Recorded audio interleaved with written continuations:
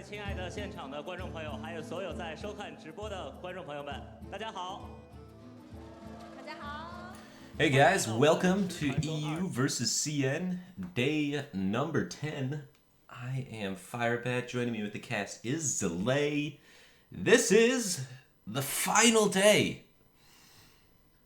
That means someone is going to walk away with the Ferrari. Or 200,000 euros. Right. Which do you think is more valuable? What do you think they'll take? They'll take the money. But I'd like to believe that someone takes away the Ferrari. And even if they don't take away the Ferrari, I'm sure they're going to do some sweet, like, little action shots in the Ferrari. And they're probably going to be part of next year's commercial. Like how there was a lovely Chuk at the end of this year's commercial. Where he pulled away the Mahjong or whatever that card game is called. Mask. And, you know, he was there. And they'll have their portrait on the wall, too. Yeah, more portraits. A lot of upside to winning this thing. Yeah, most definitely. Cool action shots. You get to be in a video. Yeah, sure. You get a sweet portrait drawn that makes you look old and sophisticated. And then some sum of money. You get some amount of money. You know, just a little chunk of change. Yeah, yeah. So I've spent like quite some time now reviewing these deck lists, trying to figure out who's favored for this Stan Cifka versus Hope match. Sure. And I'm just unsure. I can't figure out the bands. I can't figure out who's favored. So much of it's just close. It does seem pretty tight. Very close indeed. And it depends a lot on how much you believe in some of these kind of more wacky decks. Both players running, you know, very similar Shaman deck lists and totally different Priest deck lists. And then the opposite Druids. Right, and Hope has Warrior, where Stan has Rogue in the lineup. Yeah. As far as, like, most of the matchups we've seen throughout the tournament, these lineups are probably differ in the most places, or at least close to the most amount of places. Sure. So I would say Stan's lineup is targeting Jade Druid. So that's one thing we can look for him to not ban and to, you know, get some wins against. Okay. His Silence Priest, very heavily favored against Jade Druid. You make a big minion, Jade Druid can't do anything to a big minion, and then it wins.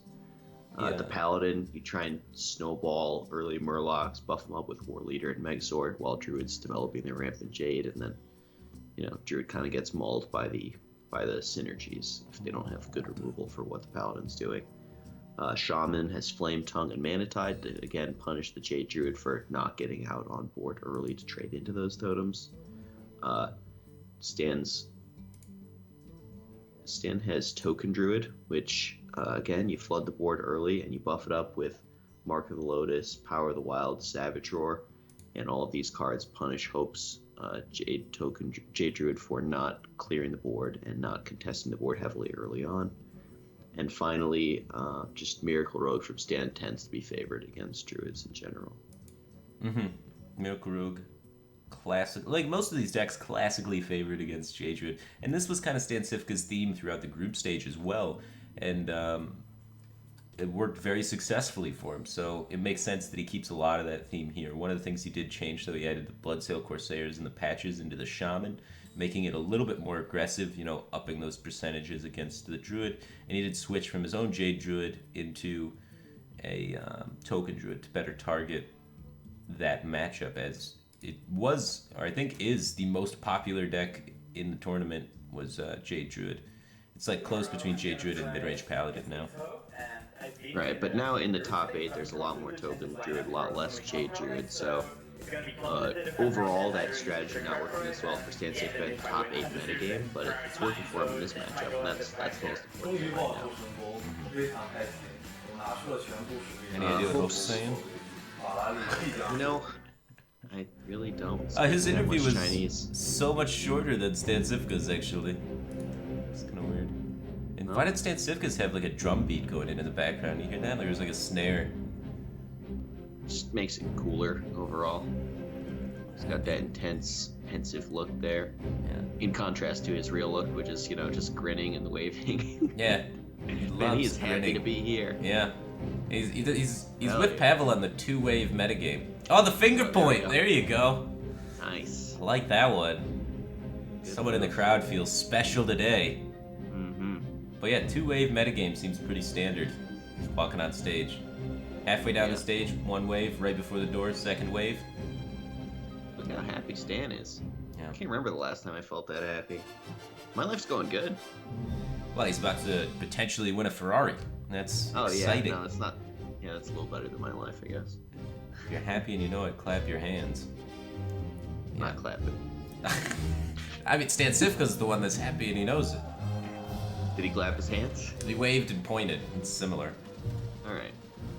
I gotta say, from like the happiness ratings, Stan Sifka's a huge favorite here. Yeah. Hope seems to be feeling a little bit defeated going in. Oh. Okay, there's a smile. He's hiding his He's face, ashamed of the smile. crouching forward a little bit, and he's got his hands in his pocket. These are not any signs of confidence. These are all signs of fear. Yeah. He's fearing that his Jade Druid is getting soft targeted by Stan Sifka's lineup. Right. Maybe even a little bit harder than a soft target. It's like a pretty good targeting on Hope's Yeah, Jade I'd Druid. say like it's a 6.5 out of 10 kind of target. It's a nice, Well, it's loose hard to get chokehold. 6.5, you know? Yeah, it's definitely, especially when you open it up to 5 decks, that's when it gets extremely difficult to do that, so. Alright, so let's see. How good are the Bloodsail Corsairs in Stan Sifka's lineup? Against Paladin, he finds 2 targets in True Silver. I don't think we really count Ashbringer Right. as a target. Against Shaman, there's 2 Jade Claws. Okay. Against Priest, there's nothing. Druid, there's nothing. And Warrior, there's 2 Fire Warx, and you don't really count Sulfuros. Against Priest, it's a liability. There's one Galaka Crawler in the lineup for Hope, and it's chilling in his Priest deck, which it could be a really big point here, as the Priest is the sketchiest, weirdest looking deck in Hope's lineup, and maybe the one that struggles the most to get a win. So having that Galaka Crawler in there, and having 3 decks of Stan Sifka's have the Pirate package in it, allows him a lot better chances at escaping with that Priest. So you think the sketchiness of Priest in Hope's lineup is going to make it suffer more than the targetedness of Hope's Jade Druid? Have you looked at this Priest deck? All right, I'm looking at Hope's Priest. I'm thinking it's going to get destroyed by Stan's Silence Priest. Right. I'm thinking it's going to lose to Paladin just because Paladin is Paladin. And Paladin's a good deck, yeah. I think Paladin probably has the tools to like fatigue that Priest a lot of times. Just Even kill with every threat. Medivh double Arcane Giant's free from Amber. It's got enough threats. Yeah. It's just Well, slow. Well, Stan has double Equality, double Aldor. You can discover some nonsense. He has Tarim. Sure. Yeah. It's a lot of answers to big things. Right. I like, maybe I'm overstating it by saying I'm not saying it's going to fatigue it, but I could see that as a way the game pans out. Like if Stan has some pressure and Hope has to use some resources inefficiently to hang on to the pressure, I could Yeah. definitely see the Paladin just grinding. There's a that reason beast out. why every single player in the tournament brought Paladin. It's a pretty good deck. Yeah. It's just so versatile and so strong.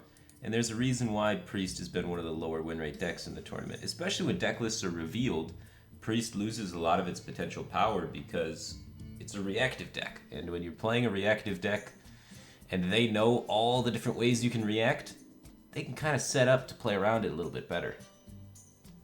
So it looks like Stan's going with his Paladin game 1. The unique thing about his Paladin, it has double equality and a wild Pyromancer, whereas typically these mid-range Paladin lists will have 1 equality and 0 wild Pyromancer, so +1 of each of those.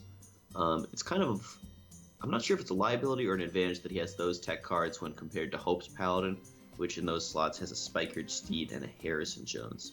Generally, I'd favor the bigger, more expensive cards. Yeah, if the mirror comes up, I would rather be Hope, that's for sure. But So we will be seeing Hope's Priest against Stan's Paladin game 1, the match we were kind of just talking about. yeah. And Stan having that extra quality in there and that wild Pyromancer allows him to take different directions in the matchup, like you were saying. He can try and outlast the Priest and answer every threat if he gets off to like a favorable start, which leads him to a position where Hope starts running out of resources. Maybe he has to use Shadow Visions for Dragonfire Potion rather than Shadow Visions for Free from Amber or an Unguro pack. And then in those situations, Stan realizes, hey, he's used a lot of his resources. Let's just kill everything. Sure. And also, even if he's not trying to take him fatigue, having those 2 equalities just lets him kind of live longer to hero power more and get more value out of that. You know, if the hero power is threatening Megasaurs, threatening War Leader value, that kind of thing. Yeah, yeah. It's crazy how much of a like top-end closer you kind of need to be able to beat Paladin. It's just so good at not dying. Tyrion, it's got the taunt, it's got Primordial Drake, which is just super annoying for priests to deal with. Light Lord, so you can heal up. The Equality, so you can kill anything. Aldor, so you can neutralize anything. And Terem, so you can also kill anything. Yeah, but Hope does have some good stuff going on in the deck. Notably, he has a Cabal Song Stealer in there for that silence effect. Great answer to a Tyrion or a Spike Ridge Steed. Into the mulligans here. Looks like Stan's going to be pitching everything. Maybe there's a world where you keep a Sunkeeper Terem. Kind of doubt that. I don't think that's going to be this world. Meanwhile, Hope's hand is quite slow. Wow. The Feast and Lyra are...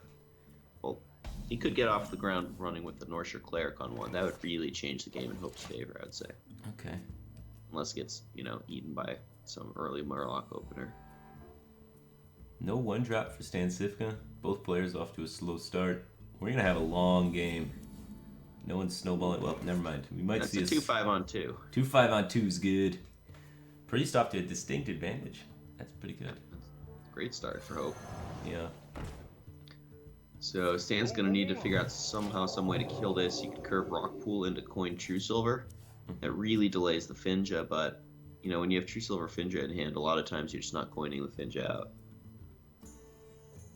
Well, yeah, you want to try and eventually coin the Finja out, though, because of Dragonfire Potion, right? If you can coin the Finja out, they can't Dragonfire Potion it. Okay. After you've summoned Murlocs and thinned your deck and made it, more optimal for you, but if this 2-5's around, then they could Dragonfire Potion anyway. So Stan's got to be a little bit scared of playing anything this turn because of the potential Radiant Elemental bump plus Northshire Cleric heal, although he didn't see Northshire Cleric on 1, so it's not too likely that it would be in Hope's hand. Hope would have to have drawn the Cleric on turn 2 naturally, turn 2 Power Shield, or turn 3 Top Deck, so 3 chances out of there. He's thinking, do I Rockpool Hunter, do I Pyromancer, do I Hero Power, or do I pass? Those are the 4 options. Rockpool Hunter or Pyromancer sets up to coin True Silver to clear the Radiant Elemental. Goes to the Rockpool. It's kind of the most natural play. Yep. The easiest way that he can set up to remove the minion. So Hope doesn't really have a way to stop the True Silver unless he wants the Shadow Visions for a Powered Shield. That's pretty sketchy. Probably just play Glimmerroot on curve here. Well, you could Shadow Word Paint it. Yeah, the upside of Shadow Word Paint is you deny Murloc War Leader value. The thing is, War Leader, how bad is that? I don't think it's that bad. You could bump to play around War Leader.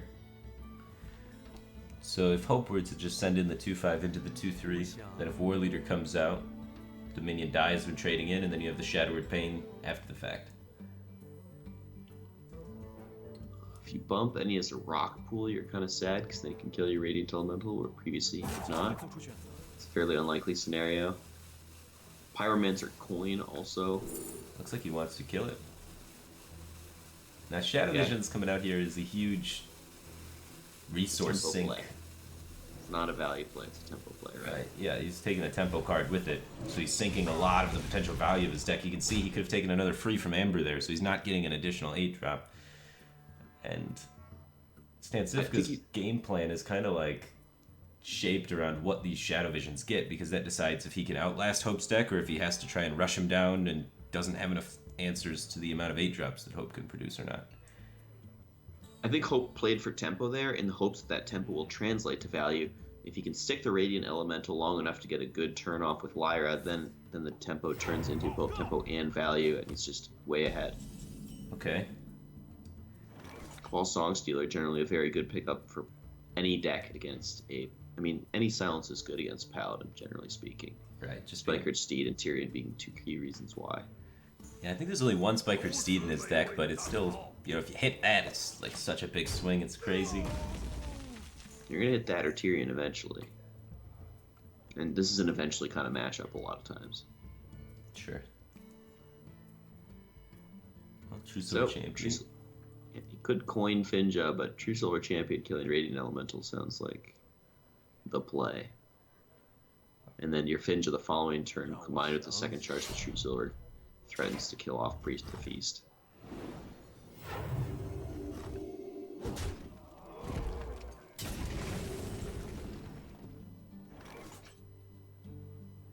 Well, Lyra dies to 1 damage should be Consecration or Pyromancer Coin, both options available to stand.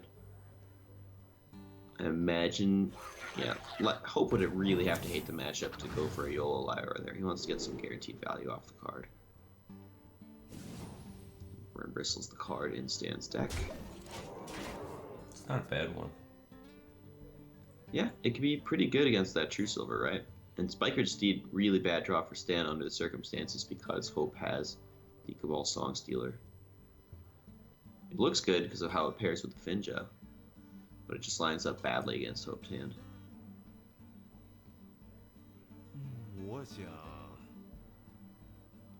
So Finja on 5 is the natural play. Stan may be thinking about whether to use the True Silver on this Glimmer Root. I would imagine he will. He has another True Silver behind it. Seems reasonable.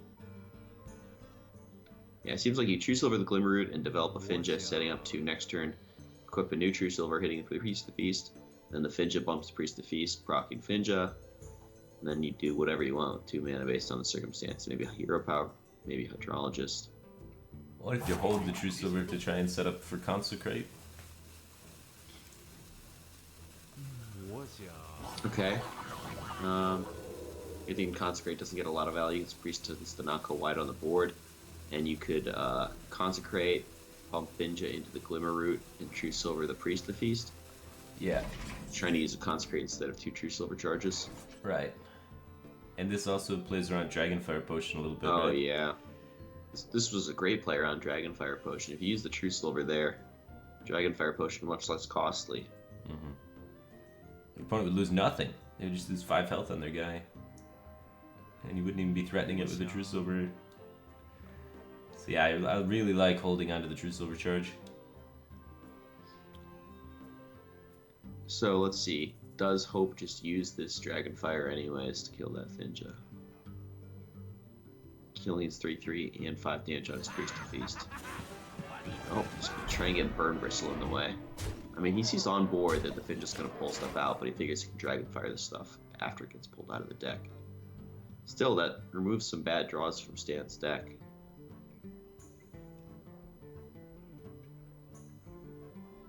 Consecrate, trade the Finja, Well, True Silver the Priest of the Feast. you could Wild Pyromancer Consecrate, and then the Burn Bristle's the only thing.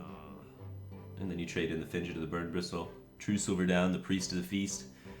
Clear your opponent's entire board. Sure. You get wrecked harder by the Dragonfire Potion on the following turn, Okay. because you've committed an extra Pyromancer into it.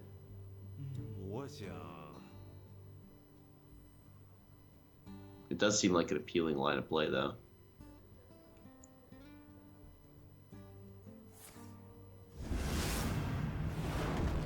Guess we just Consecrate saves the Pyro. You can still Pyro coin, but it seems unlikely that you'd go for that now. Why? You're just committing an extra coin.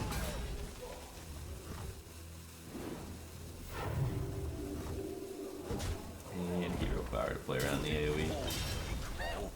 Takes a little bit of a midway line there, huh? Yeah. Commits extra resources into AoE, but not all of the extra resources, just kind of like half of them. Tough turn for Stan for sure. Snap picks the Getaway Kodo. That's the value secret. You get to see it. It gets picked a lot in this mid-range Paladin deck. Most matchups, it's just like, yeah, I have time. Let's get some value. Wow, he's gonna really juice this Dragonfire Potion. If you're in Stan Sivka's shoes right now, do you think there is a Dragonfire Potion in Hope's hand? Probably not, Yeah, it's definitely hard to tell. because now Hope's risking something like a Megasaur or a War Leader in Stan's hand. And Stan does, in fact, pick up that Megasaur. Pick up some Mecha value. At Divine Shield or Death Rattle?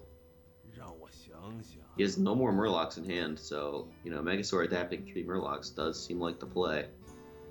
Just not getting better than this. This is really good.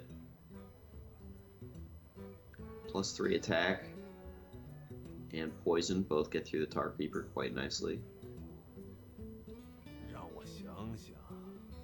+1/+1 also does an okay job of getting through the Tar Creeper.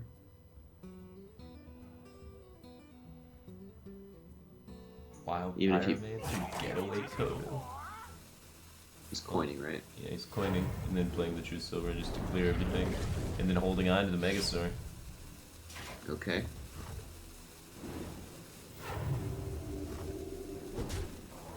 Interesting. Stan's taking 13 chip damage this game, but it just doesn't seem like it's the kind of... Priest is not a class that's well positioned to pressure the life total, especially while behind on the board. Right. Picks up Galaka Crawler, which will find 0 targets in this matchup.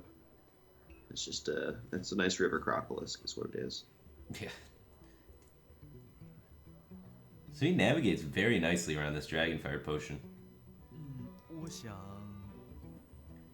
It's like... Does he? I think the Megasaur might have been like a less resource costly way of being way ahead on board there. Well, the Megasaur could low roll. You could hit not the any of the things that allowed the Murlocs to stick afterwards. You needed like exactly Death Rattle or Divine Shield, right? So this way you committed only a Wild Pyromancer to the board additionally. And a True Silver. And, well, yeah, I mean, but the True Silver killed a minion anyway. I don't know. That half a True The Silver Megasaur charge. was getting a lot of value there. It may not in the future if Dragonfire Potion gets used. I mean, I guess it's always going to threaten things. Eventually, Stan's going to find that Vileplume Blister, and the Megasaur is just going to be threatening the whole game. Right.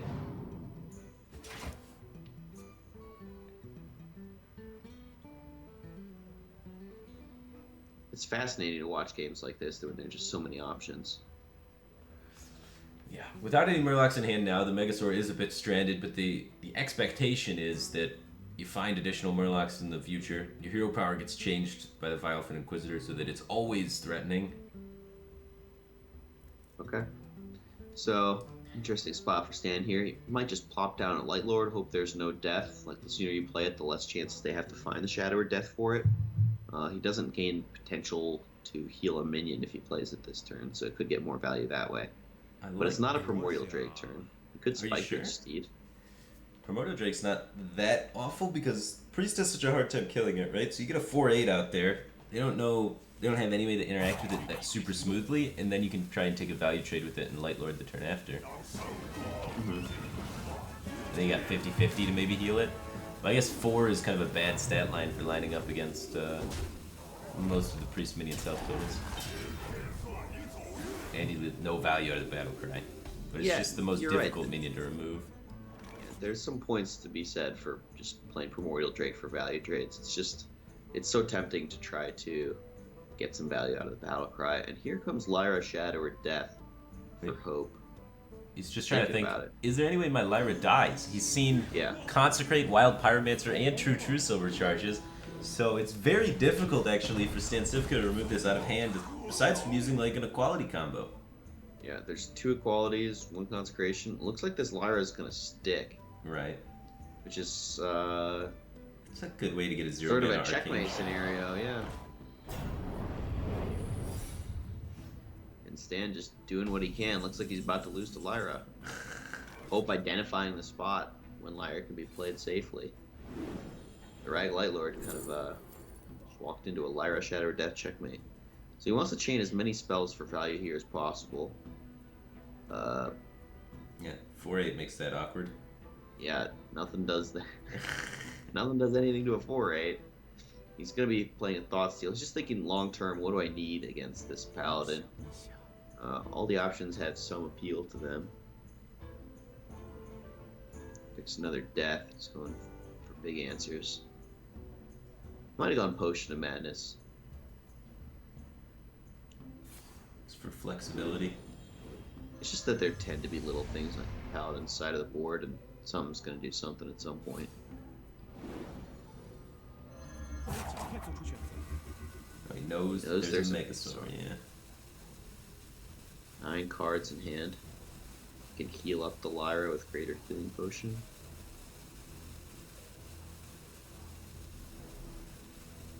do think you want to cycle the Greater Healing Potion into a random priest spell. It's just not a very good card. Right. You could Hero Power instead, but And healing the Lyra could keep it alive. As yeah.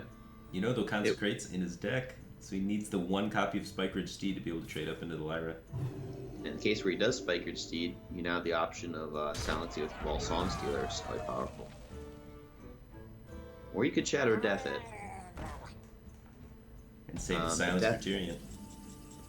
Death Kodo. Yeah, that seems strong. Yeah, Death Kodo, and then you can play the Arcane Giant even behind that because he gets discounted to 2. Wow. Pretty good turn. Yeah, Hope just has a nice full hand from getting Lyra to stick for a turn. That was key. Really nice timing on it. Okay. Had Stan led with the Primordial Drake instead of the Rag Light Lord, as you kind of suggested, he would not have been vulnerable to this Lyra line of play. Okay. Yeah, I mean, Primordial Drake's just so great versus Priest because they can't kill it, like, ever. 4/8, such a terrific stat line against them. Yeah, can't paint it, can't death it. Hard to deal 8 damage. Yeah. Just a fun little Drake that sits around forever. So this is kind of a value matchup. Probably just pick the 9-drop.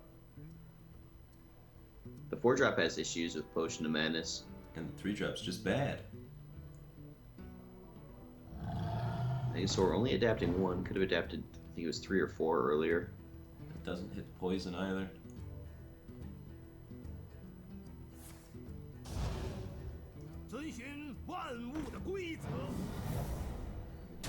Goes face. He's looking to close out the game. He feels like he's getting out-carded by a lot. Well, it's tough to close out the game when you're getting out-carded, because they tend to have a lot of answers. Yeah.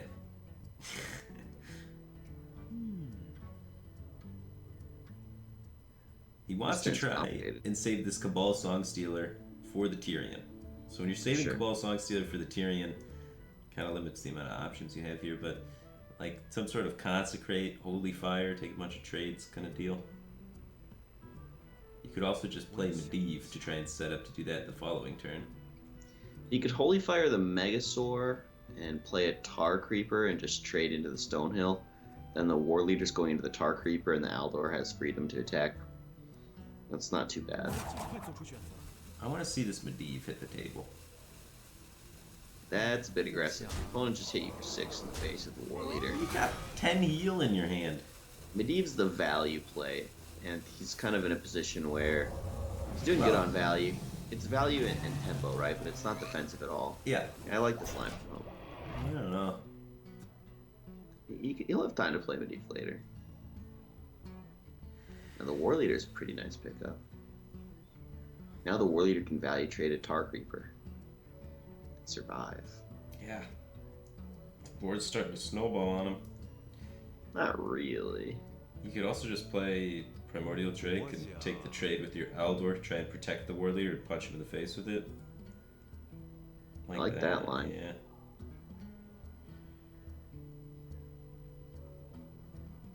You run into trouble against Consecrate, which...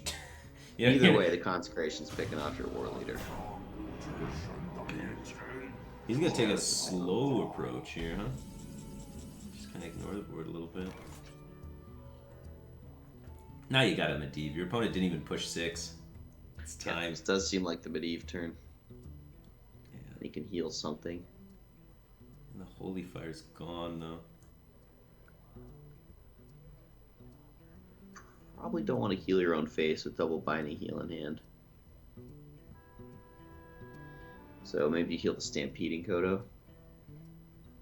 I don't know. I think the face might be more relevant than the Stampeding Kodo.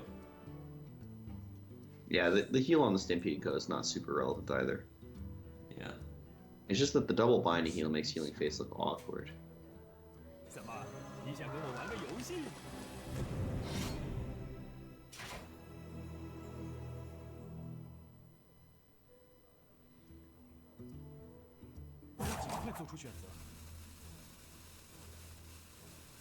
He doesn't know what to heal either. He's tanking on it. Yeah, it's a tough one.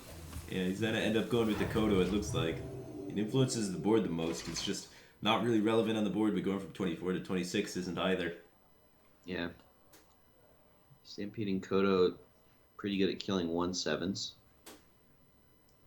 That it You is. can War Leader, so his War Leader value trades the Tark Reaper. We're getting to one of those situations where Stancifka might be able to just exhaust Hope. Kind of mentioned that potentially happening earlier.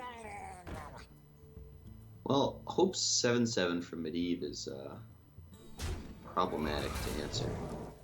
He's got an answer on the board if he wants to take it. Sure, he wants to trade his War Leader into it. If you don't trade the War Leader into it, what's the biggest punish? Dragonfire Potion's already been used, so that can't punish you. Shadow of Death has already been used. There's not a whole lot.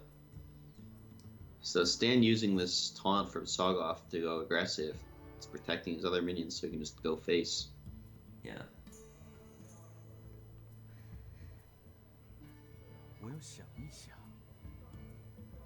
Consecration really not doing much because of how Stan's playing. Well, you can use the Song Stealer to set it up if you wanted.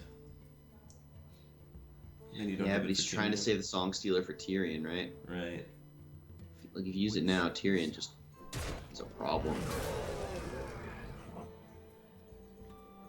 Binding Heal's really nice after you trade with a minion, though. Okay, Hope decides it may in fact time to use that Psalm Stealing, making weaker to Tyrion. Well, this seems pretty strong. Yeah, you get the double binding heal value too. It's Medivh, or his Atiesh from Medivh is only spawning 1-drops. Oh, I was wrong. He could have gotten Galaka Crawler value after all if he were willing to eat his own pirate.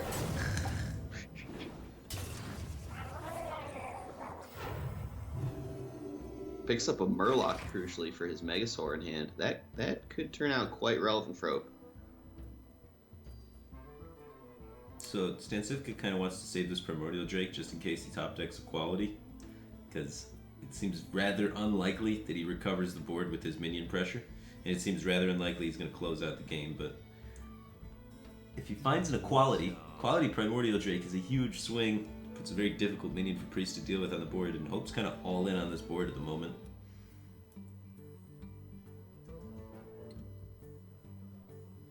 So if you're Stan, are you trading here? I mean, going face doesn't seem to accomplish much for you, right? You're just not closing it out. You have to be trading. Right. So then how do you trade? Roll poison. Trades do set up for Primordial Drake pretty well. Oh, you want to just play the Primordial Drake then? Yep, that's what he says. Yeah. Screw the Equality out. He says, I can still win this board. I'm in the driver's seat. Well, even if he's not necessarily winning the board, he's certainly slowing Hope down a lot. Yeah.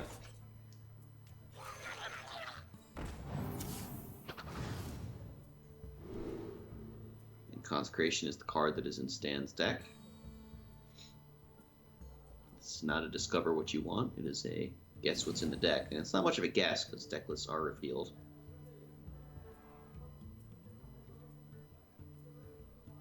Consecration is a nice pickup. Paladin does tend to go wide on board, and having 2 Consecrations is probably not something Stan's going to play around. Yeah. They pair together quite nicely. Yeah. Oof. Mm. That hurts. He went off. On the whole He used the board. Primordial Drake, and then he draws the Equality. Yeah. You hate to see that. He already used a Pyromancer and a Consecration as well. Yes. So there's 1 remaining Equality activator in his deck, which is the 2nd Consecration. And Beyond that, it's just dudes. he still has a lot to get through from Hope's deck. There's another Arcane Giant. There's Free from Amber. There's Elise. And that's it. So, but I mean, That's a lot. that's Elise a is lot. Yeah, Elise, an 8/8, and a random, minion from Free from Amber. There's a lot of threats. 3 big threats remaining from Hope's deck. 1 answer from Stancifka's deck. He's got the Equality Consecrate, and then he also has an Aldor left, I believe, so 2 answers, I guess. Does he have a second equality behind this later somewhere? Somewhere, right? Yeah. So he can just use that and a 1/1 to deal with like an 8/8 Sure. or free from Amber. He's fatiguing first, too. He has 9 cards. Hope has 10. Do you think Hope's deliberately holding on to that powered shield to play for a fatigue game? I don't think fatigue's on his mind, but he's holding on to it so that Etiesh doesn't spawn a 1-drop. Right. So now the question is, do you double Consecration here? That way you get a 4-drop off your Atiesh. Yeah. If you don't do that, Powered Shield enables your Mega Sword to value trade, but Definitely. yeah, it seems like time to Consecration.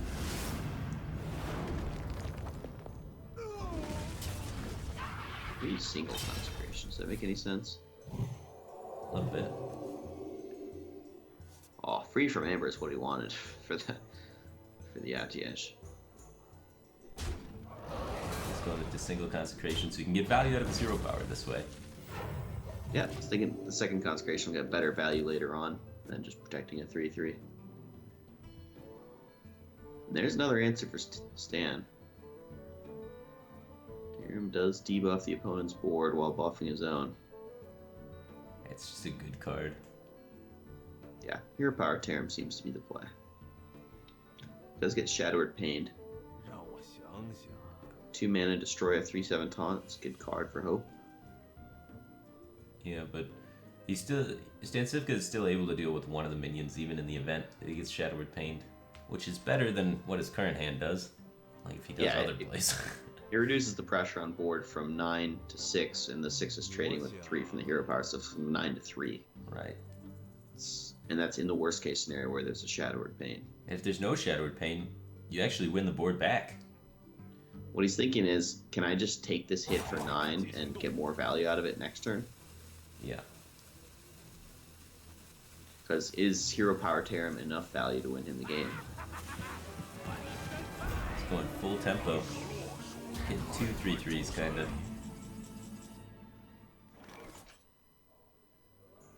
Alright, you can see that. So, free from Amber, hopping off with the Ysera maybe. That's a good one to get. Is it better to Shadowed Pain a 3/3? Is the Burn Bristle a better target than the Tarim here? The Wow. Burn Bristle just trades at the board where Tarim like beats the board. Right. Well, N'Zoth does not get the Battle Cry effect, and you don't want the Mayor, so I think this is just a 6/10. The mayor for the memes? Nope, this is not a good position to go for memes. It's a little bit serious. A little bit. You would like a Ferrari. It's always fun when you free from Amber a mayor against Freeze Mage or something like that. Mm-hmm. They can't kill you. Fireball, whatever you want, buddy. Yeah. Good luck. It's hilarious. And since it's a taunt, you don't have to trade. Doesn't play around with quality the greatest, but... And Stan has 2 in his remaining 8 cards, but... Well, it is what it is. Sometimes your 8-drop trades with a 2-drop.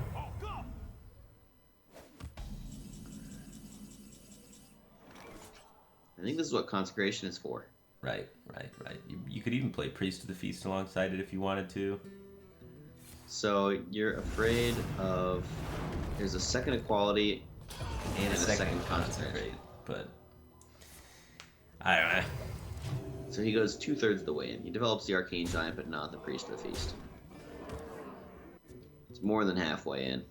Less than all the way in. Mm-hmm.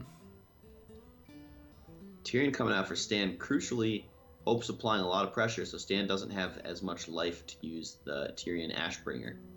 So Hope kind of played around Tyrion a bit there by applying as much pressure as he did. Going 2/3 of the way in with the Arcane Giant.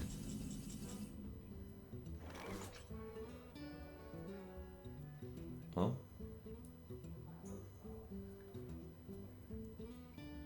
Shadow of Death sets up lethal. You kind of know that Stan's remaining card is a quality, so you should trade with your 3/1. Or I guess your 8/8, one of the two. You could trade with your 8/8 draw card. Off the Nourisher Cleric. Yeah, get closer to the Elise pack. Missing 8 when they have Ashbringer equipped sucks. Sure. You push 6 still, and then they're at 12, and you have 6 plus 8 on the field, which is 14. So you still set up lethal, and you get to draw the most amount of cards that you possibly could, and get the most value out of your board. So I think it's the play. If you're going for a draw off Northshire Cleric, I'd be inclined to go for Priest of the Feast as well. Because you're kind of committing to losing to a quality conk this turn. You want to just really close out the game when he doesn't hit it this turn. Yeah, so you win if he doesn't hit it this turn, and you cycle to your Anguro pack that if he does hit it, that means he's not developing, and then you play the pack and win. But he's going to hold back all those resources. This also sets up lethal through quality, because quality trade, you still have the 2/3 Oh, wow. He played around a quality consecration the maximum and gets rewarded. And this game's tense. Well, now if he develops these 2 minions, he's going to be representing 4 power, and there's nothing Stancifka can do, right? Is there anything in his deck list he can play that stops this 4 attack? I think he still has Curator in there. Yes, he does, yeah. And a Hydrologist, which could get a secret to do something. So he's got 2 outs. Stonehill Defender, I think he's got one of those left as well. That could stop him. Is the rest of his deck just Vilefin Inquisitors? He's got 2 Vilefin Inquisitors in there, yeah. Yeah. Shattered Death, terrible draw for Hope. Yeah. He wanted anything that applied pressure. Right. Well, he doesn't have a lot left. He's got Elise and, like, Potion of Madness, and... Well, that's a lot. Either any one thing is a lot here. That's pretty Curator for Stan. I mean, fatigue damage becomes extremely relevant. Yeah. He's only drawing 1 off it, though, so it's not bad. So he can weapon the girl. He needs if you to don't make weapon sure the girl, he has enough damage to kill him in time.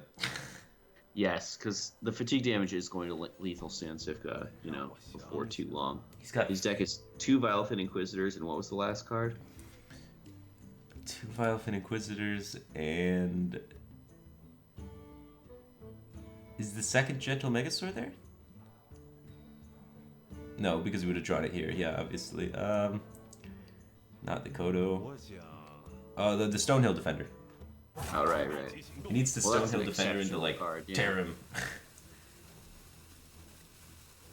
But he's probably doing a little math problem right now in his head, trying to figure out if he can even lethal him in time, and what he needs to do to try and make that happen. And I think a lot of that is Stonehill Defendering into something freaking good.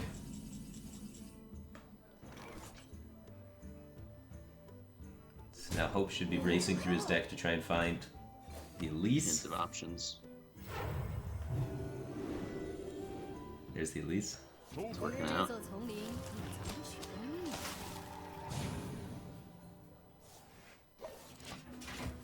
So stand face tanking that 1 means he dies 1 turn sooner to fatigue. He dies to a tick of 1 then 2 instead of 1, 2, 3. Osrook is not even bigger than a Fen Creeper. So I imagine Fen Creeper's the pick unless you like how Booty Guard. Well, you know there's a death left, right? So yeah, so you're just not taking anything other than Fen Creeper. Right. And you get to play it this turn. Does he know there's a death left? It's difficult to track because there's like a Shadow Vision to death. So you'd have to really be paying attention. There's very closely. Shadow Vision's death and a Lyra generated death. Yeah. So this may be the Lyra generated death. No, it wasn't. He's drawn this recently. This one's first deck, yeah. Yeah. So Stancifka, a little bit of a misplay there, then taking a deathable target. He didn't trace the where the deaths came from earlier on in the game. Yeah, I mean, it's tough to track every little thing. Yeah, it's tough to win a Ferrari. Game. Yeah. Right? But pack, what's in it? A lot of healing, first off. Probably something good. Well, you can easily hit just 3 damage for lethal.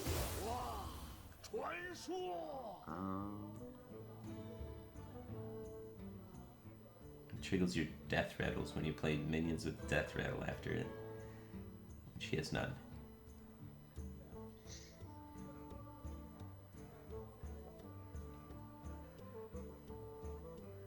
can use the blade to break through the Noble Sacrifice to clear a lot off the board.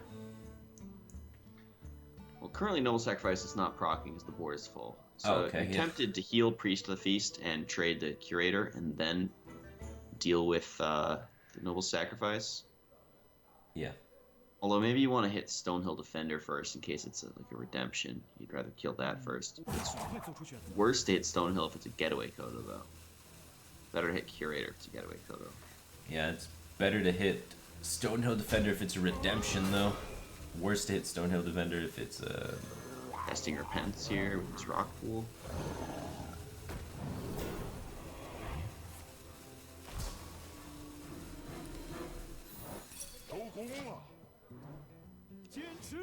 And that was such a tough turn.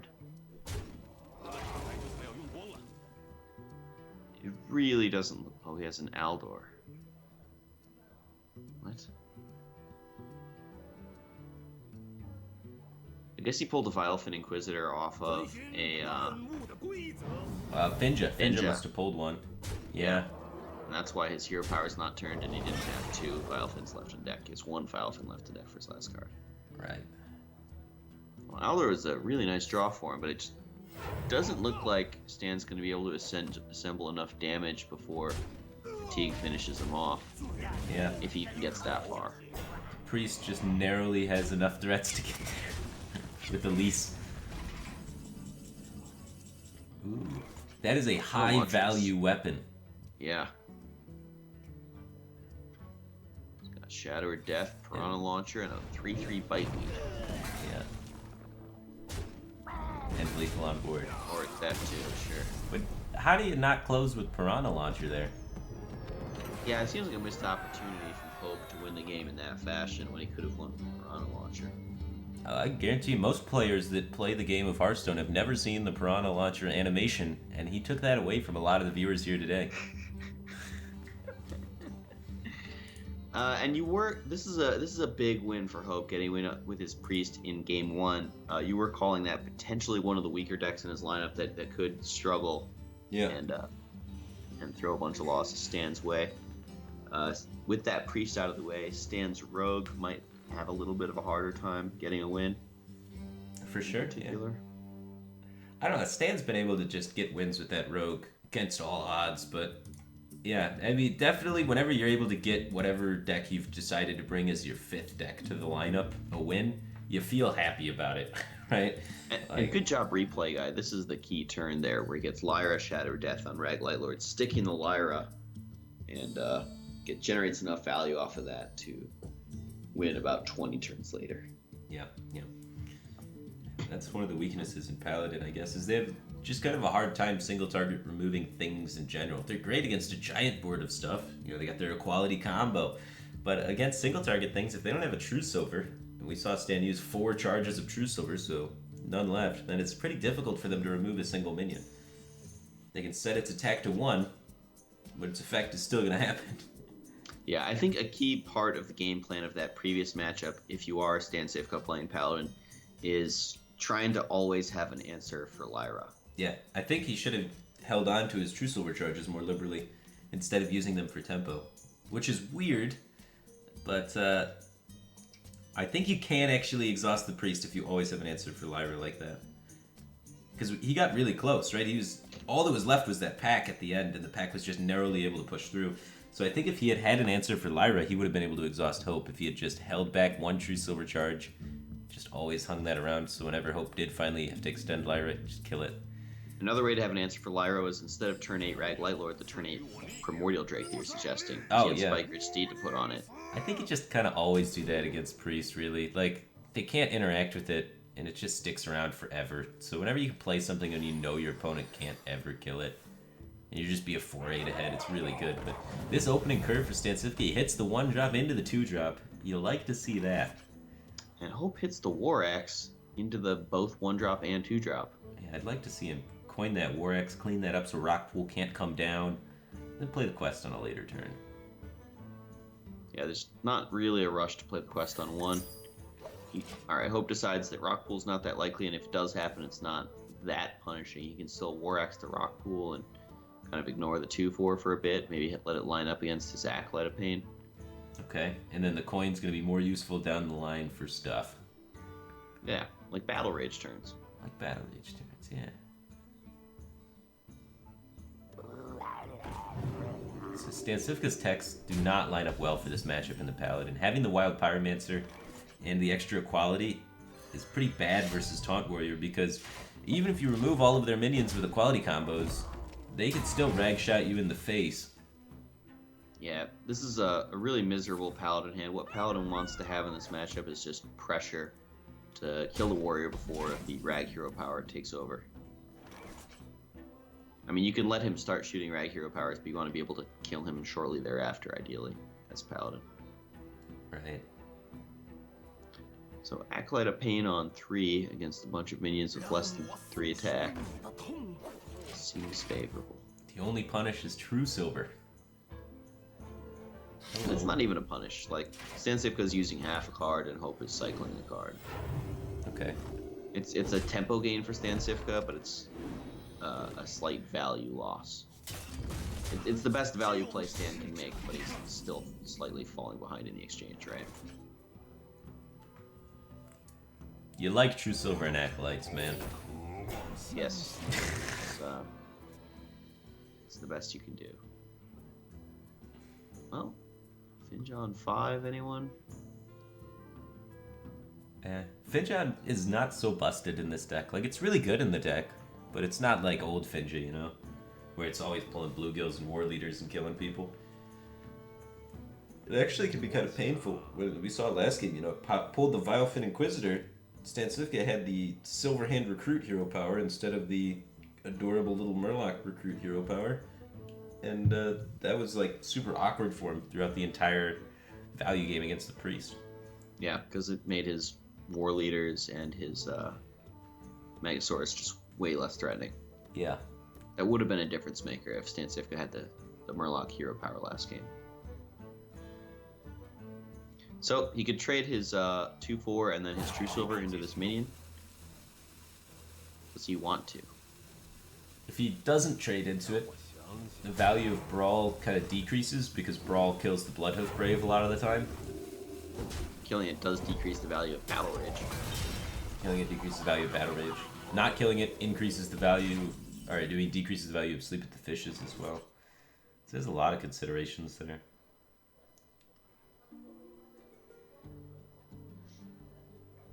You could double Dirty Rat looking to brawl next turn.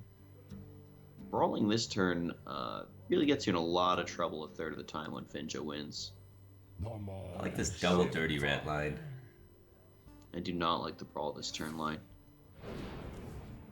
You get Dirty Rat this turn, and next turn Dirty Rat Coin Brawl. Seems good.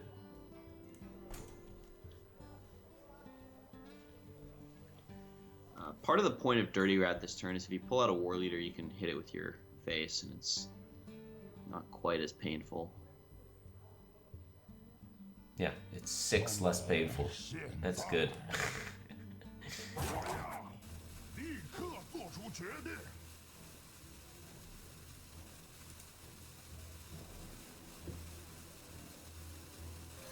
Stonehill on, it's mana efficient, but is that what you want here? Well, Cornered Sentry for the Brawl seems pretty appealing.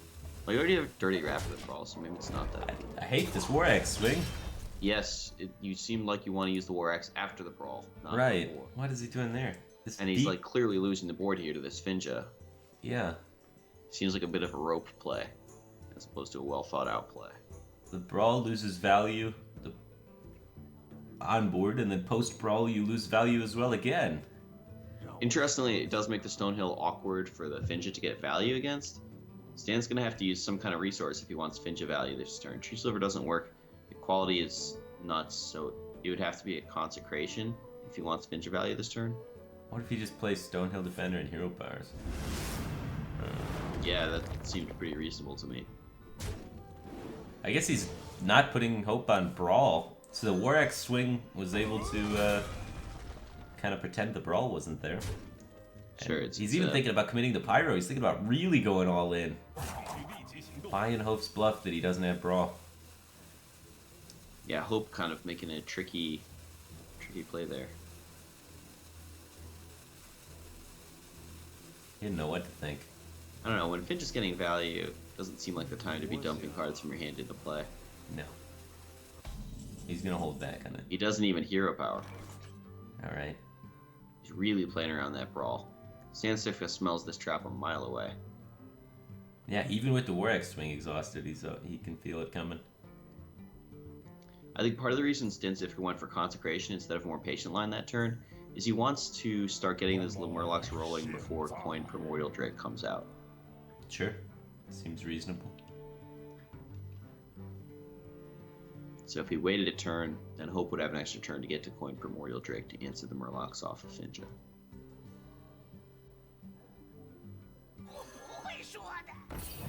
Double 30 Rat sets up for the cornered sentry, not pulling his pretty 1/1s.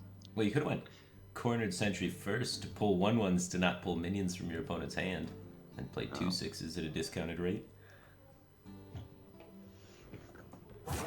Well, Dirty Ratting out a Stonehill Defender is quite excellent for Hope.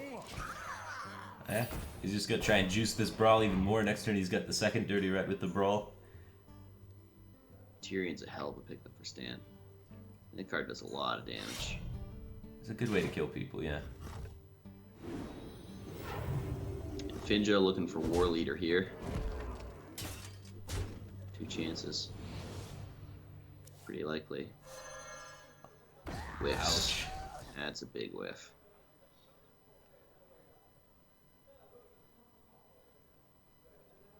Yeah, that's huge. It misses so much damage now. Oh, man.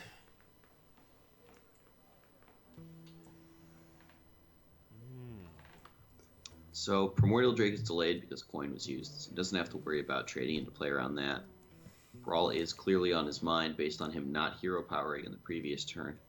So he might trade in stuff to play around the Brawl. Well, he's also Trade thinking in about a trying to push damage, too.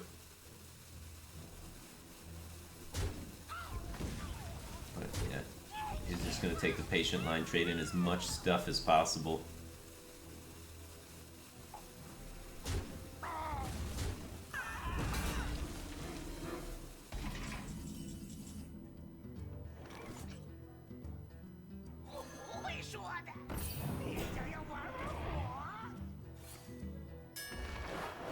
I think he wanted to hit Tyrion there rather than Pyromancer, assuming he doesn't lose the Brawl. Right. Tyrion would overwrite the Ashbringer. Finja is still alive and kicking. Man, that's the longest I've seen a Finja live in forever, man. And it's going to be protected behind the Tyrion, potentially, but we know it's going to die. It's gonna try, though. He's looking at swinging with the True Silver so that when he plays Tyrion, if it potentially dies, then the Ashbringer won't be overwriting True Silver, but then he thinks, well, how is the opponent really going to kill this Tyrion this turn? Is he going to brawl against 2 minions? Yeah, Tyrion's not dying this turn. That's the conclusion he's coming to. So then True Silver can wait.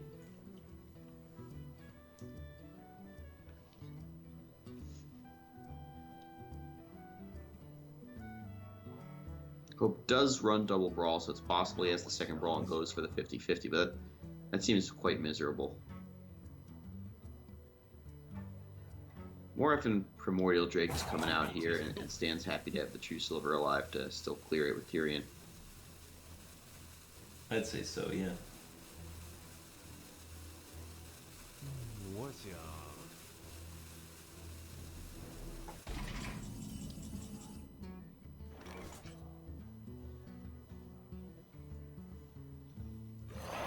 Primordial Drake does seem to be the only play for Hope, and it gets him, you know, much closer to completing the quest. Cornered Sentry is starting to look very awkward in Hope's hand, as it's the taunt that lets him hero power with Saltfierce next turn, but he doesn't have an answer to the 1/1s. Not immediately, anyways. Speaking of awkward, double equality in hand? I guess it's good against Primordial Drake. Oh, Curator is kind of what Hope was looking for, I think. No, it's not. Curator Armorsmith. The problem is it just dies for free to the Tyrion, right? Yeah, you gotta Primordial Drake that Tyrion off. It's just too painful not to. Seems like a good time to equality. Sure, and then what do you use to kill the 4-1? I would probably just use the 2-1 and push 5 to the face. Yeah, since the opponent's at 13, he's so low. Yeah, in hopes that I could just connect all 3 of these charges and kill him. Also, we haven't even seen a Ravaging Ghoul this game.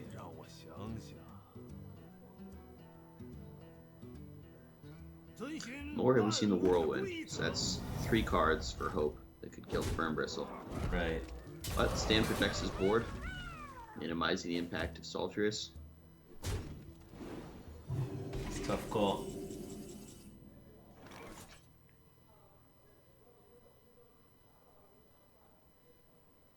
So Curator for Hope draws the Matriarch, but no Dragon. Draws a 5-mana 6/9 taunt. So Curator Armorsmith is aligned. Spamming a bunch of taunts and Armorsmith's also pretty good. Tar Lurker's not bad. You just saw an equality used. Yeah. That is the most defensive card you could take there. Wow, turning into... I thought he was just going to try and armor out of this situation. He's looking to try and get aggressive really quick here. Well, he has enough taunts that he's not expecting to die to this Ashbringer, so he wants to start closing out the game before Stan Cifka, you know, finds some way to wriggle back into it. He's wiggling. Mm-hmm. Spike Ridge Steed. So you weapon the Stonehill, you Spike Ridge Steed the Aldor, push it into his face. Right. Hero power. Do you kill the Armorsmith maybe? Maybe. It kind of depends how many taunts you're expecting. Well, you know there's at least one. Yeah. But he thinks he can equality through that with his with his hero power. Right. 1/1. If only one taunt comes down, quality consecrate, lethal.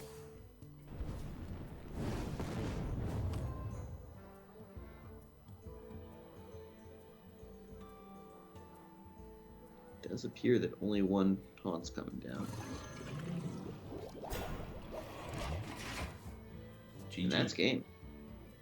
Stan Cifka narrowly navigates a win. Hope could have taken some more defensive lines there.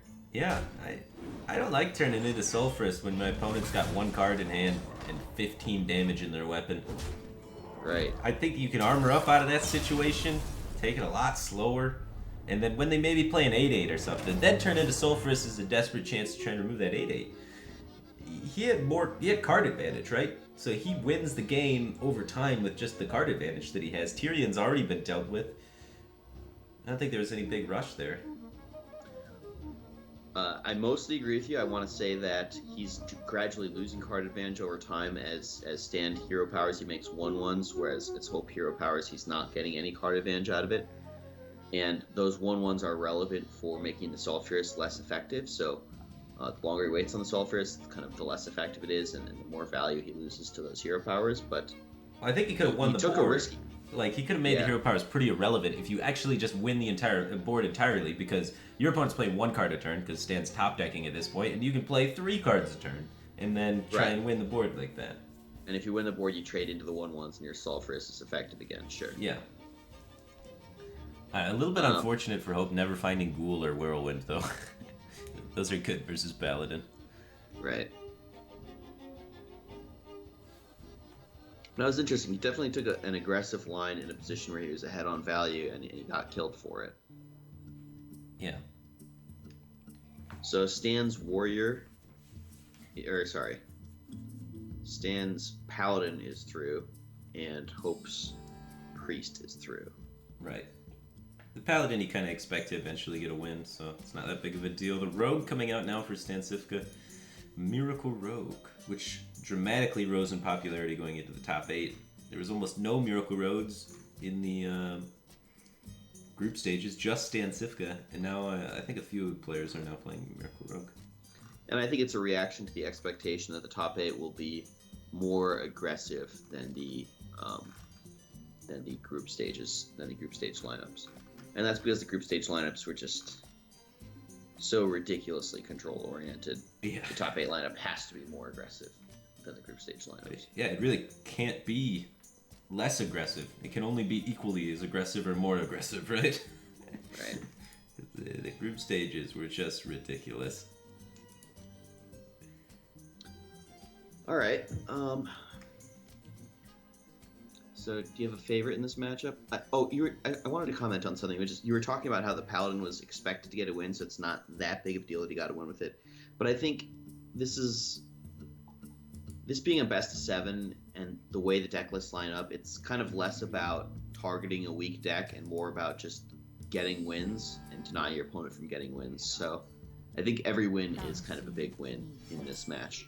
Huh. I mean, winning is good, so I'll agree with that. That's a good hand, too, from Hope there.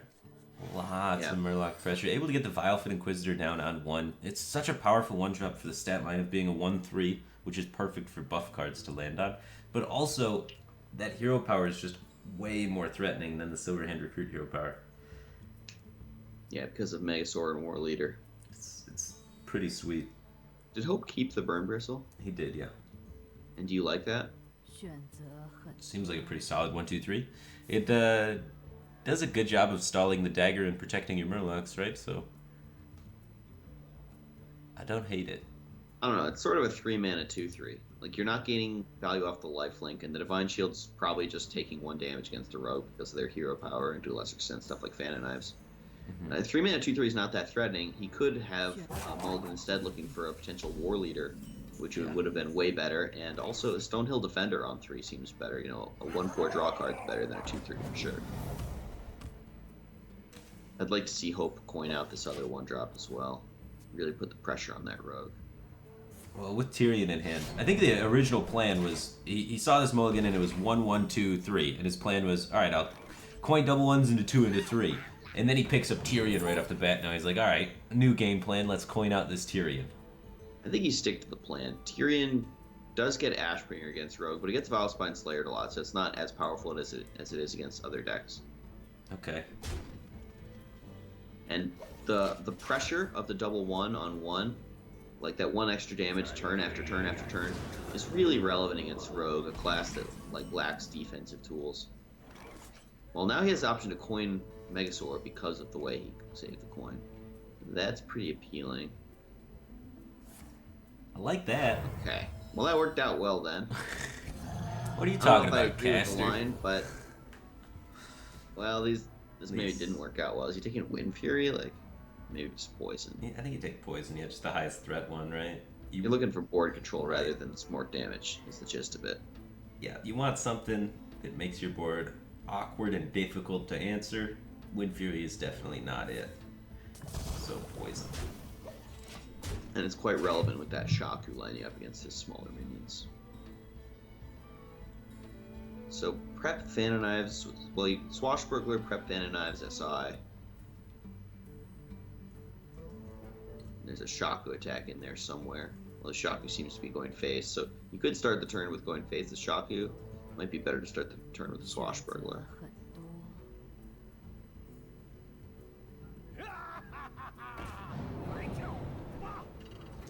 And a protection on Shaku.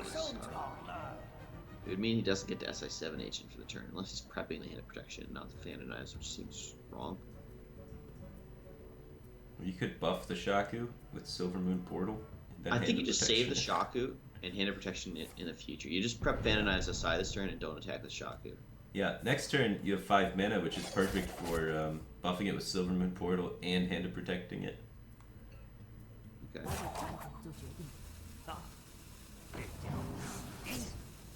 Yeah, this is quite nice for Stan. Hope had a 1/2 coin Megasaur adapting for 2 minions, and it's still just getting picked apart by Miracle Rogue. That's the power of Miracle Rogue in these matchups, where Quest Rogue would never deal with this draw well from Hope. But Miracle Rogue has all those ways to interact with the early board, pick it apart. Yeah. It's kind of funny people call Miracle Rogue a non-interactive deck when it's like the most interactive during the first couple of turns. I think non-interactive deck is such a meme. People say that about so many Hearthstone decks, and there's just so much interaction that ends up happening anyways. People love to have an excuse for losing. And Hearthstone gives him that. Yeah, well, Hope's excuse is going to be, look at all these 8-drops, man. Yeah. Well, you develop all the stats you can. You try and fight back on the board. Or do you Not like... looking for the secret. I think the Getaway Kodo definitely has some merit here. Well, you didn't even want to play Burn Bristle to begin with. Now we're going to play it twice? You know, things have changed. That's brutal.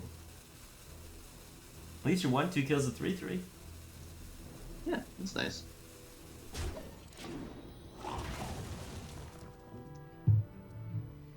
Well, you can Prep Vile Spine.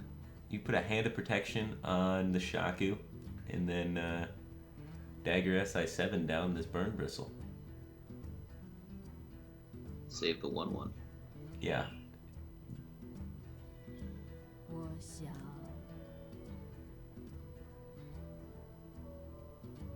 And then that sets up to prep Silver Moon Vile Spine next turn. Right. Which is a Pretty sick. huge tempo swing. He's gonna hold on to the Hand of Protection. He wants to save spells to cycle with Gadget, I think, is what he's doing here. Well, he's thinking he's got a value trade without using Hand of Protection. So, why commit to it? I mean, you could use SI to kill it, and then just have a Hand of Protection 2/3. Okay. Now, like... I'd like to see the Hand of Protection come down, stop True Silver Champion from being able to kill the Shaku. Yeah. That works out quite nicely. It develops the board pretty well. And the 4/3 Divine Shield better than a 4/5 because of quality. Right. So it's good that he Hand of Protections after instead of before trading.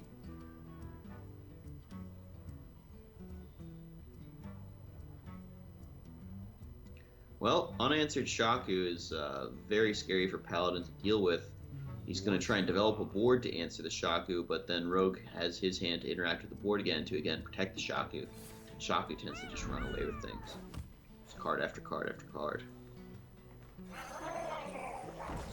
Just trying to set up big board for Either the Consecrate being able to clear the Shaku, or the Sunkeeper Terram from being able to help him clear the Shaku.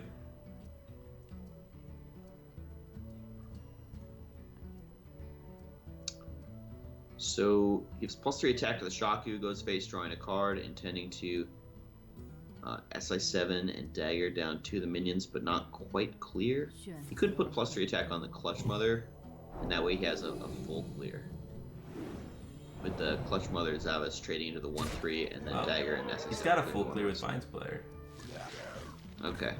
Yeah. I kind of thought he was going to want to save the Vine Slayer here.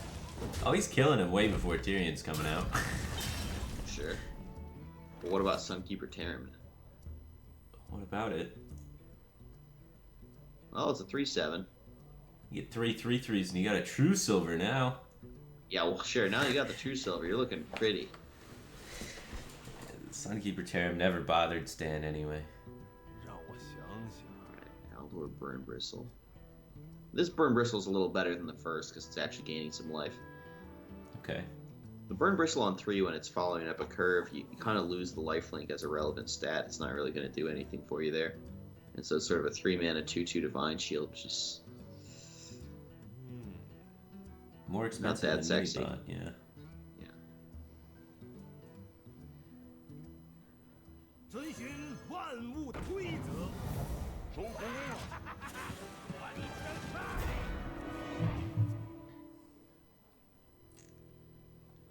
Deckhand not pulling patches, that's already used.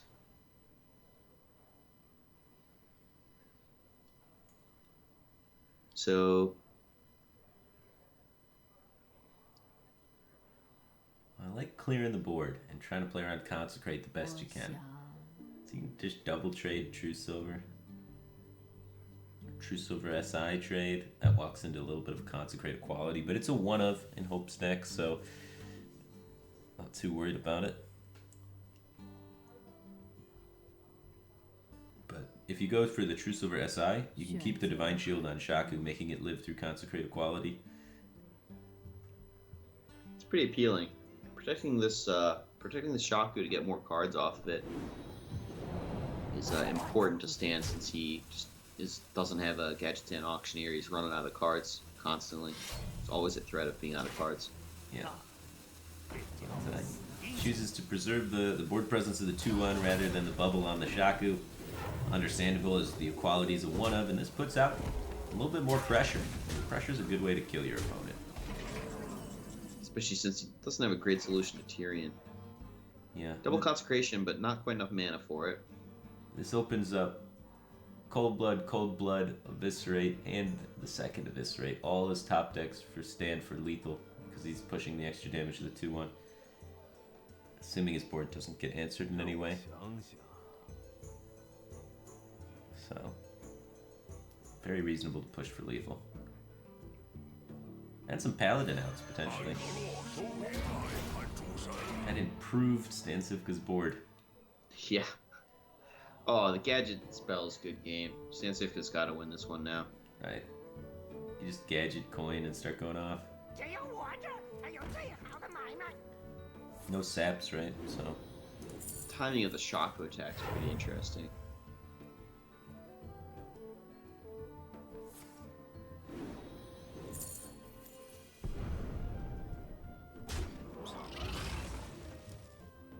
You don't want the Shaku spell, huh? Oh, wow.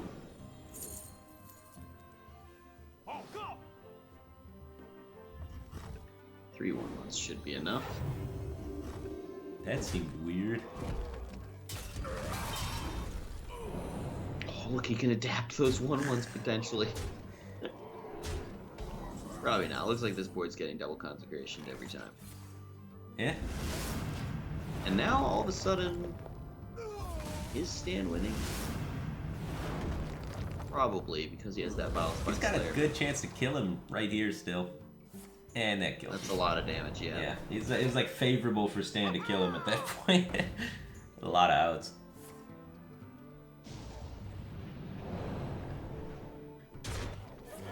Yeah, Rogue beating mid-range Paladin isn't too shocking. I think Shaku was the story of that game. Stan developed a Shaku and then protected it with his removal. He's just got a lot of attacks, a lot of draws. It's one of the big ways we've seen Paladin be getting punished from both sides here, right? Like, Stansifka's Paladin got punished by Lyra because Lyra came out after the True Silver charges were exhausted and was just able to be protected and draw a ton of cards. Now Shaku comes out against Paladin and able to get protected and draw a ton of cards. Paladin's got some of the best, synergistic Murloc stuff and some of the best offensive tools and buffs, but they have a really hard time removing opponents' key minions and key threats. Yeah, it's just something to keep in mind when you're playing with and against Paladin. With Paladin, you want to think, what is my opponent's key threat? And, do I have a smart way to set up to be prepared for it, have an answer for it? Right. And when you're playing against Paladin, you're thinking, okay, what is my key threat? And when's the right time to play it? How do I set it up to protect it and get maximum value out of it? Mm-hmm. It's the nature of the class. The removal spells are True Silver and Consecrate. That's it. And they're pretty predictable. They both come down on 4. One swings for 4, the other one does 2 across the board. You play around both of those, protect your key threat, you're going to have a good time. Hope was able to do it with Lyra. Stan was able to do it with Shaku. Both able to win versus Paladin. Paladin is the most common deck in the tournament. And probably the most common deck you see on ladder, too. So it's important. Write that down, man. Yeah, so Stansifka has wins with his Rogue and Paladin. His Silence Priest, I believe, was banned. So he has Shaman and Token Druid remaining. Really like his chances to win this series from this position. Although it's easy to say that when he's got a 2-1 lead, right? Yeah, it definitely helps being ahead in the series. That makes But you I would win have said more. Shaman and Token Druid are generally two of the stronger decks in his lineup. Okay, they both could kind of struggle against the Taunt Warrior. Token Druid especially gets just destroyed by Taunt Warrior. But this being Conquest, you could just 2-0 that Jade Druid from Hope. Well, sometimes Jade Druid does Jade things. I've seen Jade Druid piloted by Pavel win on turn 7 against an opponent's turn 3 6/6. Yeah. That is a Jade thing to do indeed. So anything could happen there. And then Hope still has to win with one more deck after that, right? He has the druid, the warrior. Did his priest win a game already? His priest won a game. I don't Yeah, think the that was paladins game won one. a game yet, though. I don't think we've even seen his paladin yet.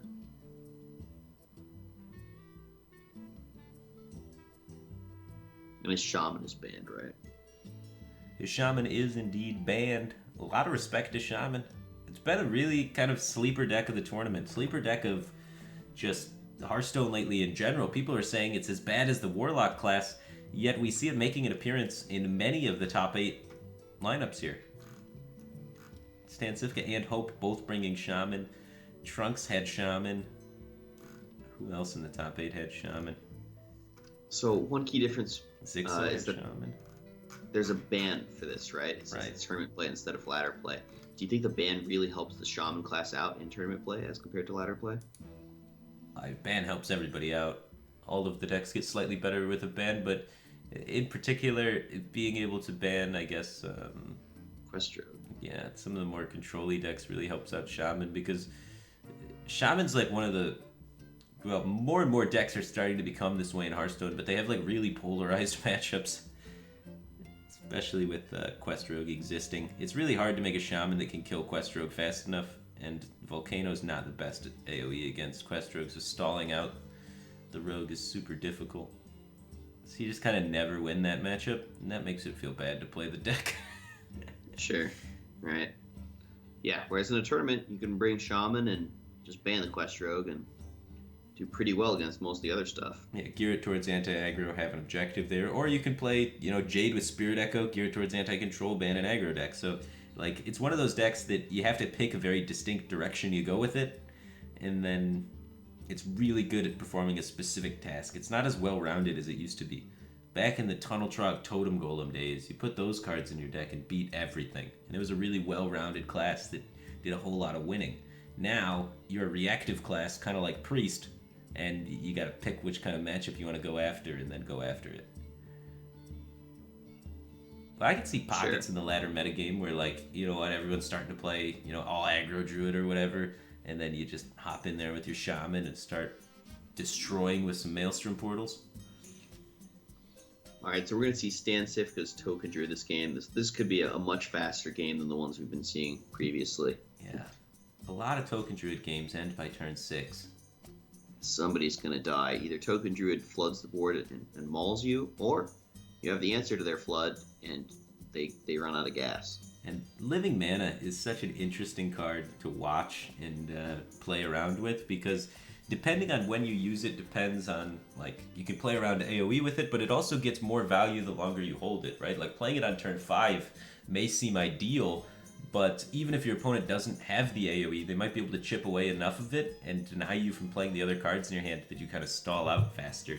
So it might be better to hold it until turn 7 when it actually applies more pressure in a burst, even though AoE is more likely based on how much damage you have remaining in your hand. Right. So a lot of times Token Druid wants to kind of save Living Mana as their last threat, since it takes away their mana. And a lot of times when you're playing against Token Druid, you want to plan for their last card to be Living Mana and try and save an answer for it.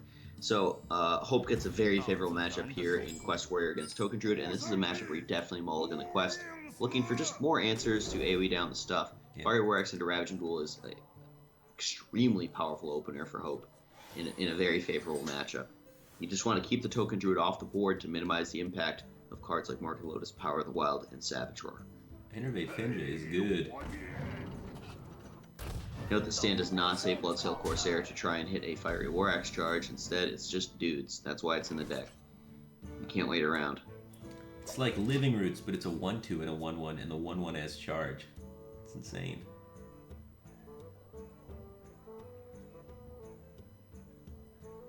So interesting turn for Stan. He's thinking, I want to innervate Finja next turn. So this turn is a Raven or a Mark that's not drawing a card. He could mark up the 1-2, and it's out of range of a Fiery War Axe. But does he need the card draw from it? But if he needs the card draw, he's playing the Raven this turn. It could die to a Fiery War Axe, and he's not getting the card draw off Mark until he top decks a new beast. That is awkward. I like the Raven. Why is that? You just say, you know what, I'm not beating Fiery Warx, who cares? I mean, It's definitely worse against Fiery War Axe. I did see your opponent keeping multiple cards. My instinct is just that the draw from Mark is worth a lot, since his hand is going to be pretty depleted here after he invades Finja next turn. Okay. He's gonna go for the bark right now. He says, Okay. Innervate Finja sucks versus Taunt Warrior. They're not playing any minions. He's gonna ignore it Yeah. forever and then play Ghoul Fishes. So he's just going in on the draw right now. Okay. Interesting. Plays around the War Axe. Ravaging Ghoul, though, sets up the War Axe to kill the Raven next turn while clearing up patches. Yeah, and sets Testing up on board. on-board trade, yeah. And Raven is really not what Stan wanted to draw there. I don't know what he did want to draw. It's a tough spot for him. I guess he wanted to draw some sort of 3-trap. Would have been a good time for Vicious Fledgling trade. If he's trading anyway. Trades the Raven. I thought the Raven was going face. Thought so too. I might have traded with my face. Just put a damage on the Ravaging Ghoul in case he's War Axing or executed my 4/3. I'd like to He see played that. around Sleep with the Fishes and execute a bit by trading with the Raven there. Yeah. He's kind of looking at the high value in his hand to carry him. He's thinking, alright, well, these early turns didn't get me much pressure, but Finja and Living Mana can turn things around for me, potentially. One of the interesting things about the aggro druid deck is it's one of the few aggro decks that doesn't really need too much chip damage. Like, if you're able to stick a board, you're gonna hit him for about 40. So, like, the chip damage isn't the most relevant thing. It's all about how your board gets developed and how much control you have over it. So we could even see again here just a trade hero power. Yeah, save the War Leader for after Finja. Right. The issue falls where, I guess if your opponent doesn't play a minion. Yeah, but a lot of times the Warrior will have some minion to play on turn 4 on an empty board. He's not busy removing anything. There's just a bajillion taunts at 3 and 4 mana in the deck. Yeah. So yeah, I like the hero power clear from Stan Sifka, anticipating a turn 4 minion from Hope into Finja into War Leader. Trying to make something happen, and then once that gets AoE'd down with Brawler Fishes, This is nice. oh, well, he doesn't trade and immediately gets punished by a Battle Rage. The one of. He's going to get rewarded by the War Axe, though. Right? Now Finja gets to come out nice and clean. And then a taunt gets going to get swiftly put in the way.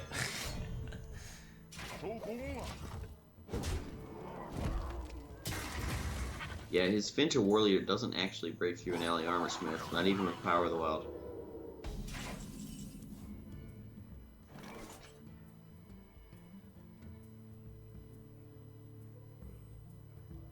Ally Armorsmith does seem to be the pick over Direhorn Hashling here. Extra health just makes it harder to get through. Let's go in for a Dirty Rat play.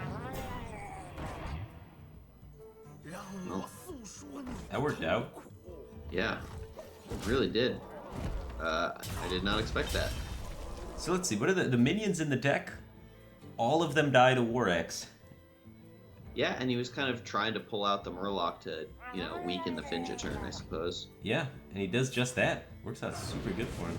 But the top deck Bluegill does allow Stan to actually activate the Fidget. And then he gets another Bluegill War Leader, so he can kill off the Acolyte, denying multiple draws. Right. Although, Hope can just trade their Ravaging Ghoul into the War Leader, and the Finja won't be pulling any more minions out of the deck, so it's not super threatening. Hope just has to save this Brawl for the Living Mana, and it looks like he should probably win. Yeah. I mean, this is one of the most one-sided matchups in Hearthstone currently. So. Yeah, once in a while, Taunt Warrior can't find the AoE to deal with Token Druid, but most of the time they do. Yeah. Boy, what do you pick here? Ally Armorsmith, sure. That's fine. You can pick anything and win. Yeah. Literally any of them. Well, this Okay. does appear to be the Living Mana turn. How do you do it, though? Hero power trade living mana. you could just. You're thinking about trying to squeeze in the Mark of the Lotus now? It's not that relevant. It's not like your opponent has a Primordial Drake turn. Right. Yeah, so it's Like, like you've seen 2 Ravaging Ghouls already. yeah, you get an answer by either Whirlwind Sleep with the Fishes or Brawl. Either way, regardless of if you apply the mark or not. So I think waiting on it is better. Now, do you Hero Power the Stonehill Defender? Do you put that 1 into it? I think Why- you do. The yeah, cost why of not? 1 life is pretty irrelevant. Yeah, you're at 24. Your life total is never going to matter this game. It's just about the value. He's going to go with the Lotus this turn. He loses. He loses a dude, but does he really care? Because like his opponent kind of needs the AoE anyways. Yeah. Good sequencing from Hope, going face for 1 before brawling. That way, should his 1/1 not survive the brawl, at least he pushed 1 face damage. There's no upside to holding the attack for after brawl.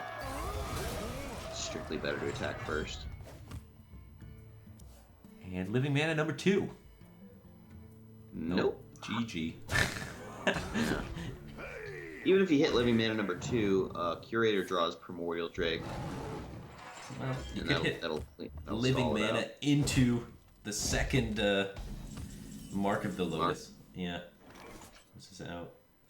Okay. Yeah, if you hit 1 up into 1 up, he had some runner outs potentially. Although even then, probably Taunt Warrior can put enough taunts in the way to hang on. Alright, so Hope gets a win with his Quest Warrior, ties it up 2-2. Yeah. He still has to get a win with his Jade Druid, which Stan is targeting with his lineup. Right. So he's not out of the woods yet, but 2-2. It's tight. He's in it. And Taunt Warrior's out of the way. Which I guess was never really going to struggle for Hope in this series. It's got pretty easy matchups across the board.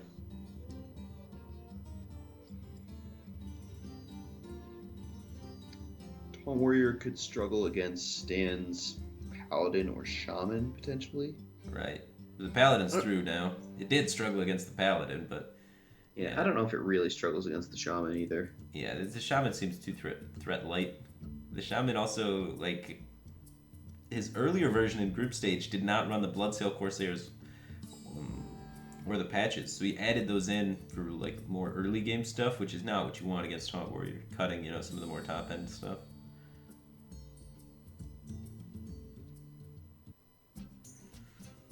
But Jade Druid for Hope. And this is the deck that Stan is targeting. That said, it's a very powerful deck, so it can definitely just win despite being targeted. Right, and the techs are, it's got the 1 Tar Creeper in there, and then the Harrison Jones, pretty standard. No Yogg-Saron at the top end. Very clean, mainly all 2-ofs deck, generic Jade Druid. Mm-hmm. And it's going to be going up against this Shaman, which, very similar to the Shaman he played in group stages, runs the Minimalist Elemental package and Minimalist Jade package, where the only reason you're running Elementals is to activate Kalamos, the Primal Lord, and there's no Jade Spirits in the Jade package, but you run the good cards, Claws, Lightning, and Aya. He's got a 1-of Hammer of Twilight for helping pressure and close out games, and a 1-of Bloodlust, and recently added in Bloodsail Corsairs plus patches to help it get off to more aggressive early starts, which should help this matchup. Yeah, so this is a tempo matchup, as all Jade Druid matchups are, because Jade Druid eventually wins the value game with Jade Idol in all matchups, so the opponent always knows that and tries to kill him with early minion pressure. Key cards would be Flame Tongue Totem and Manatide Totem out of the Shaman. If those go unanswered, that's going to be Stan's best chance of finding a win. Yeah. Doesn't even keep Jade Claws hard mulliganing for that Flame Tongue Totem. Does pick it up there, but look at Hope's hand. What do you do with that? I mulligan 1 Innervate. You're just gonna go crystals and go tempo? I don't know, but I'm looking to keep Innervate, Nourish, and figure it out later. Right. Because those cards go well together. If you double Innervate and Nourish out, you spend 3 cards to draw 3 cards, which is a little silly. You can't double Innervate, Nourish for crystals. You're just never going to have to follow up for it. So you'd have to be drawing cards, and yeah, like you said, kind of silly. He keeps 1 Innervate and mulligans the Nourish, which I guess is reasonable. He's saying, I don't want to draw early, and I don't think I'll have enough cards if I Innervate Nourish for crystals early. Yeah. Innervate Jade Blossom doesn't curve into anything, so what is he doing with the Innervate then? He's saving it for a potential Harrison on Jade Claws.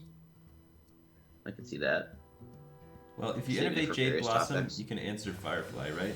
So now you get a 1/1. So now you go Jade Idol Hero Power and kill Firefly, stopping the snowball potential of a Flame Tongue Totem. So Do you coin Firefly here for the Flame Tongue? Apparently not. apparently not. I thought that was pretty interesting, right? Turn 1 double Firefly into turn 2 Flame Tongue is a line. It does potentially strand the 0-3 there, not buffing anything though on turn 3, but it's favorable in the immediate for sure. And now, because he didn't coin out the Firefly, he can't Flame Tongue and trade. Right. Now He's, anything he develops just dies. He's getting value traded. Yeah. Because he Sansevka didn't usually coin on turn 1. takes a really long time on all of his turns, and that was rather quick. And immediately, this is huge. Like, he's Yeah, so far immediately behind. punished. A fast decision and a fast punish. That said, Hope's hand is quite dry. He's very much at risk of having to pass turns and lose what advantage he's gaining in the early game here. I guess you just totem now. Hope for a 1/1. Try and coin Jade Lightning next turn. No, he's gonna go with the Mana Time. Well, This makes that is on board. yeah, this makes Hope's Hero Power pass turn good. It sets up well against Hope having a good hand with a 4-drop, but it's very poor against Hope having the hand he actually does have, which does nothing except for hero power this turn.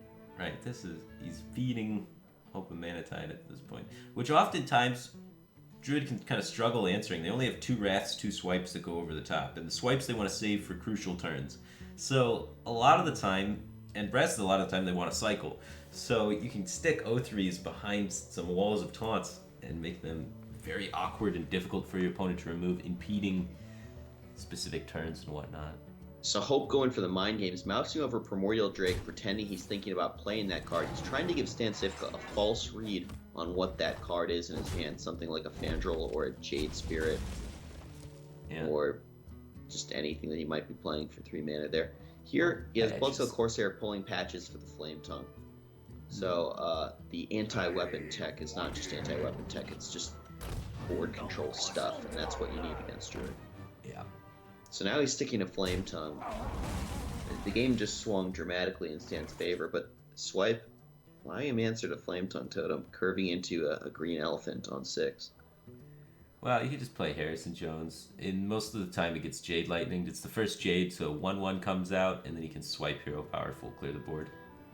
That seems worse. Why not just swipe into Elephant, and you can save the Harrison for a potential Jade Claws. Okay. Well, now they don't have to Jade Lightning. They can play a 5/5. I like Hero Power double 1/2 better. Is that wrong? Let's see. The 5/5 lines up better against the 3/6, you're saying?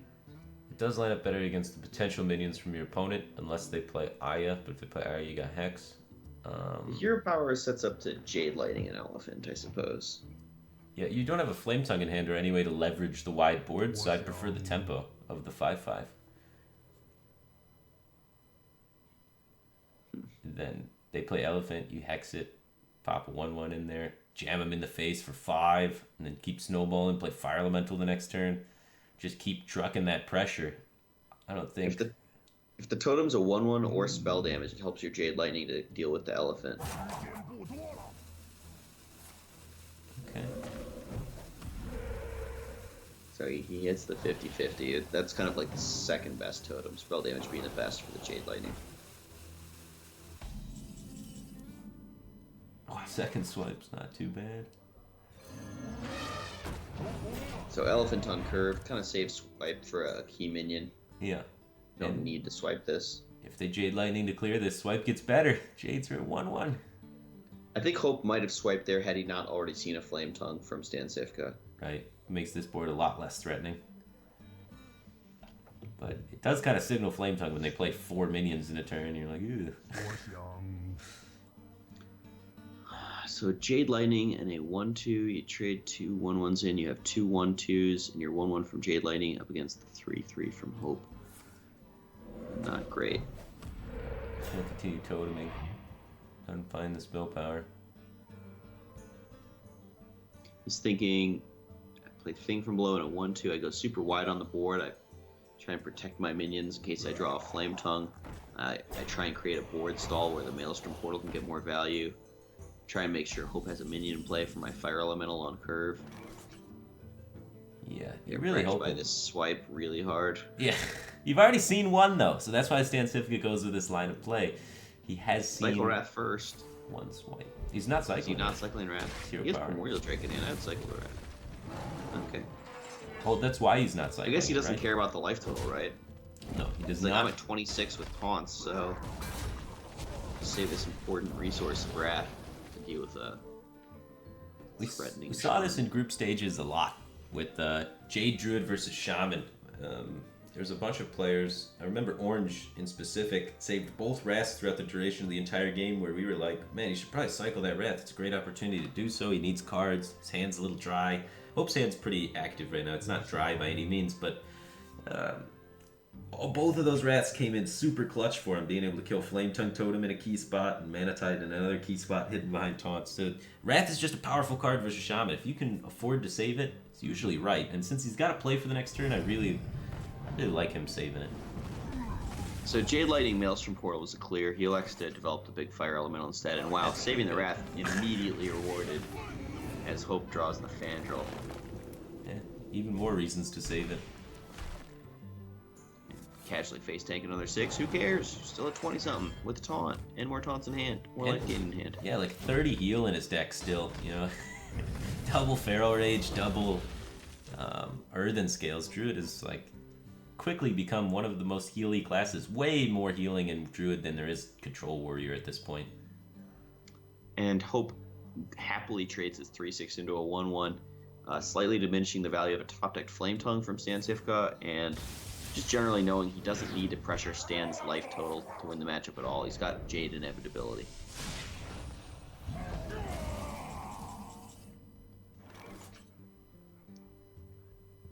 So Hope wants to squeeze the maximum value out of his hand, so he's going to value trade the 1/3, and Yeah, he's gonna hero power Harrison Tempo Jones. Harrison. He's not going for that's a Tempo Harrison. There are weapons in Stansifica's deck. Yeah, it's really what it is more saving the Primordial Drake because that's a more powerful resource, and it's a read on Stansifica's hand that, hey, he hasn't really been doing anything lately. I think there's a Hex there. Mm-hmm.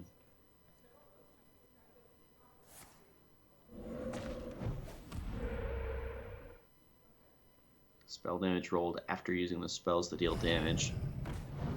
And Harrison Jones worked out great, trading with a 6/5. yeah, What does he want to Feral Rage that? Well, first you draw off Wild Growth. could Feral Rage it, huh? Yeah, and then you get to trade the Totem. Then you don't have to play the Primordial Drake into Hex. You can definitely afford to face tank more damage. It's not like Stan's going to burn him out. Yeah. He does choose to cycle a Wrath here. With full board control, it makes sense, right? And he's got 2 Primordial Drakes. I don't know if it makes sense, because he cycled a Wrath on something that's dying to a Primordial Drake. He doesn't want to play it. He's afraid of the Hex. He's got a Yeah, it's just very that you- strong read on this Hex. Sure. It's just that he did have the option of saving the Wrath there instead of cycling it. Yeah, because it was a 1/1. Could But cycle he's it cycling next turn, towards worst case. Nourish and Gadget. Ooh. Calamos is actually active. And it won't be in the future, so it's got to be coming down. Both swipes and have then been it's used. But, Just making 1/1s. well, if you make 1/1s, you're afraid of the Primordial Drake. Yeah, I know. And Harrison trades in with it, too. It's so clean, the Primordial Drake against this Calamos. You ever dome him Do you in the ever- face for 6? Do you ever hold the Calamos and wait to draw another Elemental? Oh, gee. You could get one off Stonehill, I guess. I think he's doming. I think he just laser beam him in the face for 6, yeah. You know he's been holding the Primordial Drake. Yeah, but how do you ever close out that remaining 9 damage if he Primordial Drakes you here in trades? Well, you got Hexes for the Primordial Drakes. There's 3 taunts in his deck, right? And then you have 4 damage worth of Or no, you have 8 damage worth of weapons in the second Jade Lightning. So he has 12 damage in his deck total. You could also I guess he's get just Alakir. going to redevelop the board. He's going to try and win the board here with Hex plus stuff. And push damage that way. He could get 2 Alakirs. He could play the 4-mana card this turn, the Infested Tauren. Max tempo. Primordial Drake's powerful, though. Not versus Jade Druid. It's at least killing that Hex minion. You can go Stonehill Hex and pick the Primordial Drake for next turn. Sure. 滚出我的草原！ None of Spring these are Guardian. Alakir either. Yeah, he was looking for higher pressure taunts off Stonehill Defender. Thing from below comes to mind. Oh, those are great. 0 mana 5/5s. Imagine if you got 2 of those right there. You could put 10 power in play. I think Thing from Below is a big part of why Stonehill Defender is a good Shaman card. For sure. Thing Yeah. from Below, Alakir, Earth Elemental's pretty fun sometimes. White Eyes, Hot Spring Guardian. There's some nice class taunts in Shaman. Yeah. What's not nice is all these Jade minions in play. Those That's are mean. causing issues. So Primordial Drake, Jade, and then Jade Claw seems to be the play here. And then just You pass. killed both taunts, but you're not winning. No. Is there a line that makes you win? Doesn't look like hope. I don't see Stan winning this game very often. And this is the target deck of Stan's entire lineup. Like, he's not Yeah, no. targeting super aggressively, but most of his decks are kind of pointed in the direction of being set up to be favorable against the Jade Druid, and it's going to get a win on his first try, so that's kind of depressing. Yeah, I know. I was talking about how like a win's a win and every win's a big deal, but this win in particular, like you were saying, is a super big deal for Hope. Not only does he take the lead in the matchup, but he gets his problem deck out of the way. I mean, it's not all the way over yet. We should still focus on the game some, I suppose. Yeah, it's pretty over. It's pretty over, I agree. 我想 So, Clear if the you board. Primordial Drake, Jade Spirit kills the Hot Spring Guardian. Then you can... Both hexes have been used, so you can make it 6/6, and then, Earthen Scales up on it if you want. You can save stuff for a gadget draw if you want. You can do whatever you want. Yeah, there's no Volcano, and there's no more hexes, so there's not a lot of chance for Stan Sifka to be able to come back from this 4/8 and 6/6 board.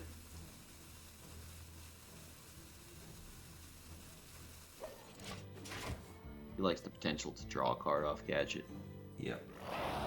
And he figures he doesn't need to gain the life right now. There's no way he's going to die. So, Stan doing the best he can. Slamming another Primordial Drake. Oh, wow. You do that. Yeah, the value trade. Well, he's thinking about... You could just face tank it, I guess. But this plays into the Maelstrom Portal. We've seen one. There's no storms in the deck, so at 2 health, your opponent would need to roll spell power totem. It's tough to play these positions optimally as Hope, because what are your opponent's outs? If you can't figure out what his outs are, you can't play around them. Out is Maelstrom, spell power Maelstrom Portal into deckhand, clearing the board. And then Okay. re-establishing a board while Hope just whiffs over and over again. Well, Jade Lightning's pretty strong here. Yes.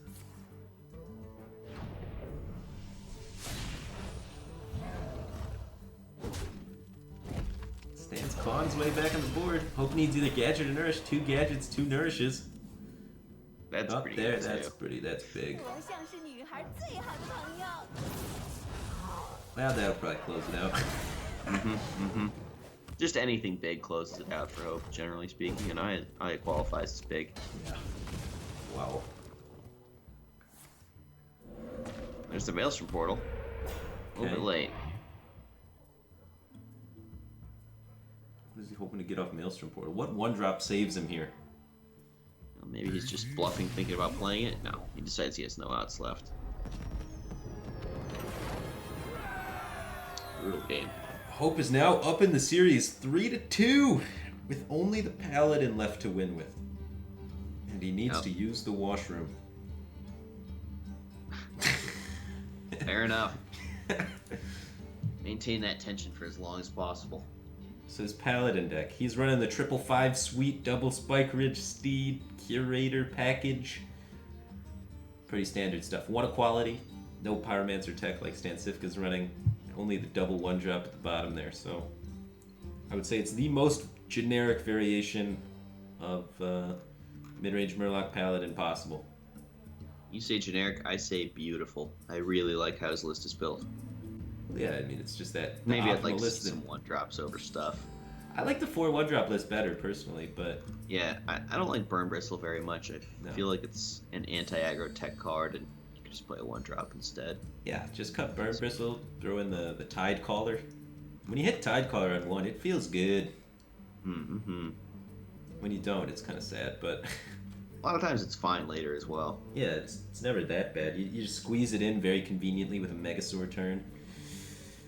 It's quite good. Pulling it off Finge is also pretty sweet, because you don't want to pull any of the other Murlocs except for War Leader off Finge, because like Inquisitor can be bad if you don't have the hero power yet. Rockpool doesn't get the Battle Cry. Hydrologist doesn't get the Battle Cry. So only War Leader works off Finge. So if you're running the Finge in there, having a Tide Caller to pull off Finge, that guy's pretty sweet. Gets buffed. So that is a 2/2. So what would you cut for the second Tide Caller? Maybe Harrison in certain metagames? You don't always need that. Yeah, you don't always need the 5/5, yeah. You could either cut the Kodo or the Harrison, for sure. Or one of these another one of the 3-drops could honestly go. Like, you have double Stonehill, double Aldor, double War Leader. 6 I like all of is that. heavy. I think those are good. Really?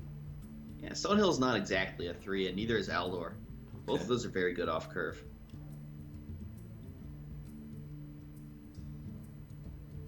Then yeah, do we need 2? Maybe you just run 1. Get 1 Tide Caller in there with the Burn Bristle. The Burn Bristle is the only card that... Burn Bristle and Stonehill are the cards I'd say that make the least sense in the deck. Because they're just... They go a different direction than killing your opponent. But you don't have to kill your opponent. You can outvalue them, and Right. Stonehill goes a long way in that direction. Yeah, Stonehill goes in that. Burn Bristle doesn't go in either of those directions. Burn Bristle goes in the direction of staying alive, which... Which the deck does pretty well. Yeah, you're already doing that because you're Paladin and you have the board.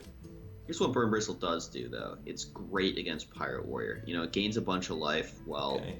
disrupting them a little bit. And also, it's great with the redemption from Hydrologist. Redeeming a 2/1 Divine Shield taunt lifelink is pretty insane. Eh. Alright, Eh. one matchup. Yeah. Yeah, That's it's the like- thing, right? Why It does have don't one you play matchup. Galaka Crawler then if that's the... That's the only Sure. matchup it's helping.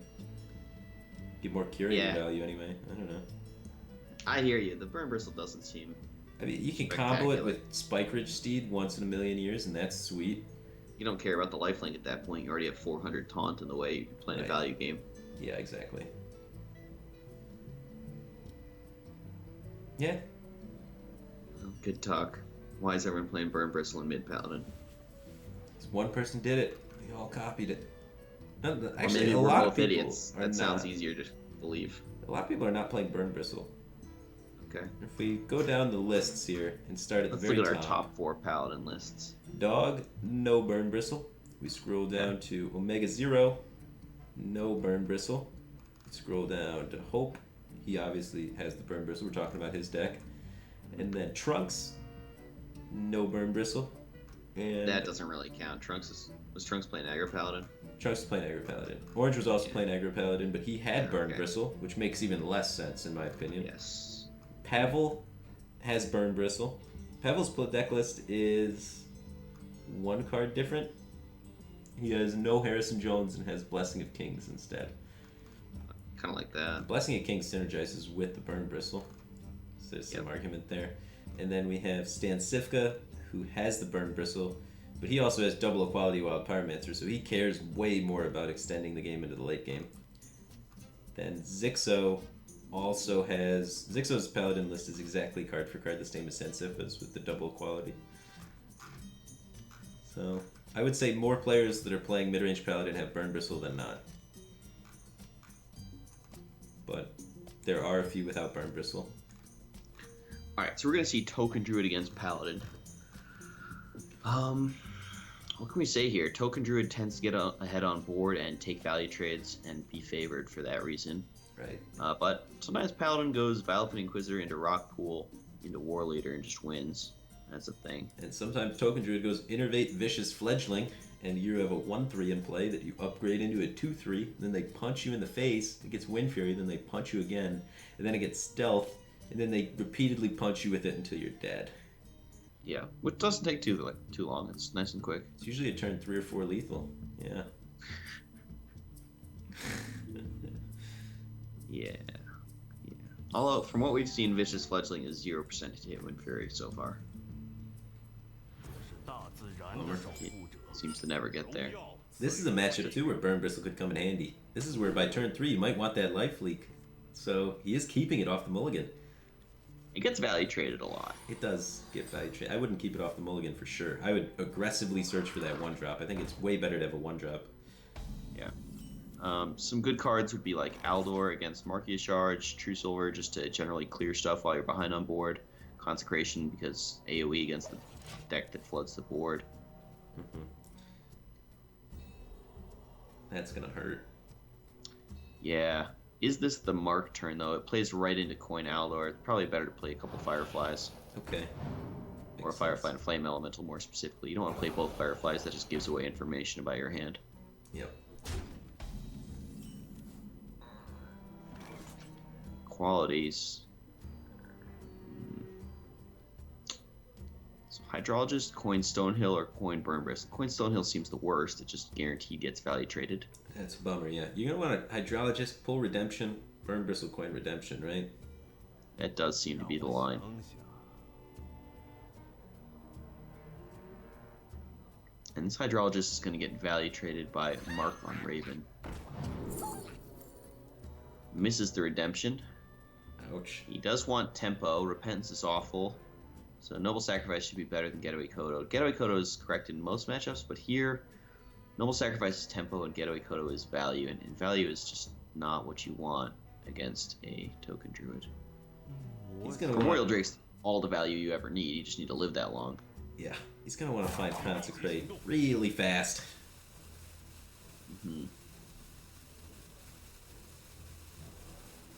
Probably has about 3 draws for it.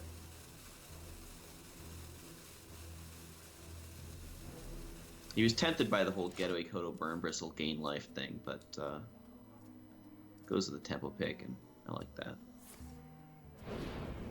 How much does Stan Sifka respect Consecrate? I like Innervate Hero Power, trade a 1/2. Show it some respect. By respecting Consecrate, you play into True Silver. Yeah, it might be time to commit to losing to one thing or the other. Well, you don't lose to True Silver. You do lose to Consecrate if you trade in the 4/4 Right. into the 2/2. And then play a 2/2. But If he tries to play around Consecrate, he can get there by drawing a Mark or a Power of the Wild, so he's got like 4 outs to be able to play around it effectively. okay. I like this line. It's my favorite. Okay. Hedges between the two, and your board is, I'd say, still strong enough to get the job done. Very little impact out of his Innervate. That's the way it goes sometimes. His hand's a little bit dry. Right. Yeah, in this deck, if you try and get too much value out of your Innervate and you wait for these big moments to use it, it's just going to get totally dead in your hand because your curve is pretty low, stopping at 5 with living mana at the top. So this is going to be a Burn Bristle turn, which most... Oh, he's not going for Burn Bristle. I expected Burn Bristle, which kind of tells Stan that there's no True Silver. I understand. He is going for Burn Bristle, but Yeah, he it is. also wants to 1/3. Which is weird. I guess he's curving into Stonehill Noble Sacrifice next turn, Dakota on 5. Or maybe he wants it on the board for some sort of equality setup. And Stan draws the buff. Although, if he wants to double Firefly and buff, he misses the hero power on Burn Bristle. Probably worth it anyways.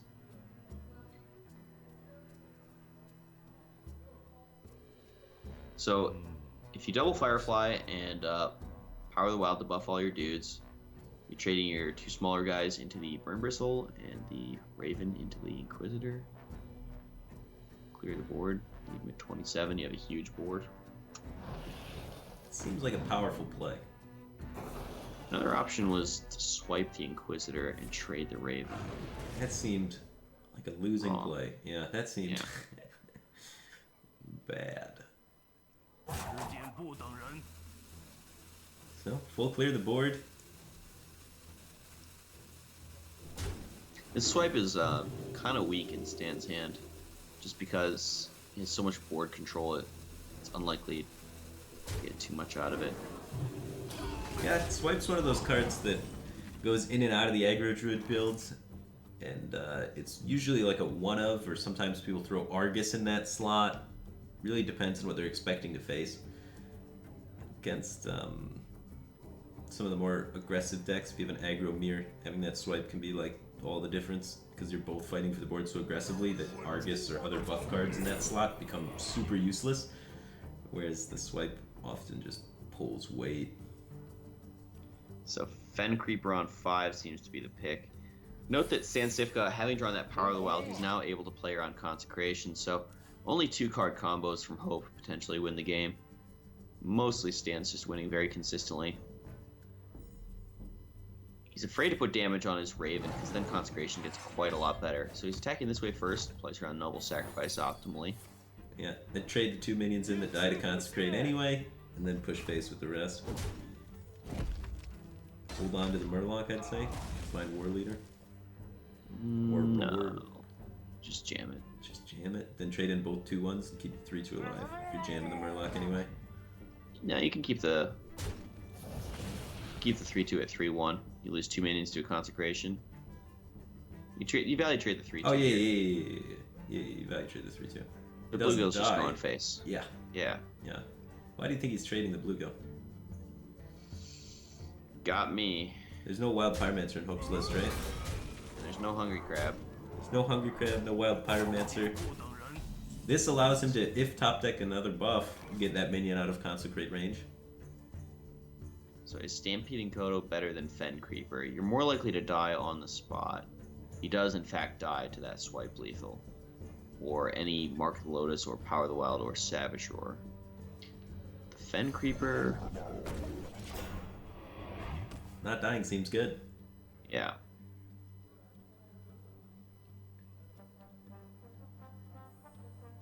Well, swiping the Fen Creeper is pretty appealing as compared to living mana. I agree. Just push a lot of damage. Well, trade in the 3/2 player on Consecrate, or do you stop caring about Consecrate? Consecrate's not an issue. It's a quality Consecrate that's an issue. So you just push the maximum damage by trading in a 2/3. Yeah. And you set up Savage Roar for lethal even if your board gets cleared. Yeah, that's pretty nice. And that's game.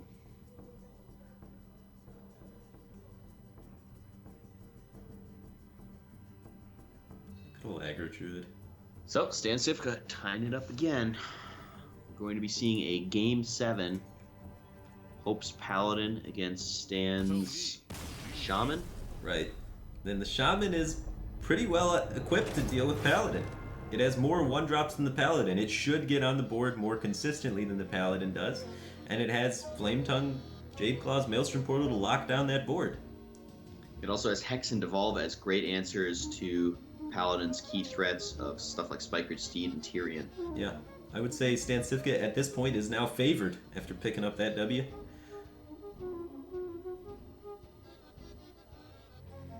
But it's definitely a matchup that could go either way. Sometimes Murloc Paladin just goes Vilephan Inquisitor into Rockpool.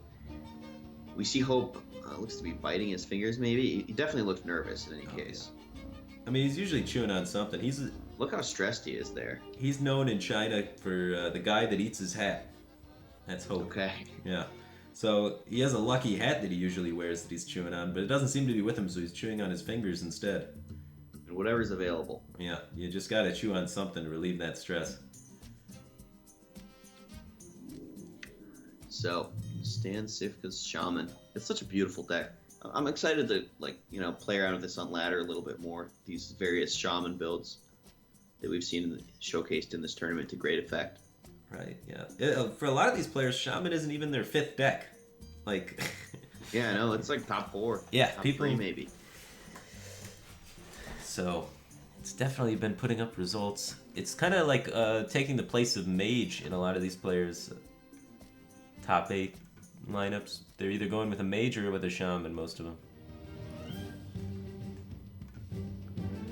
I could definitely see the shaman. The shaman definitely feels stronger than mage, having watched this series.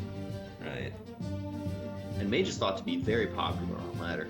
That said, mage has a much better chance to beat Questrogue, where the shaman really struggles. Yeah, mage is slightly favored against Questrogue, and the more popular secret mage is actually extremely favored versus Questrogue because of your ability to, shut him down with double counterspell.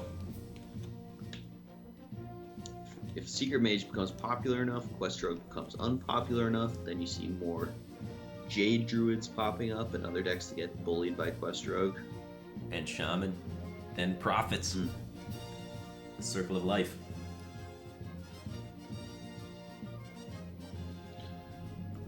There's the stage. The real question becomes, what needs to happen for Warlock to see play? what kind of meta shift needs to happen there? We're gonna need an expansion. Sure. Some nice new Warlock cards that don't suck. Yeah. Well, Hope's off to a good start here. With the Violent Inquisitor on 1, probably mulligan the rest looking for a rock pool. You gotta get rid of that Stonehill Defender. Yeah. It sucks. It's a value card, you gotta hit the board running. He's just mulliganing everything except the 1-drop, trying to hit the rock pool. He knows how essential that is. Double Consecrate's not bad. This is the thing is, when you clear with Consecrate, a lot of times Shaman can reload. Like, Shaman's going to be playing his cards and trading in such a manner as to not get completely obliterated by Consecrate. Like, Stansick is not an idiot. Well, I mean, the second one is what gets him. Okay. You know when he plays around the second Consecration? And sometimes they do, but it's often pretty difficult, and it helps you kill the O3s, right? The O3s go down to O1s, then they heal up to, generally speaking, O2s, and you get them. He's going. Stansick does coin the 1-2 this time. Yeah. Beats Rockpool this way with the Flame Tongue. Yeah, sets up for that Flame Tongue nicely. And Hope is in trouble. Flame Tongue sticking to the board. Value trades, curving into a Hot Spring, getting a value heal. Good Jade Claws here. Yep, that's good. Good Maelstrom Portal. He's got 3 plays on 2 that all seem pretty good. Coin 1 into every 2-drop option in his deck.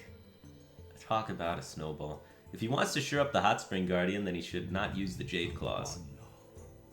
Well, when does Maelstrom Portal hit more stuff than this?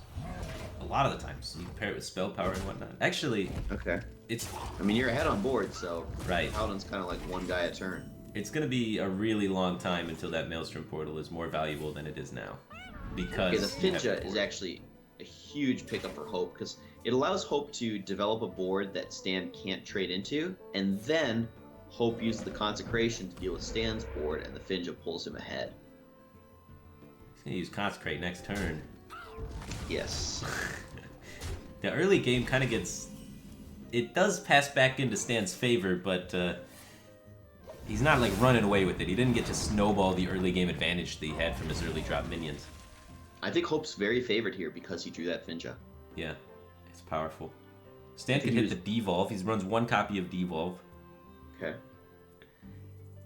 He could also roll Spell Power and draw the second Maelstrom Portal. So what are the options you're considering here this turn as Stan? You could Hot Spring Guardian. You could. You could Hero Power Flame Tongue. You could Hero Power Pass. I like Hero Power Pass as next turn you can kind of like get value out of the Flame Tongues with the Hero Power, dealing 4 to something, which kills pretty much everything Hope could develop, except the Kodo. And if he's developing Kodo... play the Flame Tongue. Yeah. If he's developing Kodo, he kills the Hot Spring Guardian anyway. So he doesn't want a Flame Tongue here because he's scared of a True Silver, probably. Right. Seems to give True Silver a lot of power. He does end up just tempoing out the Maelstrom. Tries to get minions on the board for this Flame Tongue debuff guaranteed. And that's a happy Finja. Yeah, this very much looks like Hope's game. It's not devolve. And this is where the second Consecrate gets you. Because Stan doesn't have recovery mechanisms. Well, he did. He had the Maelstrom Portal. He no longer has recovery mechanisms. So his one way to kind of stop Finja from snowballing the board and going out of control is to go really wide. And one Consecrate's been played, right? What's the worst that could happen? I think he's going to go for this Hot Spring Guardian and pray that somehow Hope doesn't have a He's going to way play to break double through it. Firefly Hot Spring Guardian. Yeah, but as it turns out, Hope's entire hand breaks through the Hot Spring, like any of the cards. Consecrate does it, True Silver does it, Spiker's D does it, Megazord might do it. But you gotta think, the Finja's going off no matter what. How do I recover from that when it does? He's gonna go with Flame Tongue. I was thinking I like maybe this that. Finja doesn't go off. Is he? Nope, he's not thinking that at all. Why do you think he holds back the Hot Spring Guardian here? That seems strange, right? It did seem like a good Hot Spring Guardian turn. Yeah, to protect the Flame Tongue. You're gonna want to consecrate that. Take the trade on Finja. Stays at full health too, which is fantastic for you. This is a monster blowout. Yeah. And then you just buff whatever your lowest health minion is with Rock Pool after that. Ensuring up that your board can't get cleared by the second Maelstrom Portal. That's the only AoE left in Stan Cifka's deck is the second Maelstrom Portal. But besides from Devolve, right? Consecrate on 4, Finja on 5, Consecrate on 6. Hell of a game plan against Shaman. It's something to keep an eye out for. Yeah, it's an interesting thing that you could, like, now, you see that off the mulligan. Maybe you think about just keeping Consecrate against these mid-range Shamans. It's pretty good. Well, more so when the Shaman's playing Bloodsail Corsair. It's just a lot more minions that get shredded by the Consecration. Yeah, I would be triggered if my opponent roped that one out on me. Yeah.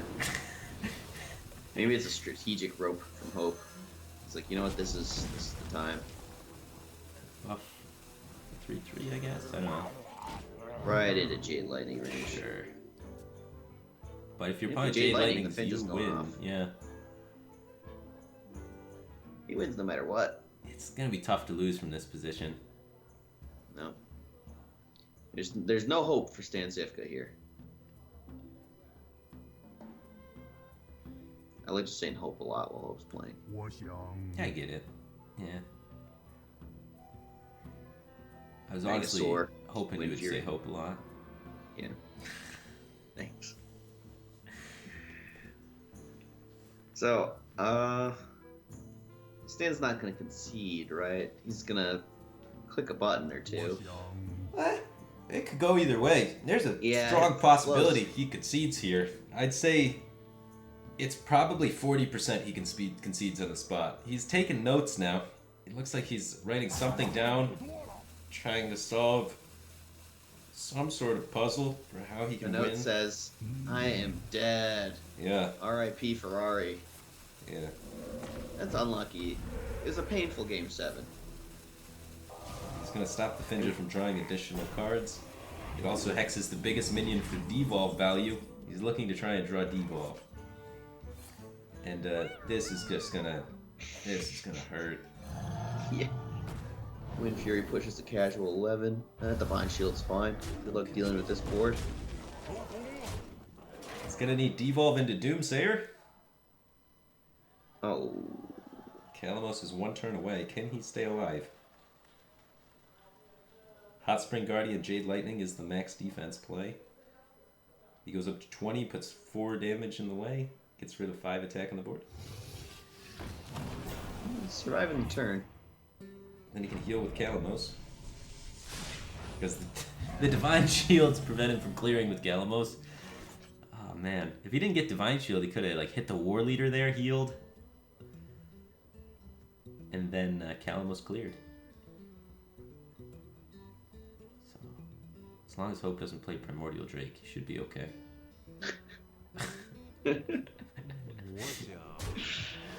This would be a pretty funny Primordial Drake. Next level. Sets up lethal, plays the second biggest card in his hand. Like that. Biggest card that doesn't nuke his own board. Right. Biggest part Megazord, doesn't kill. not a bad card to draw here either.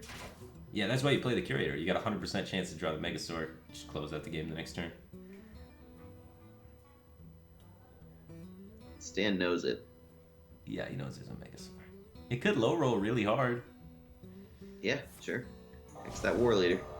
That slows down a lot of damage.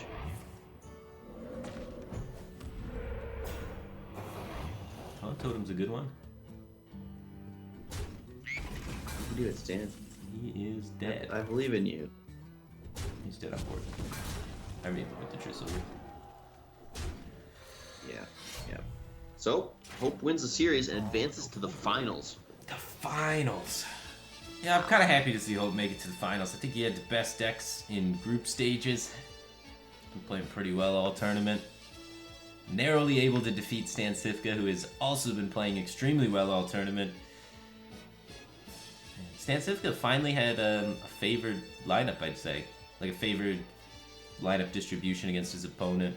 Because all throughout group stages, Stan Cifka was unfavored against all of his opponents because he brought anti-aggro, and it was the most control-dominated groups I've ever seen in the history of Hearthstone.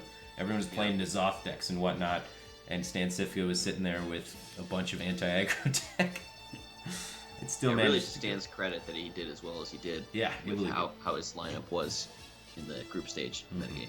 And then he finally gets out of groups, plays against his first opponent where his lineup gives him a little bit of an advantage. Not a big advantage. I would say pretty close to even, but maybe slightly favored, and isn't able to get there. It's close, though. It's definitely a tense series. Went all 7 games. A lot of back and forth. Mm-hmm. We have one of the things, Stan Cifka had an opportunity a little bit earlier on, maybe to get the Shaman out. That one play against the Jade Druid comes to mind. Really expensive, where he didn't coin out the Firefly. He just snap played Firefly on 1 and passed against the Innervate Jade Blossom. Right. And then that could have been the series. Yeah, the Firefly really then got snowballed. cleared, and the Druid snowballed the board and locked it down for the next 5 turns. That was a big deal. Letting the Druid escape and also not being able to get a win with the Shaman, which ended up being the deck he couldn't get the win with. So, right, had he coined the Flame Elemental on turn 1, the Flame Tongue clears on 2, setting up for a turn 3 Mana Tide that might go unanswered and snowballed. yeah, instead the Mana Tide got answered by a Hero Power, and we saw at Hope's hand, he would not have been able to answer the Mana Tide. That would have allowed Stan to get a bunch of additional draws there. So, yeah, at the end of the day, I think that is one of the most influential plays of that set. And it was like the only turn Stan took in under 5 seconds. Every other turn he spent like a solid minute thinking about. But that one he just snap did it and boom, Ferrari gone. Ah, man. Well, we're going to be right back after a quick break. The next match is going to be Pavel versus Dog to see who is going to be challenging Hope in the finals. Who is going to be potentially walking away, or driving away, I should say, with a Ferrari. Be right back. 共享冠军荣耀！2017暴雪游戏高校生联赛5月15至30日，锁定暴雪游戏频道，同学们赶快上车吧！我牺牲了一切，而你们却因为无知，囚禁了有能力拯救世界的人。所以，当军团归来时，你们才会束手无策。后面有敌人掩护侧翼，没有部落，我们输定了。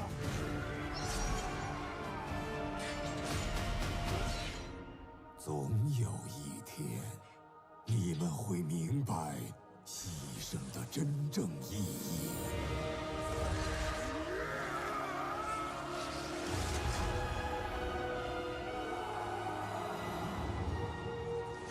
因为这一次，我们将力挽狂澜。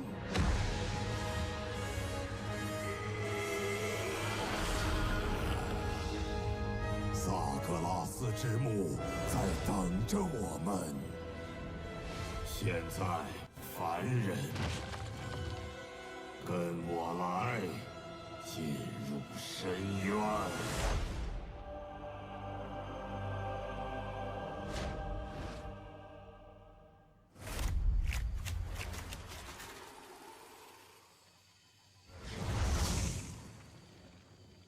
安静点，孩子们，我们快到了。这一次的探险可不同以往，一定会让你们大开眼界。前面是与世隔绝的原始大陆，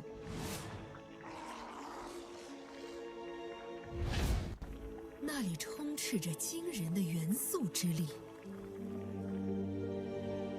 五彩斑斓的植物也非比寻常，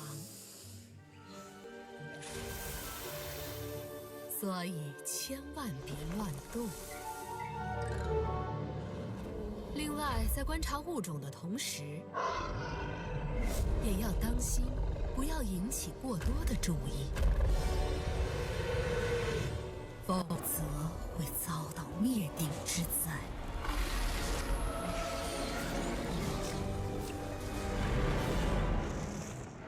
小心脚下，前方的道路遍布荆棘，只有保持警惕，才能化险为夷。孩子们，准备好了吗？出发，目标安戈洛。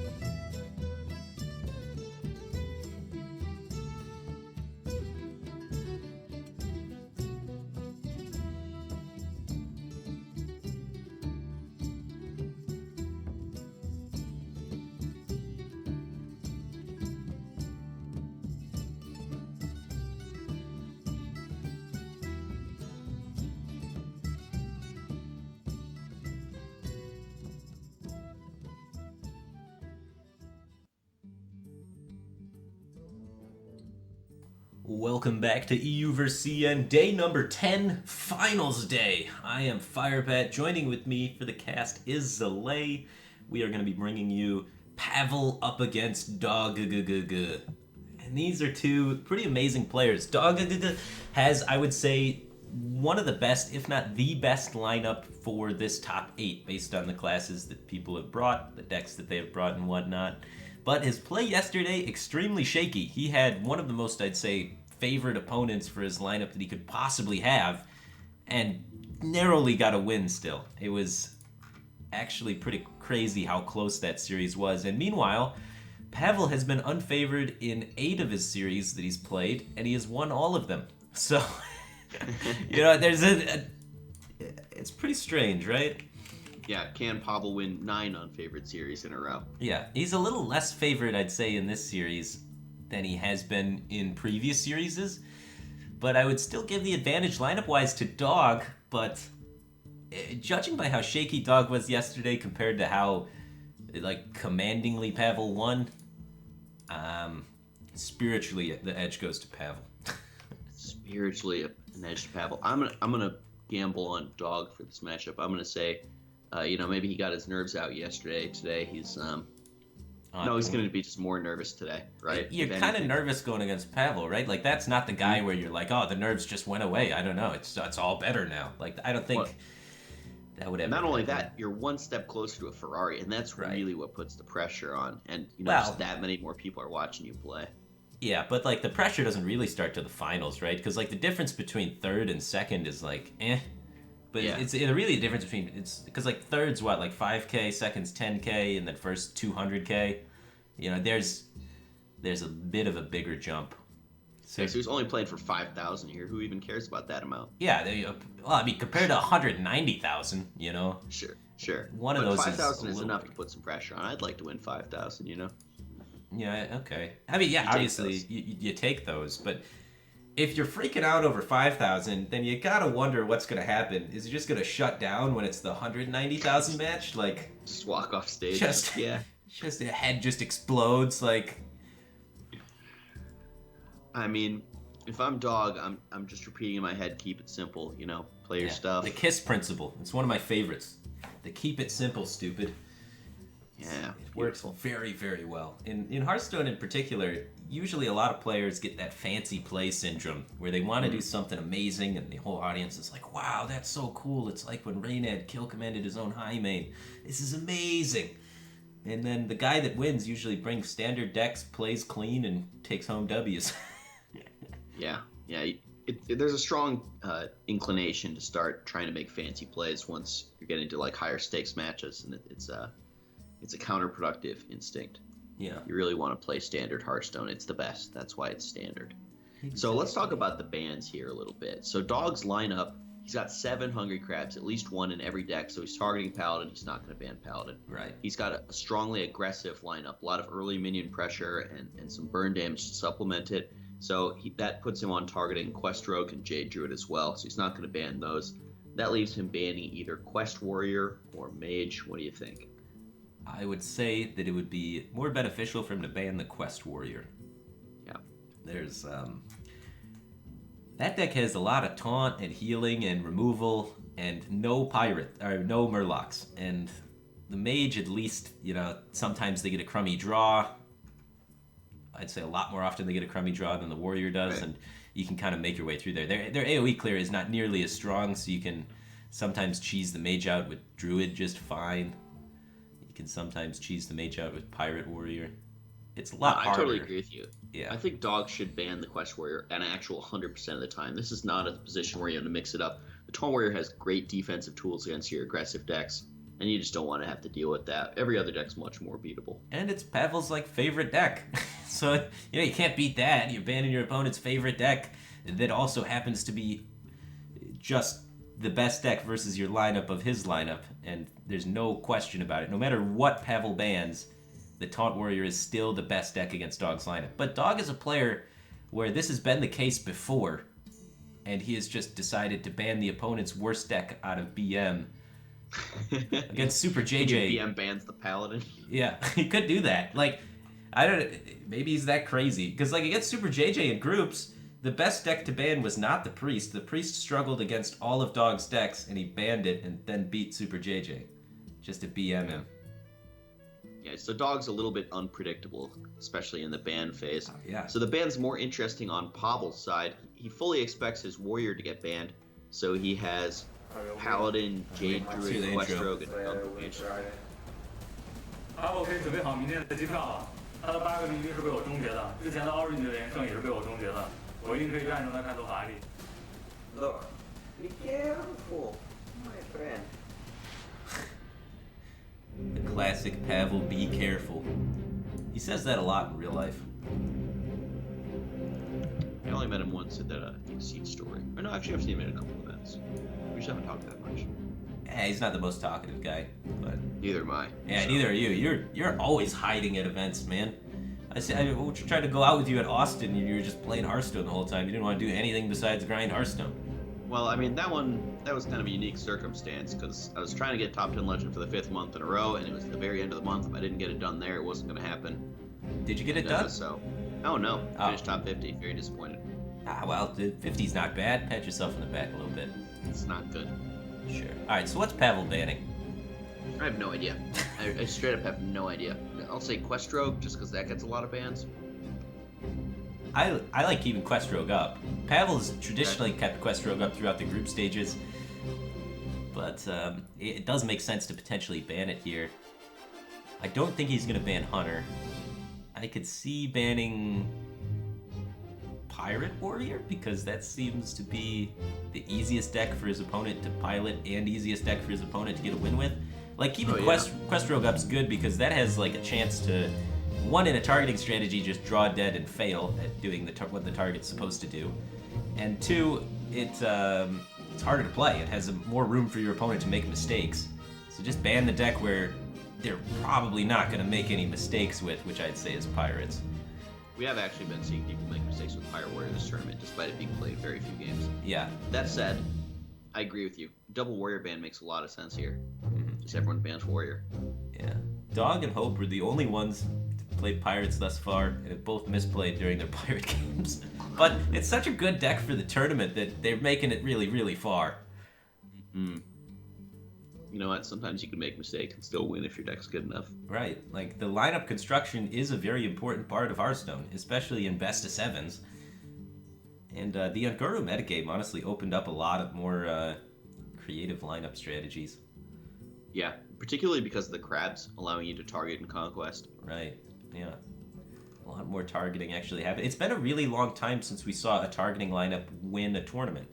I'd say pretty much all of the recent tournaments in the past year in Conquest have not been won by targeting strategies, but instead been won by just bring the best decks. So I would love to see a targeting strategy actually win a tournament.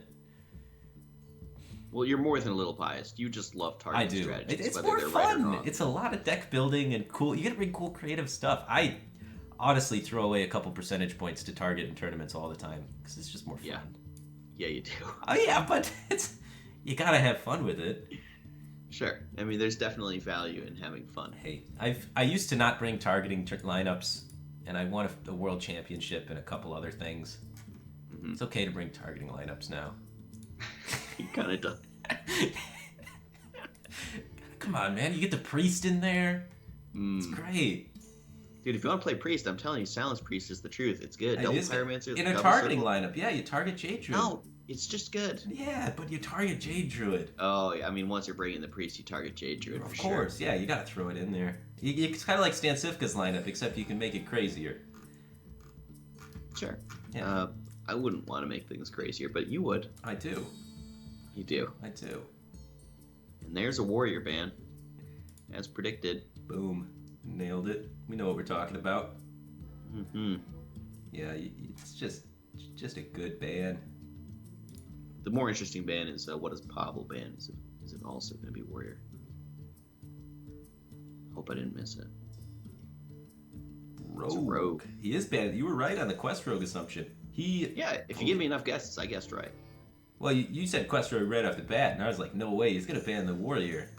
But Quest Rogue. So he believes Dog is very good at piloting Quest Rogue. He thinks he can handle it. A lot of players struggle at the Quest Rogue piloting. So Pavel giving respect to his opponent right out of the gate. And now he's leading with the Cy Gunther Mage. With Sorcerer's Apprentice. A deck which would like to queue into Quest Rogue. Yeah. Pavel was the only player in the top 16 or the group stages that was running the Sorcerer's Apprentice since Cy Gunther Mage, and since he brought that there, having success with it, a couple of the other players kind of copied that tech from him. You can see Zixo adapted, copying Pavel's Cy Gunther Mage tech of the Sorcerer's Apprentice. What do you think of that tech choice? It has really intense synergy with Primordial Glyph, double dipping in a single turn, potentially. And it's just good with, card draw and cheap spells. It's a deck that sometimes needs the tempo since it has all those top-end spells. You kind of need some more speed in the early game, otherwise you can get run over by aggressive starts. Right, yeah. It's a cute little anti-aggro tech that is also not bad versus control. So I really might even like be better against control, because control has a harder time clearing it sometimes. Like aggro might have a board to trade into the 3-2, whereas control might be unable to clear it, and you just get repetitive tempo off of the discount. So you're saying maybe the card's just right. Maybe. That's one of the interesting things about Pavel as like a player and a deck builder is Almost every deck that he plays is like a very standard archetype, right? But he's always got his own signature twist on it that everyone seems to copy immediately after. Like group stages, he had double Sorcerer's Apprentice and Gunther Mage. Everybody copied that for their Gunther Mage. Group stages, he had double Brawl, double Dirty Ret in his Taunt Warrior, opposed to the standard Kalento list. Everybody copied that after group stages. So he's just nailing these little teeny tiny changes to standard decks, and they're giving him huge advantages. There's a lot of trust in deck building in Hearthstone because two different deck lists that are slightly different are very similar, and it takes a lot of games and game knowledge to understand which one is slightly better. And so a lot of times, rather than trying to figure it out yourself, you kind of trust whoever you think is the best with that deck, which is often Pavel. Yeah. This is not the Hunter hand you want to see. No, he does not have... If he coins Kindly Grandma, he has no follow-up. And if he doesn't coin Kindly Grandma, he's skipping turn 1, and he's facing down a Mana Worm. Yeah. Whiffs on his Fireflies, Alley Cats, Hungry Crabs, Crackling Razor Maws. Oh, that's good stuff. You're telling me Hungry Crab would be better here than passing? I'm not actually sure. It might be. It might. It might also just die for free. It would have been better in this situation, I guess. Mana Worm on 1 and Girl on 2 is the most aggressive snowbally start you can have if you're Pavel. Right. Short of Mana Worm on 1 and Primordial Glyph spam lethal on 2. I wanted to mention that. That's a good aggressive start. Yeah. But Dog does have Coin Bow to neutralize it, just take the teeth out of Pavel's opener. Ouch. And Pavel now picks up double Ice Block. He has a very... Yeah. Pavel's running out of gas quick. And, yeah, it was looking very nice, and now it looks downright ugly. Although Dog is somehow floating another mana here. Floated a mana on turn 1 and 3. That's a lot of mana to float. But Pavel's looking to float even more mana. He's going to want to try and line up that Potion of Polymorph against Dog's Savannah High main turn, if at all possible. Dog wants to play Kindly Grandmother here, take the swing on the Mana Worm, set up for that Houndmaster next turn. Houndmaster into Kodo into High main's a hell of a curve. Yeah. Usually it's a little slow, but Pavel didn't have any way to continue this opening, so it's going to be just fine. He's not even playing Secret Mage. He's got 4 secrets. Yeah, there's a lot of secrets behind Pavel's babbling books. So playing a secret does seem better than pinging here by a lot. As for which secret, you're expecting a Houndmaster next turn. He says it's a Potion of Polymorph. Yeah, he just wants to stop the Houndmaster's 4 attack from getting in there. You know what you could do? You could play that Galaka Crawler, try and play around Mirror Entity and whatnot, and then play the Scavenging Hyena in trade, I guess. Well, you could play Firefly first if you're going to play around. Yeah. Firefly Scavenging Hyena is the most defensive reaction to a secret. Wow. Dog just nails it. Not nervous yet. Interestingly, he gets a beast off the Potion of Polymorph, so that could buff the Scavenging Hyena or be targeted by Houndmaster next turn, potentially. Right.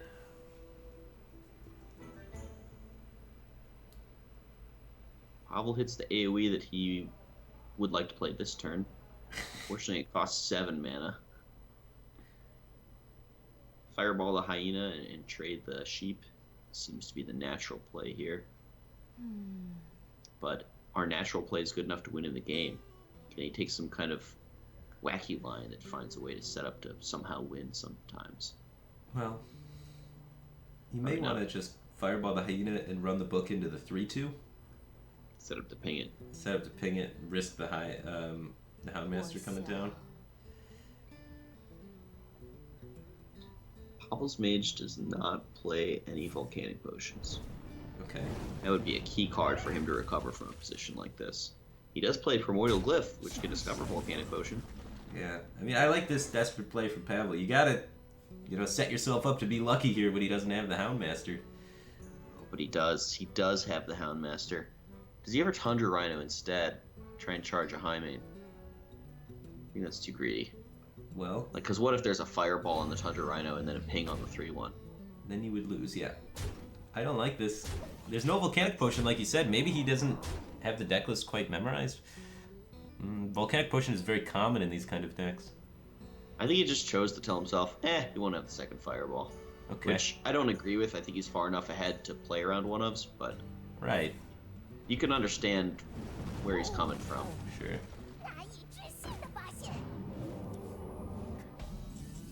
He is making a powerful play on curve. You could do worse. Well, I mean, it's a hell of a card. You're gonna want to play Especially when that it's one. charge. Yeah. He could Rat Pack and Crackling Razor Maw it, try and make it like a 5/2 charge that death rattles a bunch of 1/1 charges. Seems ridiculous. Just time, man. There's no polymorph in the deck for Pavel, so he's gonna have a really hard time answering this. High main. He has, Flame Strike and Firelands Portal coming up on 7, but those don't effectively beat high main. Dog takes a trade with the Tundra Rhino to clear a vanilla 2/3. It does seem like he might have missed some damage there. Well, it plays around Firelands Portal on Tundra Rhino this turn, Okay. so that's kind of the argument for it, which is perhaps a reasonable argument. Like Firelands Portal on Tundra Rhino pulling out an Earth Elemental. Sure. Play around that outcome. Why not, right? I don't know if it really plays around that well. It's still a huge bummer if you see that line. Yeah. What do you need Not to the- win? Better cards than this. Just Crystalline Oracle get you something good? He wants to set up a Flame Strike, right? So you play Crystalline Oracle and ping the high main. He may want to. He's just dying. Barrier. Yeah. There's a little bit of damage coming in. I don't know if Barrier even stops lethal at this point. Like, Crackling Razor Maw is 2 mana, potentially 6 damage here. Well, he needs to glyph into Frost Nova and draw Alex and do one of those Alex Frost Nova plays. This could be lethal, I think. It's 9 on board, plus another 6. It's 15, plus another 6. There's a Plus another attack. 2. There you go. It's 23 potentially. So it's one off. Even. Oh no, he could hit Wind Fury for lethal. Yeah. Yeah, so if your Crackling Razor Maw is on the high main, hits the Wind Fury. Man, if that were a Vaporize, That how would funny have would been that funny be? Vaporize, yeah. But he knows it's from the deck, so he knows it's either barrier or block. So Yeah. it's fine. Would have liked to see him maybe use the second Razor Maw on the high main first, so he had Wind Fury for lethal.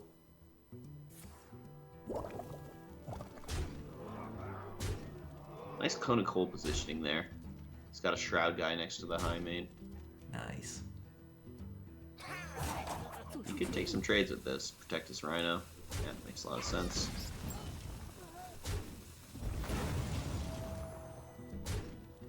Putting his opponent to 5 means it takes 3 steady shots to get through if his board is getting frozen repetitively, but Pavel doesn't really have the tools to do that with this deck. He would have to really chain Primordial Glyph into freeze into Primordial Glyph into freeze. It's very unlikely. Well, all he needs to do, if he draws Primordial Glyph and gets Frost Nova off Primordial Glyph, and then the next draw is Alex Straza, then he could go Ice Block into Primordial Glyph Frost to draw the Frost Nova, and then second Ice Block, then Alex himself Frost Nova. And he could be totally fine. And then from there he draws Pyroblast and then kills him, yeah. That's kind of lethal, yeah. And that's why I set him to 18 right here to set up that. Now if he gets Glyph into Nova, goes Ice Block, then gets popped again, Alex is himself while Novaing, then draws Pyroblast, he does win the game. So does Houndmaster Taunt play around any kind of Firelands Portal charge lines? Your opponent can't Firelands Portal and block in the same turn. Yeah, so they just die if they go for that. Right. That's not the Glyph. But he can deal a little bit more damage, but not enough to well, if he gets... He do 4, 5. We're going to be talking about Kabbalah's Tome outs again. Yeah, he needs Kabbalah's Tome into another Frostbolt and an Ice Block. Yeah, that would do Kabbalah's it. Tome into... Frostbolt, Ice Block into top deck. No, then the Pyroblast is 1 off. Well, you can always Kabbalah's Tome into Kabbalah's Tome Ice Block and nothing, and just go Ice Block ping every turn with Kabbalah's Tome. Yeah, I guess. That's a loop right there. He's pretty close Technically, Pavel's in it. to setting up a Pyroblast lethal. I think you chuck the Frostbolt. Like, your plan is to just... You're never stabilizing this board. No, it's never happening. Ever. You need to get another Ice Block somehow and string together 4 damage, then top deck a Pyroblast. But, does he even have Pyro in his deck? He does. He does. Good. I mean, the key thing is just Primordial Glyph and insane Discovers. Right. Insane Ballstone RNG. And that's not it. So game 1 to Dog, his Hunter gets a win.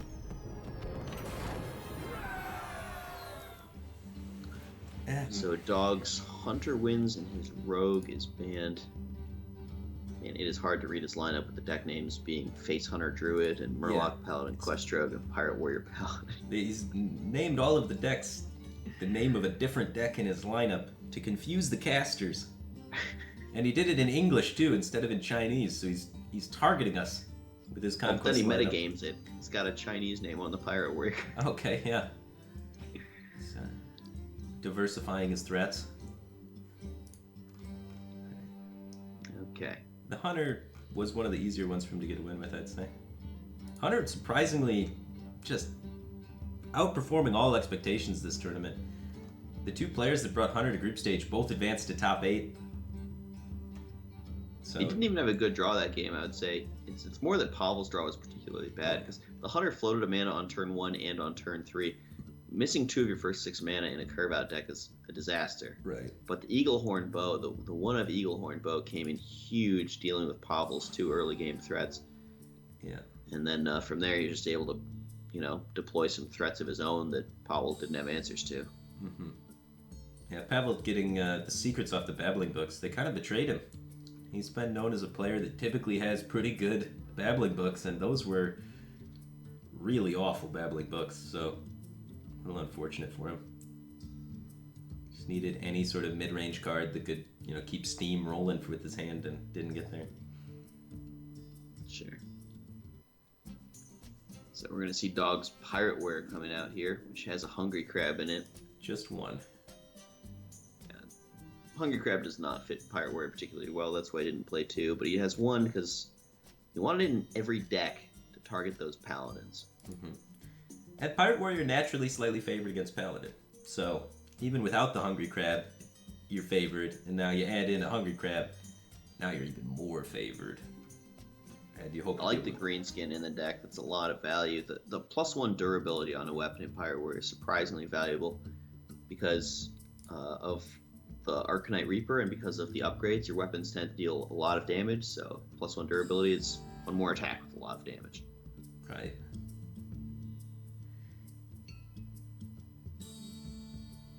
Greenskin's starting to become like pretty mainstream in Pirate Warrior. Almost all the decks I see of Pirate Warrior got that greenskin in there. And he's going up against the Mage. The Mage from Pavel cut the weapon removal that it used to have in the group stages. Seemed to have kept the Ice Barrier off the mulligan. Yeah, he wants that. Can't really tell. Well, he only runs 1 Ice Barrier in the deck, so if you saw it in the mulligan screen, he kept it. Okay, he kept it. He wants that 8 additional life. Mage is a deck with a lot of removal, so if you're able to just continually remove all the threats, oftentimes you can exhaust the Pirate Warrior completely out of resources. And he's just saying, that's my game plan. Let's run him out of resources. And you can see how Barrier lines up very well against cards like Leroy Jenkins and Heroic Strike. Right. You just get card advantage and tempo advantage, if you want to look at it that way. Well, Coin Archaeologist curves into Frostbolt, but what if he War Axes it? So you probably pass on 1. Seems reasonable to pass, yeah.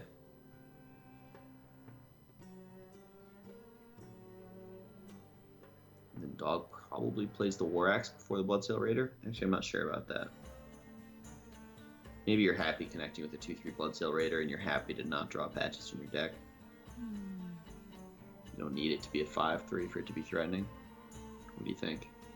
Against Mage in particular, Mage is a class that does not struggle with removing minions that you develop onto the board. So I would prefer just to develop it sooner, I think. Hold on to the War Axe for when you are actually wanting to swing at something. But against other classes, it's definitely better to get the War Axe up first, but Mage has too many answers. You're saying since it's so likely that Mage has an answer to it, you just play it as a 2-3. You don't need it to be a 5-3. There's not much difference. Right, and this way you get more tempo out of it, you know? And you get the patches out of your deck and it starts connecting. It's super unlikely that if you go War Axe into Bloodsail that it's going to connect. Yeah. One nice thing about the 2-3 this turn is it sets up better for Pavel playing Archaeologist on turn 2. Right, which is also an expected thing that could happen.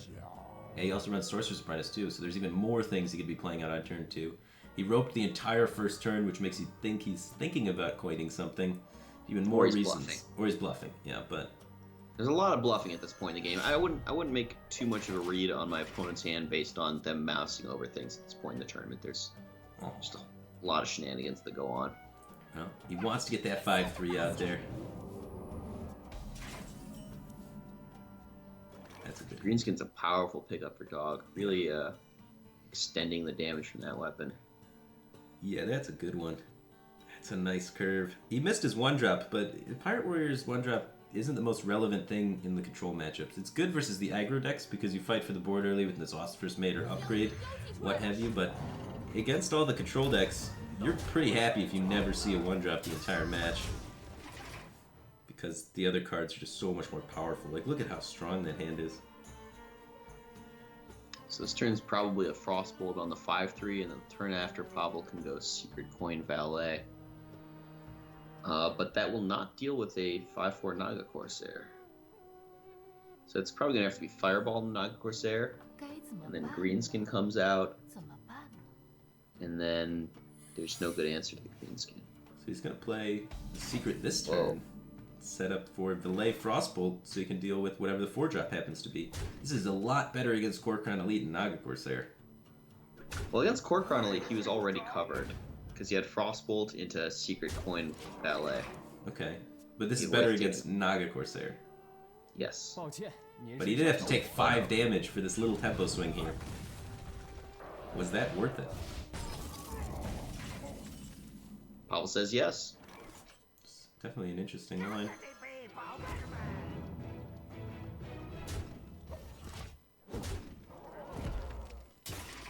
Look at that Greenskin. 5-mana 5-4 Battlecry. It's worth about 4 to 5 damage there. Yeah, Dog lost 2 damage the way he sequenced this, right? Because he could have went with Naga Corsair instead of the Kor'kron and then upgraded with the Greenskin. Yeah, I mean, general principles, you play the bigger non-charge minion first and the charge minion later. It's kind of weird that he led with Kor'kron. I think the reason why he did it is because this gives him 14 damage in hand. Right? So he's saying, I don't need that extra little bits of damage. If you remove every minion I play from here on out, as long as I've squeezed in the Kor'kron, I will have enough damage to close. Because right now he has 14 with the weapon Leroy and Mortal Strike, so he doesn't value the mana utilization of ever getting the Naga Corsair in there, which is going to be expensive for him as now... Oh, never mind. Ooh. But yeah, the barrier was going to make that line a little bit expensive for Dog. These upgrades just get more and more valuable. Yeah. And missing out on the Naga Corsair gets more and more expensive. Because these would be swinging for 6 now. Yeah. But he's kind of close. 15 for Dog now. Ooh, that's a good one. Portal. Looking for a taunt. 07. Yeah. No reaction from Pavel, even though he was playing, what was it? The 07 taunt for 2, Public Defender. Yeah. In the meme match. All of Team Europe put 07 minions in their decks in the show match to make fun of one of the Chinese players, Lovely Chuk, who won last year, but then went 0-6 in the group stage of this tournament. 0-7 even. I mean, yeah, 0-7. Why would it be 6 if the meme's 07?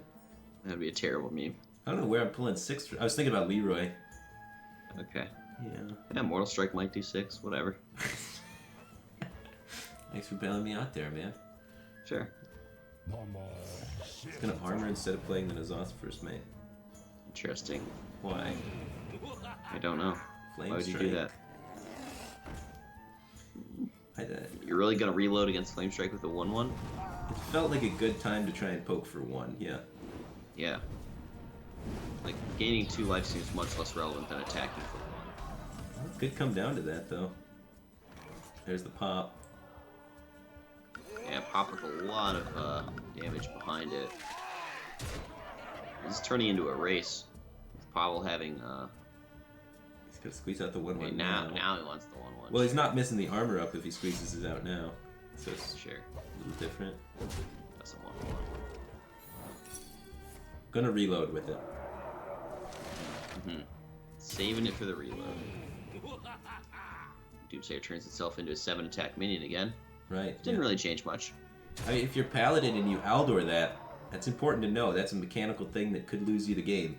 If you ever verse Doomsayer, Correct, Doomsayer here. it resets itself at the beginning of every turn back to 7 attack. 15.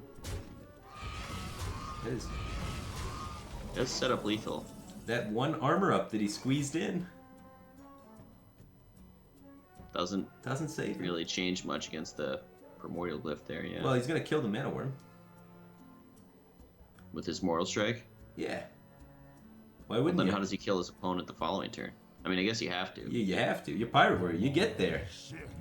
Yeah. This is... So the Fire War X goes face, you Mortal Strike, you play Frothing Berserker, you Mortal Strike the Mana Worm. And the question is, do you dissolve First Mate or Armor Up?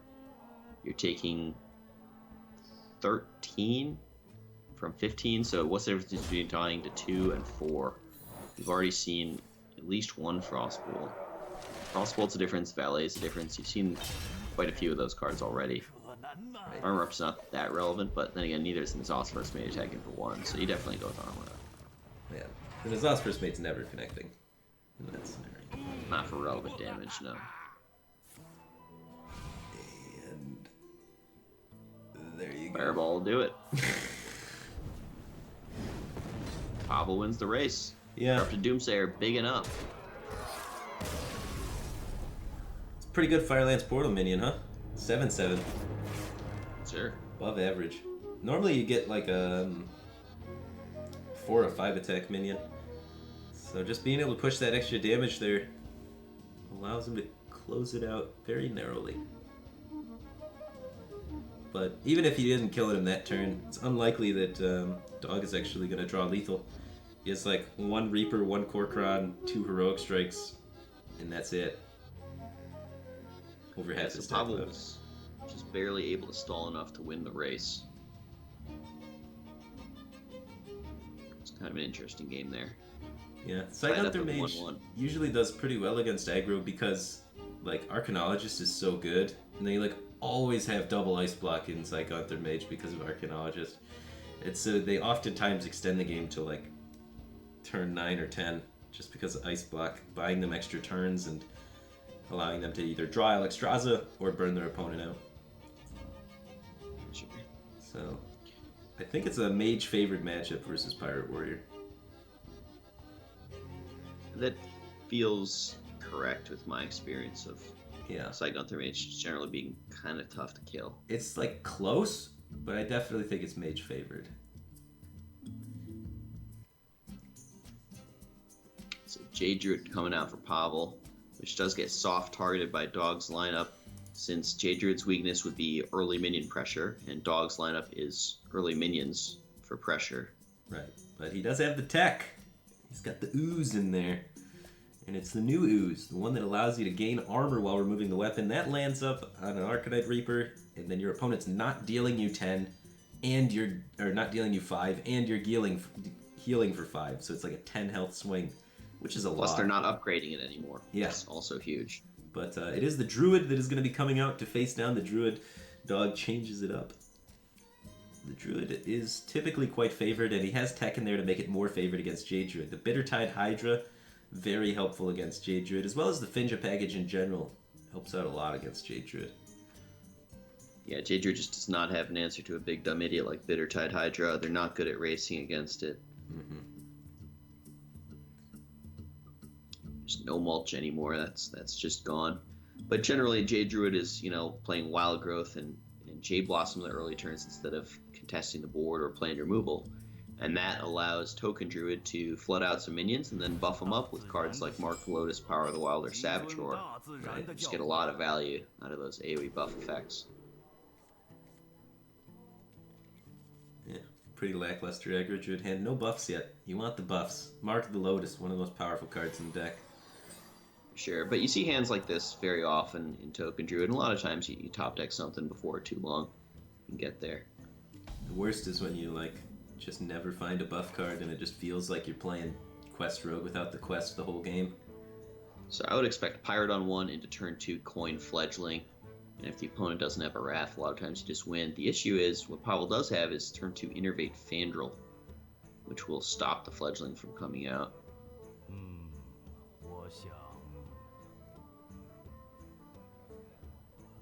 Pavel declined to go Innervate Jade Blossom on turn 1 because then he has no play with 3 mana the following turn. Instead he wants turn 2 Fandral, turn 3 Jade Blossom. That's a good curve.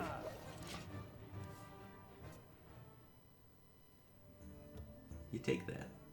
Yeah. Getting a minion in play, innervating out a minion for Pavel is a huge deal to start being able to trade into Dog's boards. The Dog doesn't get too much value out of an AoE buff card like Power of the Wild there. Here, you can go minion, coin, buff, or you could just go double minion and expecting to play something and buff next turn. Well, he's got to top deck something to play with this line, but He's kind of thinking he wants to use the Power of the Wild immediately before the swipe turn. yeah. The thought process here is Pavel's going to probably play something and only kill 1 minion. So if I draw a minion I can play, and I'm buffing on 4 things rather than 3, which is better. Worst case, buff 3. You may not want to buff now. Do you ever play Vicious Fledgling into Coin Finja? The Fandral stays alive, going into your opponent's 5 mana turn. Oh yeah, you need to kill the Fandral before they nourish. You're absolutely right. And he doesn't need to trade into the Jade Druid's 1/1 since it doesn't really do anything. There's no buff cards in Jade Druid to exploit the 1/1 being left alive.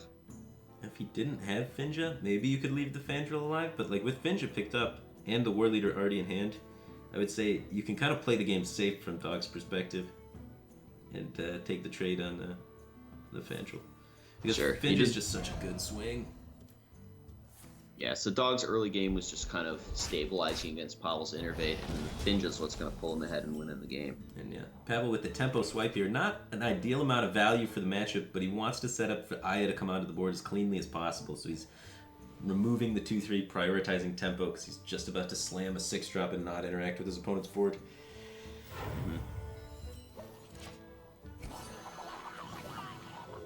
So Finja versus Aya. What's the more powerful legendary? They're both good. Yeah. I'm gonna say Finja is. Oh, Especially with Mark of the Lotus here. Holy smokes. So he can War Leader, trade with Finja, Innervate Fledgling, and Mark of the Lotus. Or you could try and save Mark of the Lotus for a living mana. That is powerful against Jade Druid. The Mark the Lotus living mana. This Fledgling is gonna die. It's quite doomed. Well, if the Fledgling dies, then your opponent is not killing your Murlocs. You keep the synergies alive, so I like getting the Fledgling out alongside the War Leader just to have multiple threats that Pavel needs to remove. Absolutely.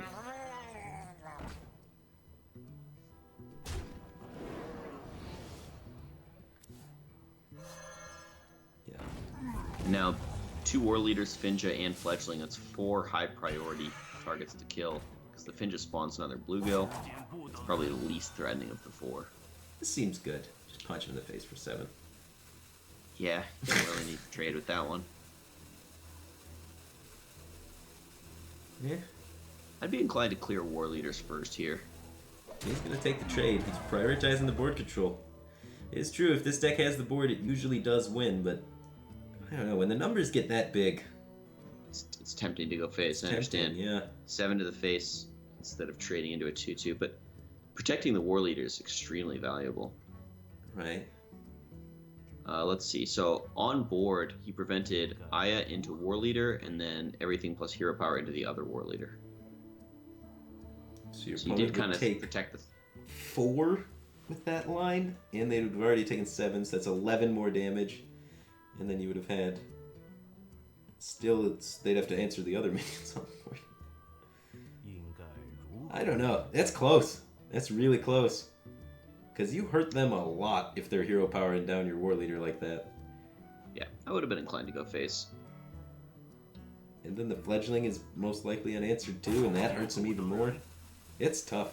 But again, yeah. Not that he's losing this way. Like, Right. both lines win. Yeah, if you can stick the board, you do win. And this sticks the board better.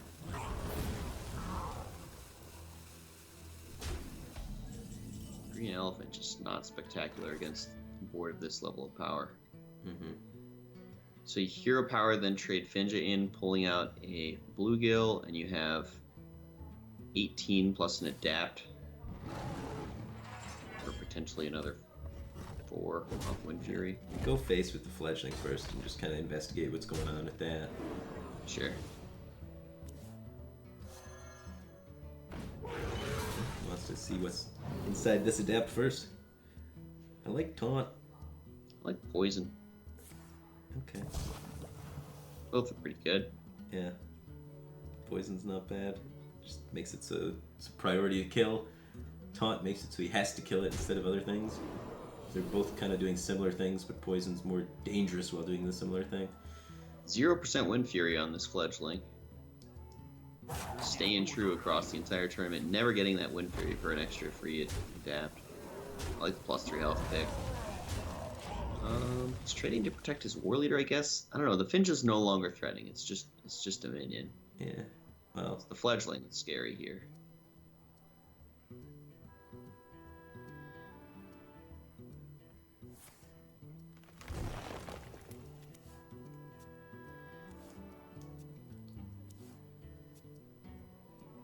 nice poison.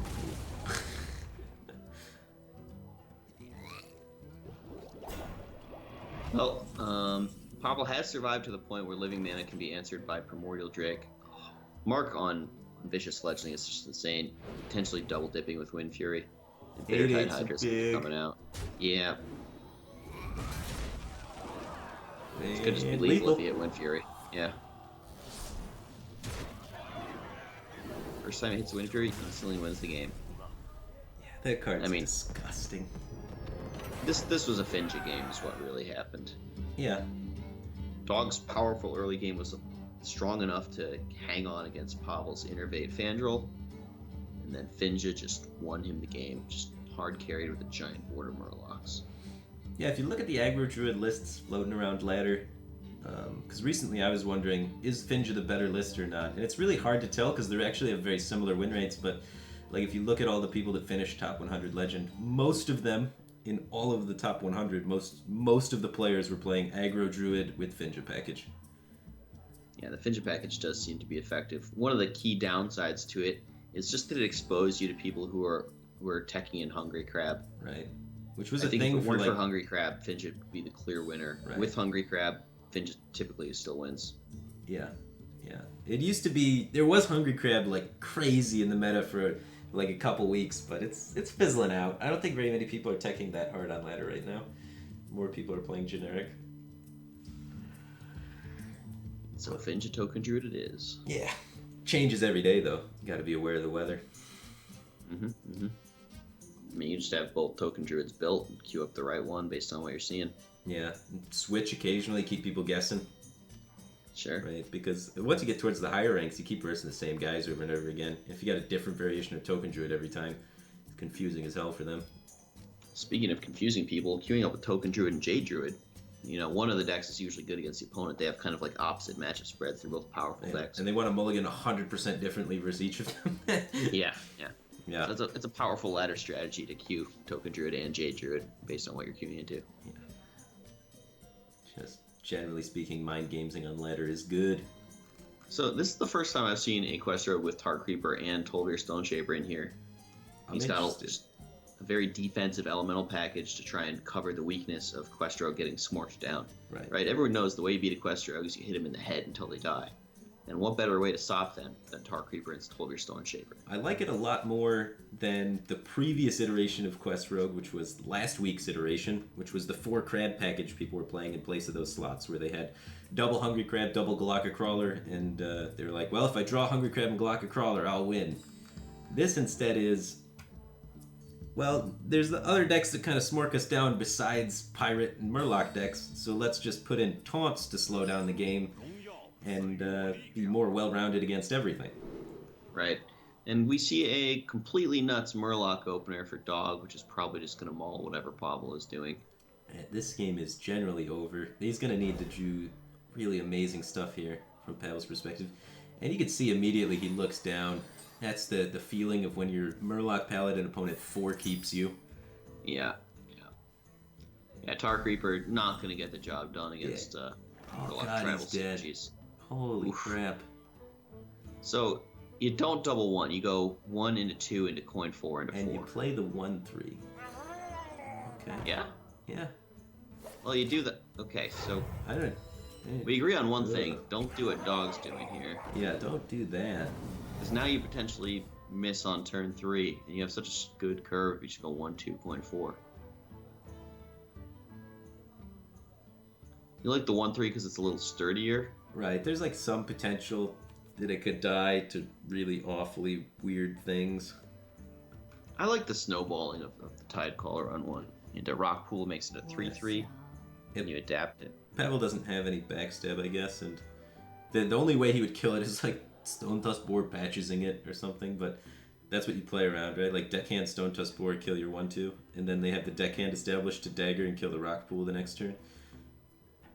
So this looks like a dagger turn for Pavel. The question is, does he hit the 2/2? And the answer is, yep. Yeah, you do.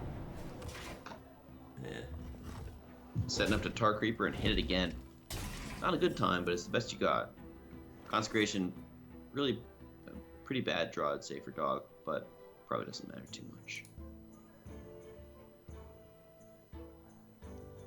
So Rock Pool, buffing your guy out of range. Dagger, meaning the opponent has to use some kind of charger to clear it.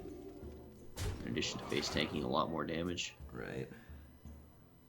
There you go. Needed Needed That's what that. Pavel needed.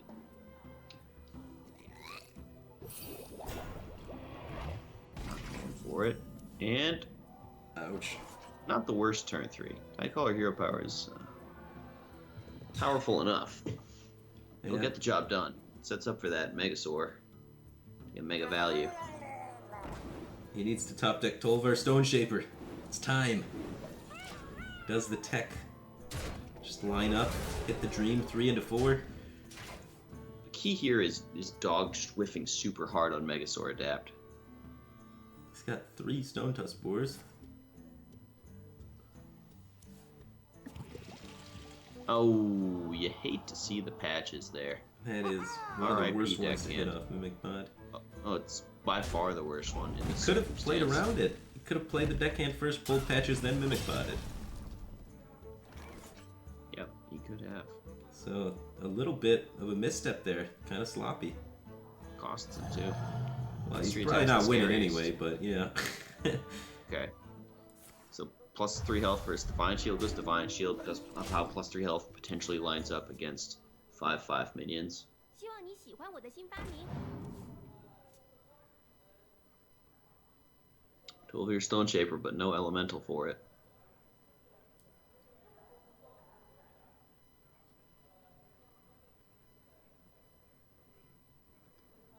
So Dog's looking for a nice turn 6 kill this game very consistently.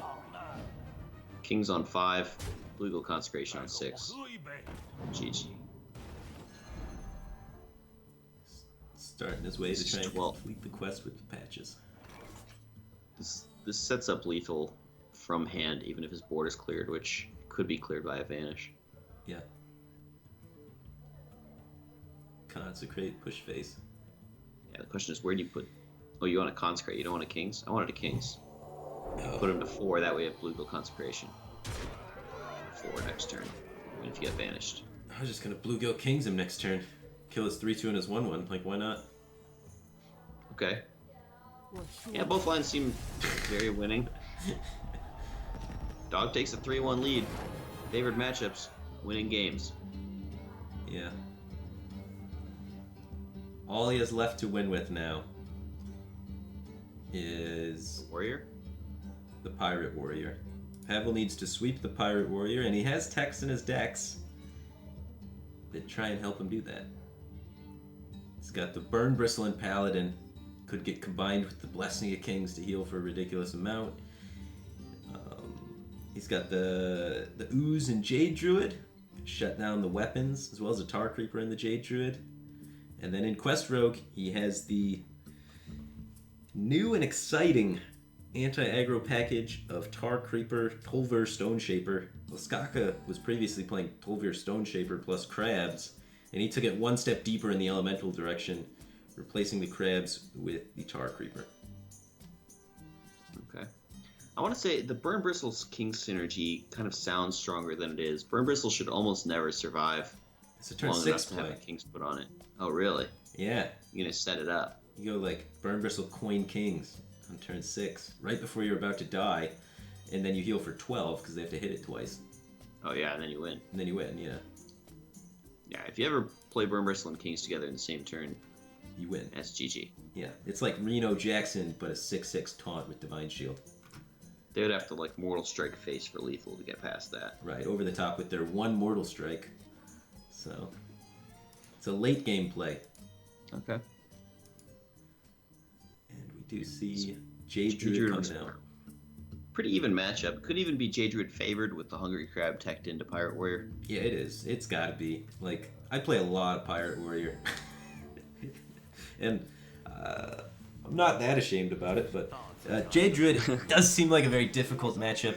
I am statistically favored in the matchup when playing on ladder, but playing against tournament level players comes out to just like slightly unfavored. So if I'm Jade Druid, I might keep Wrath and Swipe here. I'm looking to just remove the Pirate Warrior early game minions and hang on. Just kind of deny those tribal synergies. Keep them off upgrade value. And that's what Pavel does. Oh, Picks up another swipe. You're gonna be able to And if kill I'm everything. Dog here, I pitch Hungry Crab and keep the weapon and the minion. The Hungry Crab's just not high enough impact. Yeah, I hate this Hungry Crab keep. This Yeah, is not it's- that great of a matchup for you. You're going to need to have a good opening, and a 1-2 is a crummy opening. Yeah, you don't need to hit a 1-drop. You need to stick some of those 3 or 4 mana minions Right. and get repetitive damage out of them. A 1-2 is just not enough pressure against a deck with the healing of Feral Rage and Earthen Scales and the taunts from Jade Behemoth and Primordial Drake. You just need more impact out of your cards than that. Yeah, this is a card you did not want to draw in the entire matchup, and you kept it in your opening hand. Yeah, you'd rather skip turn 1 than play Hungry Crab against Jade Druid. Right, you'd rather have like a Frothing Berserker in your hand, or No. anything. Anything sounds better, yeah. Actually, no, the one card that Hungry Crab I think is better than in this entire matchup is probably Mortal Strike. Yeah. Right there. So, Wild Growth sets up the swipe next turn. You hope to not see a captain if you Wild Growth, because the captain protects the patches while developing and pushing damage. Indeed, Dog does have the captain. You could play around As well. Captain by Wrathing this turn. Wrath on the 2/3. Yeah, but Try and slow you it gotta down a think little bit. Wild Growth on 2 is the winning line of play, right? Right. It's better against most things. Like Cultist and Frothing. You see Pavel a little bit upset to see the Captain come down. It's the only 3-drop. It punishes him. So, coin Nourish for Crystals, Wrath the South Sea Captain's a pretty nice tempo play here. Yeah, exactly. I think it's the best play on the turn. And he decides wants- to clear patches instead of pointing out the Nourish. Yeah, I guess he wants to draw later on. It's more just that he wants to clear the 1/1 patches. This might be better against like a second South Sea Captain, so the patches doesn't get buffed again. If he had coined the Nourish, next turn he'd have 7 mana, which is not necessarily enough to do anything relevantly better than what he's Relevantly currently better. doing. Could Aya Earthen Scales? Yeah, but he wants to swipe. He wants to be clearing. Right. You don't want to develop into a Pirate Warrior board. You want to clear the Pirate Warrior board. That's why he mulliganed for Wrath. That's why he kept Wrath and Swipe off the mulligan. He just If you can clear all the minions, then you can probably heal through the damage, is the game plan. And he's When cleared Jadred's losing. all the minions. Yeah, except this Hungry Crab. He's Getting in for one again. This is the 4th attack this Hungry Crab has made, so like you said, better than Mortal Strike. Yeah. Because it made 4 attacks for 4 damage, and it's still in play. Here we go. Dog just jamming that in there. Got top decks for lethal, even if the board is cleared. He uses his last weapon charge, so he loses upgrade top decks from Greenskin, Double Cultist. So, Pavel is fairly certain the remaining card in Dog's hand deals 4 damage. Now, knowing that information, I still think you swipe and try and stabilize once the minions are gone. So you take a risk here, and you hope they don't get second Warx, second Mortal Strike. Second Heroic Strike. There's 2 outs. And you hero power over Jade Blossom to play around Leroy Jenkins. Yeah. So, works out for him. Well, dude pass. Pavel can gain life, but he's not clearing the dude.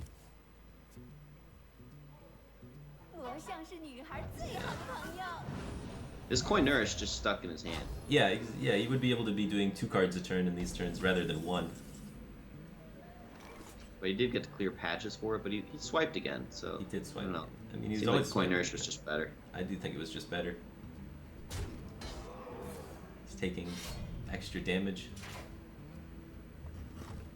Dog desperately trying to find that last little bit of damage to make this Mortal Strike lethal. And the Nourish here could draw him into the Feral Rage. Yeah. Or he could top deck it. That'll work. He's gonna close it out. And so Pavel's gonna win this one. It's Jade Druid you'd think would be unfavored against Pirate Warrior, but just such a powerful deck. Yeah, it's so good. I would rather be the Jade Druid than the Pirate Warrior in this matchup for sure.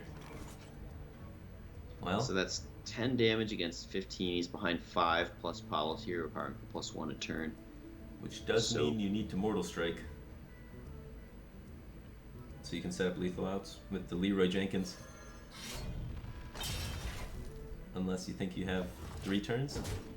Well, you have mana for Mortal Strike Leroy next turn, so you, Oh, you you save do? it. Yeah. I thought he was going on to 8 for some reason next turn. Nourish looking for more life gain from Earthen Scales or Feral Rage or a Taunt.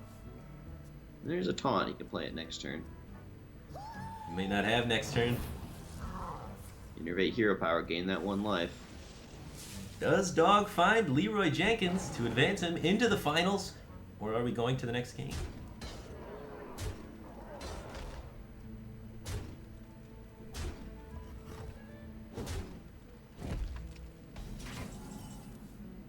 Nope. Well, it's not quite lethal. Yeah, and there's no setup through the Primordial Drake either. He only runs 1 Mortal Strike, so he's not going to be able to get through this Primordial Drake. That's going to come down, and that is going to lock out the game. This is cute. All 5 Jades stuck to the board here. 1, 2, 3, 4, 5. Yeah, Pirate Warrior doesn't do a lot of trading. Pavel trying to think about Mortal Strike and whether there's some combination of cards you should play around, but no. Even with Arcanite Reaper, Mortal Strike, in an ideal top deck, you can just take all this face damage. Perfectly safe.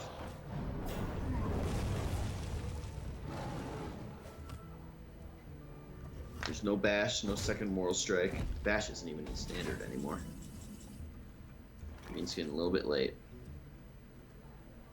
Or a lot late. A lot of things were late for Dog that game. Reaper didn't come out until 10. Yeah. You're gonna want to Reapered and killed them by then. So. Hungry Crab worked out sort of okay for him. He pushed a reasonable amount of damage. Well, now imagine the Hungry Crab was a 1-mana pirate, though. Maybe you Yeah. get there. Instead, it's pushing 2 a turn for those little while. I guess he did play a pirate on 2, so he would have only gained 1 extra damage from that. You would have gotten then his lost first mate weapon charges in. You gain little bits here and there, but there's also no consistency that you're actually finding the 1-mana pirate if you mulligan the crab. It's just a question of what was the first minion turn that Dog missed. He hit the 1, 2, 3, 4, I think, pretty well. Well, did he play minion turn 4? I don't remember. I think he went 1, 2, 3, and Missed on 4. missed on 4, missed on 5. Like he heroic striked face, I think, on 5.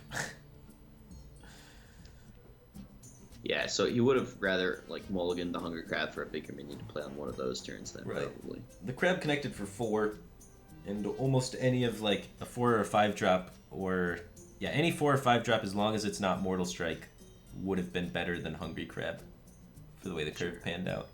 It would have done more than 4 damage. It's just not you can't snowball a board with Hungry Crab. It's Sure. 1-2 in a control matchup. Control match. It needs to connect like 7 times for it to be worth it. Which, hey, sometimes it does, I guess. Alright, so Pavel's Paladin against this Pirate Warrior. He's looking for the Murloc curve, obviously, of Bioelephant Inquisitor into stuff. He would keep... You'd keep a Hydrologist on its own. You'd probably keep Burn Bristle on its own. Would you keep something like Aldor or Rockpool on its own going first? Going first? Without the 1-drop? With only 2 1-drops in deck? It's a little sketchy. You wouldn't keep any of these cards, though. No. He's going to need to draw very well. Pavel's in a lot of trouble here.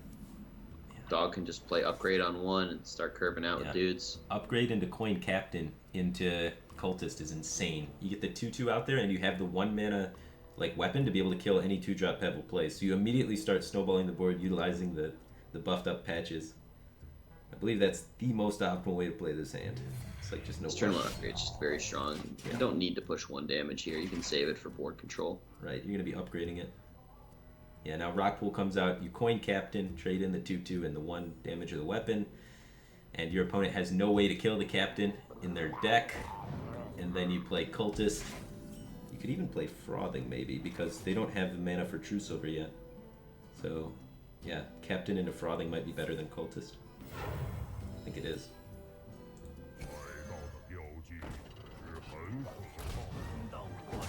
Yeah, this just looks like a win for Dog. Yeah, it seems over. You definitely play Frothing. They Truce over the Frothing, they're leaving the Captain up and taking a boatload of damage. Yeah. That guy gets big. Now you can upgrade the War Axe later on too. So now you go War Axe and then Blood Sail, and then you can charge in the deckhand and upgrade the War Axe. Get actual value out of your upgrade. Yeah, this is just brutal. That's the best way to do this. Now the deckhand in your face, you play a 2/3. Sorry, you play the 3/3. Yeah, you play the 2-drop and the 1-drop Pirates this turn. And the 1-drop Pirate in your face trade in. Right. But after you play this minion. That's pretty good. And Powell doesn't play Pyromancer quality in his Paladin, does he? Even if he did, all the doesn't have pirates would Pyromancer. stick. Because the Yeah, captain, the captain, right. he's dead. He can. There's no way. And with Dog winning this, he knocks the last European out of the tournaments in all Chinese finals. All Chinese finals. That means EU versus CN is going to fall to the Chinese 2 years in a row consecutively. Not giving a single Ferrari to the Europeans. Second year in a row, China showing that it's stronger than Europe. So for as much as everyone likes to say Europe is the best region, Europe beats everybody, China's not today. China's being consistent. They're 2-2 against Europe. This is the 4th one, right? So the first 2, Europe won versus China. I think Kalento won both of the first 2, EU versus CNs. And then now China is back-to-back 1 against Europe. So our final is going to be Dog versus Hope. Right.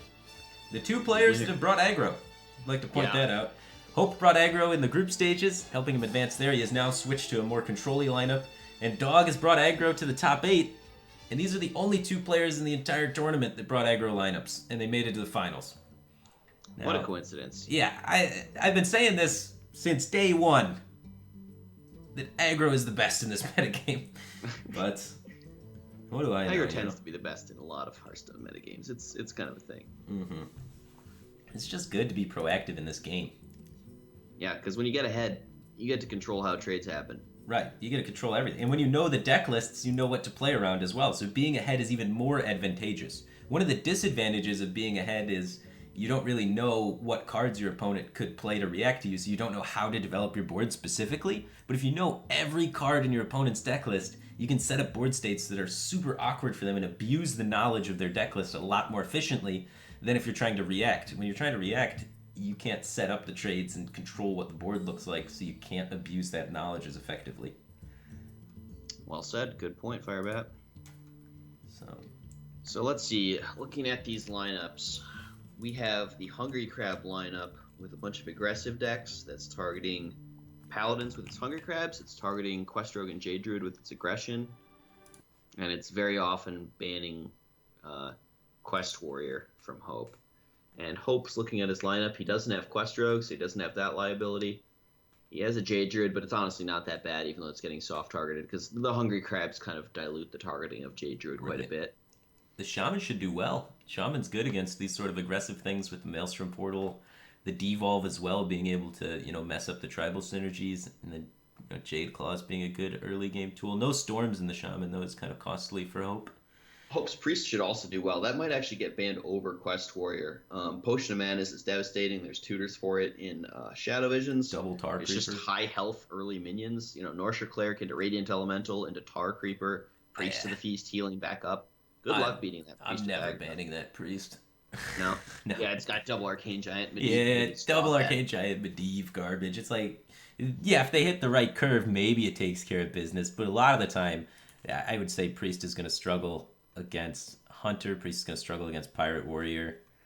Probably It does lines have the up. Galaka Crawler in there. It can eat a Okay. pirate from Pirate Warrior, from Murloc, from Quest Rogue rather, and also from Druid. 3 of the decks have potential pirates for Galaka Crawler to hit. Right. But if you look at like ladder statistics, Priest finds itself unfavored against every aggro deck, and Priest oftentimes on ladder is being played teched against aggro. Yeah, There's- and this one has double Arcane Giant, Medivh, free from Amber, so Yeah. that's like 4 big bricks in the deck. It's not really being teched towards against aggro, so it's going to struggle against all of the aggro. Okay. It's just Priest is much weaker power level than Warrior, just as a deck as a whole. So Hope's weaker decks might be the Priest, the Paladin, and the Jade Druid, whereas Shaman and Warrior seem like pretty easy wins. Well, the Shaman has no storms. If Shaman doesn't hit the 1-drop, it can just really easily get snowballed. And it doesn't have Thalnos to get spell power for the Maelstrom Portal. Okay. So at first glance, I'd say the Shaman looks very easy to get a win with, but then once you see, hey, no storms, we basically have to draw this Volcano every time, or have a snowbally start against our opponents with our 1-drop into 2-drop, or we're dead. Like, that's how I look at this Shaman right now.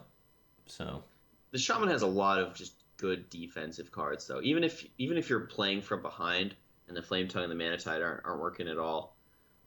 Maelstrom Portal, Jade Claws, Devolve, Hex, Hot Spring Guardian, Jinyu Water Speaker, Jade Lightning, Thing from Below, Fire Elemental, all these things, kind of keep you in the game. sure. It's better than the Priest and the Paladin, I'll give you that. But I don't know if it's better than the Druid at staying alive. But either way, Hope's got his work cut out for him. Dog had the lineup for the tournament. Like, his lineup is by far and above the best for this top 8. It's just very good against all of the people in the top 8. And that's why he keeps winning. Like, I would say his play has been a little bit weaker than most of the players in the top 8, but just because the lineup is spot on for what the metagame is, he just keeps winning, man. Okay. So let's talk about the bans a little bit more. Dog is never banning Paladin because of all the Hungry Crabs. Right? Well, he's banning the Warrior. He's banning the Warrior. Yeah, that's done. That's simple. Yeah. Yeah, I mean, it is a lineup that intends to ban Warrior. Yeah, it's a every lineup time it's Quest Warrior. designed with banning Warrior in mind, and it's going to keep doing that. Yeah. So And then Hope's ban is more interesting, right? he probably wants to ban... Last time we saw a Quest Rogue banned from somewhat similar lineup. I don't like the Quest Rogue ban, because one of the advantages of, or one of the disadvantages of Quest Rogue is that it could like just draw bad and lose. Like that's it has the highest window of just losing no matter what you're playing against compared to the other decks in Dog's lineup. And when you're trying to target something, if you just draw like garbage against the deck you're trying to target and it sneaks a win out, suddenly your whole strategy can get thrown out the window. And I think that's a reasonable out for your Paladin. Mm-hmm. Well, I think the Paladin always has a reasonable out of just, not having to play against Hungry Crab and doing Paladin things. Sure. And it even has Harrison Jones in there. Could hit against the Pirate Warrior, do some magic there. I think Dog's Quest Rogue is better against Hope's lineup than against Pavel's lineup, and Pavel banned the Quest Rogue. The reason I say Dog's lineup, the reason I say Hope's lineup is weaker to Quest Rogue is the Priest, the Shaman, and the Druid all look like they really struggle to pressure a Quest Rogue. Right. Only the Paladin really does well against it. I don't know. When I feel like I'm in an unfavored like situation by like a huge margin, just give him that high variance deck. I like giving him a high variance deck that is very hard to play under pressure. And yeah, Quest Rogue's a high variance deck, and it's the deck we've seen misplayed the most in the entire 10 days of the tournament. And almost every player that's played Quest Rogue has made some misplays at some point. And so when you're playing for a Ferrari, I'd say you're most likely to make mistakes on Quest Rogue than you are face Paladin, face Warrior, face Hunter, or face Druid. So I would say, you know what? Play your Quest Rogue. Let's see how you do under pressure, buddy.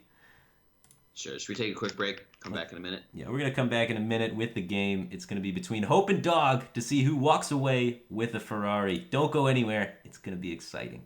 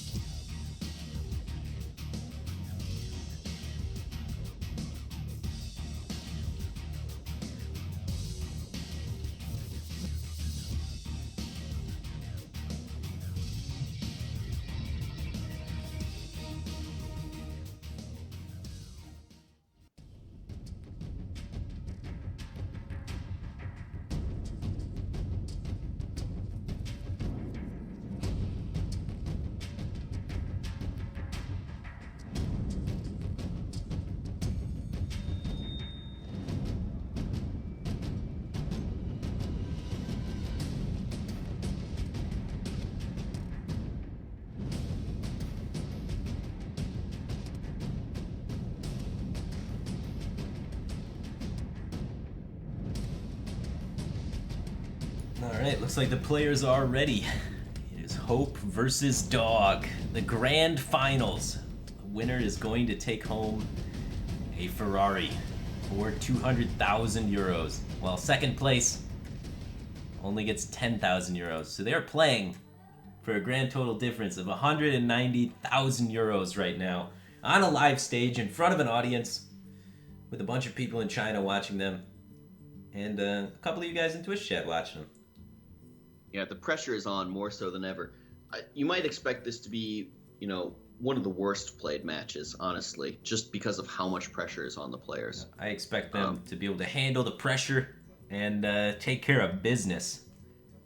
I'm just thinking back to BlizzCon. I remember there being kind of more mistakes than you'd expect from the caliber of player there, Right. just because the pressure is so high and it really does get to you. Everyone thinks they're immune to pressure until you're playing for $190,000 and tens of thousands of people are watching you, and all of a sudden everything's different, and you've never practiced for this before. You can't. Well, sometimes you can.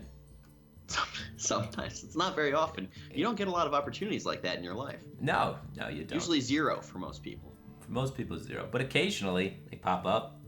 Sure. Yeah. I mean, playing on stage, I think, is really fun at this point. I've done it a lot. It's really sweet. And, usually your opponents play really bad against you, which helps a lot. Yeah, like I was saying, Hope did look very nervous. He always has, but he's, persevered. He has troubles with Dog looked more nerves. confident. And that's why he does the lucky hat thing. He's always chewing on something. That's how he stops his nerves and readjusts. But these are players, I've casted them on big stages like 4 or 5 times now. I've casted Hope plenty of times. He's a veteran at this point. He's won the Gold Series a bunch of times and qualified for all these things. He played in NA versus CN, I think 2 times, and EU versus CN 3 times. So, this guy has stage experience. Dog, on the other hand, this is my first time ever having the privilege of casting him. I don't know that much about him. He's one of the more newer players that I've seen represent China. So if anyone's going to have nerves, I'd say it's on Dog's end to have nerves. And this is his game to win. He has the advantage in every regard right now. This is his Ferrari to take home. So if he starts losing, it's going to be all on his error most of the time. So he's the one that's really under pressure. Kind of Hope's going in and people are expecting him to lose. Body language-wise, Dog looked pretty comfortable. Hope looked much more nervous. Yeah. Although we did see Hope crack a smile there just before we cut to the caster desk. So maybe things are kind of swinging his way with that. But Hope's decks, I think, are probably harder to play. Maybe I'm just going with the meme statement of, slower decks are harder to play, when a lot of times aggro decks can be more difficult. But I don't know. Hope kind of has to play a longer game, whereas Dog... The game's going to be out. kind of the same duration for both players. Sure. I mean, when one's done, the other guy's not going to keep playing. No, that's true, but the aggro player kind of gets some free wins just in the early turns, whereas Hope being more often the control role, every game he wins is kind of going to go longer. Right. He always has to work for it a little bit. Gotta make it happen. And a lot of Dog's games could be decided by, hey, I drew Hungry Crab. Sweet. Hey, I mean, that's just good lineup building, but yeah, whereas Hope needs to win the game rather than draw Hungry Crab. Sure. So we talked about, let's just review the lineups really quickly. Dog has kind of the Smork lineup. He has Pirate Warrior, Mid Hunter, Aggro Murloc Paladin, Aggro Token Druid, and Quest Rogue being the least smorky of his decks, but it's still like powerful against the late game decks is the general gist of what he's doing. And he teched in Hungry Crab, at least 1 and sometimes 2 into all of his decks. So he's targeting Paladins with the Hungry Crabs, and he's generally targeting slower decks like Quest Rogue and Jade Druid, and maybe some slower Priests as well with his lineup. Yeah, and one of the hopes that Hope has is because he doesn't have the Quest Rogue, he doesn't have that weak link in his lineup like Pavel did. So his lineup, I'd say, is a lot better against Dog than Pavel's lineup was, because no Quest Rogue to get bogged down in that aggro strategy. It's just really the Paladin that's getting super targeted. And Dog actually banned Shaman rather than the Quest Warrior ban that we were expecting. Right. Really respecting the early game tools of Shaman to board control. I personally hate this ban. There's only Okay. 2 1-drops in the Shaman deck. Oftentimes it misses its 1. And it has no spell power in it, so it needs to have spell power totem to recover with Maelstrom. So I find it very unlikely that it ever wins an opening. And Shaman without winning the opening isn't great. Even though it has the healing tools, I don't think it's as strong as Warrior is, which has, Whirlwind, Sleep with the Fishes, Fiery War Axe, Brawl, Ravaging Ghoul, and then every minion says Taunt.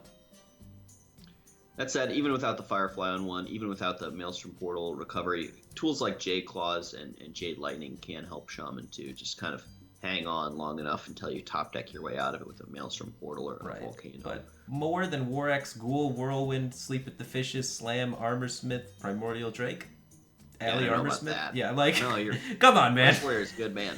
Yeah. What is going on there? Yeah, there's no way. It's arguably not that relevant just because both decks are expected to get a win pretty quickly. Sure.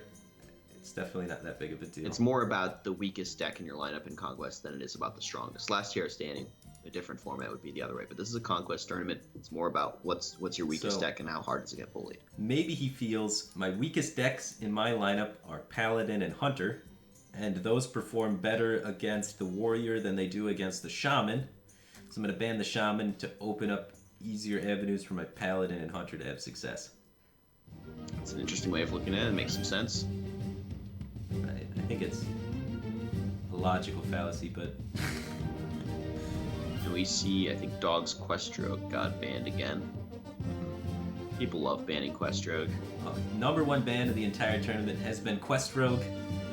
The guy that has had, like, the most success... All of the players that have had the most success have banned Questrogue the least. You look at Hope, Pavel, and Dog, where the players banned Questrogue the least throughout group stage and the top 8.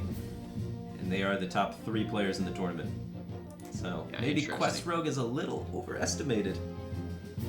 And aggro is a little underestimated. Right. Aggro is a lot better than people give it credit for right now. Yeah, in this tournament anyways. I think in general, like, every time I see deck lists on Twitter from open tournaments and stuff like that, it's always some brainless Smork lineup that's getting first. Come on, Smorkin isn't brainless. No, it's not. You can Smork brainfully. You can. And you win tournaments doing so. Yeah, it's nice. Dog's trying to prove that right now. So Nazos first made on 1 seems like a good start. Seems stronger not much than reason deckhand. Yeah, you don't really leave with the deckhand because it gets charged next turn up. It's the weapon equip, so yeah. Question is, do you ever swing for 1 with your face? Probably not. If you you draw want that for board control. Yeah, and if you draw Reaper, you can still swing 3 times, then equip Reaper while missing the attack on turn 1. Yeah. So you can might swing turn more 2.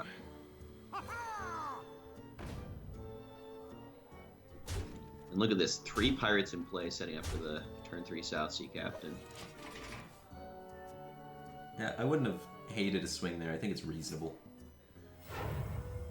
Sure. Although, pushing 1 face damage, could go either way on that decision, I think. He's just not playing a weapon for a long time. So, South Sea Captain seems pretty good here. Play around Potion of Madness. 3 mana, 6/3 of Swords. It's not really... I mean, Potion of Madness is no longer good, but he kind of already checked that it's not there. Previous couple turns. So it's playing around a top deck Potion of Madness. Oh yeah, you have to take the card in his deck. I looked at that cleave and got excited. I baited myself. No. Can't take the cleave. No. So, Priest of the Feast, Binding Heal. Hope has some great life gain options, but what he needs is board control. Right. And he doesn't have that. Frothing Berserker coming out here, trading the deckhand. The Frothing will be at 4 attack, where it will not be vulnerable to Shadow, Death, or Pain. Almost guaranteeing that it connects, except for that there's actually that Mortal Strike in Hope's hand. Yeah, I still think you do it. Yeah, you do. Very powerful. Because the Corsair gets cheaper later when you find some weapon, and the Corcoran, like, it's more mana efficient, but that's not that relevant. It's more relevant that this is a perfect 4/4 Frothing turn. You want to get that Frothing online. Yeah. Charge late, Frothing early. Right. The last minion you want to play is a charge minion, unless you have enough damage in hand to kill your opponent. Then you go all face with the charge minion. So he's done this Okay, so before. He's assuming he can kill his opponent. So he says, you know what? I have enough damage that no matter what removal spells he uses, I will kill him the next turn. And he's right. yeah, what about Binding Heal? That What about Powered Shield, my guy? Yeah. Value trade your captain to take 4 attack off the board. Okay. And Binding Heal my guy and heal my own face. He did not play around Binding Heal, that is correct. But he could also Mortal Strike too, right? Stay alive. Gains 7 up to 18. He's The max damage that can come out next turn is 6 from your warrior opponent. You have a 1 damage weapon. So a double Heroic Strike plus deckhand would be 10. Okay, yeah. You don't play around that, that's not real. No, you Yeah, don't play around the double Heroic Strikeouts. So you could just Mortal Strike to remove more and then heal. You want to remove as much as you can before healing. So I would prefer Mortal Strike. Well, the nice thing about the Powered Shield Binding Heal line is you protect a board to trade into future minions, and you're getting value out of the Binding Heal healing a minion. Mm-hmm. Yeah, I still like just killing more stuff. Okay. I really gotta say, I hate Dog's turn 4 line of play. Oh yeah, I think it was awful. It was extremely premature smart there. I mean, Dog's been doing that consistently throughout the tournament, though, but his lineup's just been carrying him. Alright. So now you have to play around 8. If you can. You hope to be able to play around 8. You could kind of accept maybe you just lose to 8 anyway, because the line playing around 8 would be too weak. What is playing around 8? Priest of the Feast plus, Binding Heal. yeah, plays around 8. But, yeah, I think that's actually probably fine, right? It's a pretty good play, yeah. Well, the like better that. play is Powered Shield. Well, that's the stronger board play, right? Priest of the Feast plus Powered Shield. You died at too many Then you're things. at 12 life, and that's very risky. You Yeah. do actually die to just the Leroy. Yeah. You want to be able to beat 6, I'd say. Yeah, Because so the Priest of the Feast Korkron Binding play was very suspicious, right? Yeah, he just might have some charge damage in hand. Yeah. You gotta read into that one.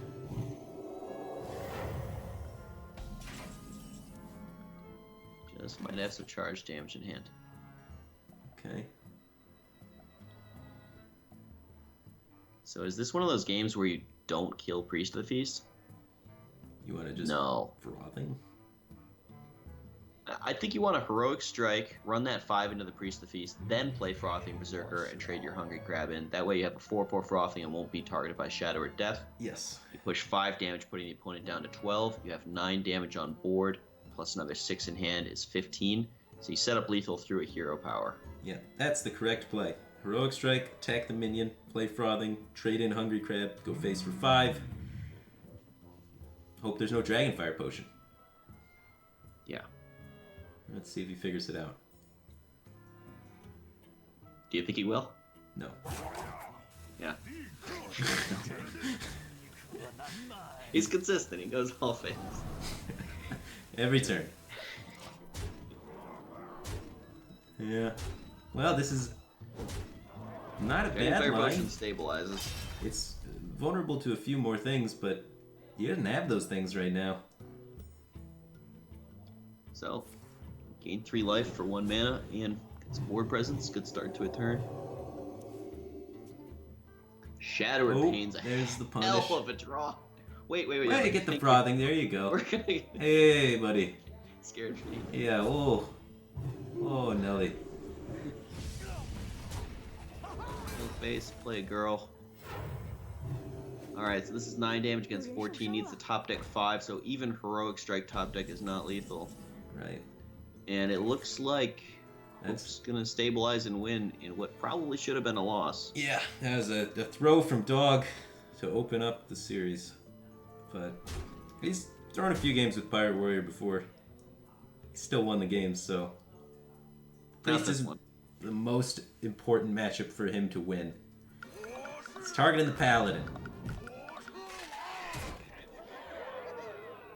Not a whole lot of point to save in that minion. Yeah, just play it. Get in there. All face every turn. Yes, he's consistent. Yeah. He's dead. That Priest of the Feast is gonna heal him out of range very quickly. Right. You could bump your girl into the 2/3. That way you draw an extra card off Holy Nova. Yeah, win more. I like winning more. All Winning's of good, but winning. winning more feels better. Yeah. You like to see that. He's healing for 7 this turn, up to 12 against a Pirate Warrior who's top decking. Right. Good luck. He needs Reaper into upgrade. Okay, doesn't feel like it. Dog's had enough. Yeah. I mean, the Priest didn't have pressure yet. He could have hit Reaper into upgrade and maybe made it. Technically, maybe. It's very unlikely, though. Very unlikely, though.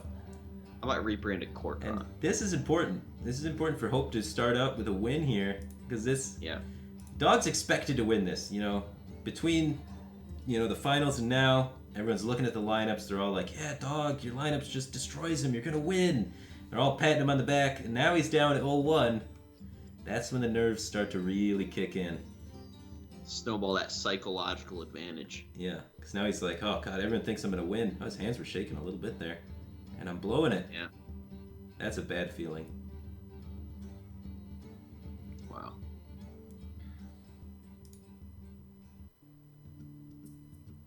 So tense. You're playing for 190,000 euro. 190,000. That's more than Do you most think- people make in a year. And you could do it in 20 minutes. That's more than most people make in a couple of years. Yeah, that's more than most I don't people think either of these guys has ever seen 100. Has ever had 190,000. Wow. Like I don't in their know. bank account or in their hand? Either way. That would be kind of cool. I imagine $190,000 sounds bigger in real life than it does, or it sounds bigger than it would actually be. Probably be like It's probably not not like physically.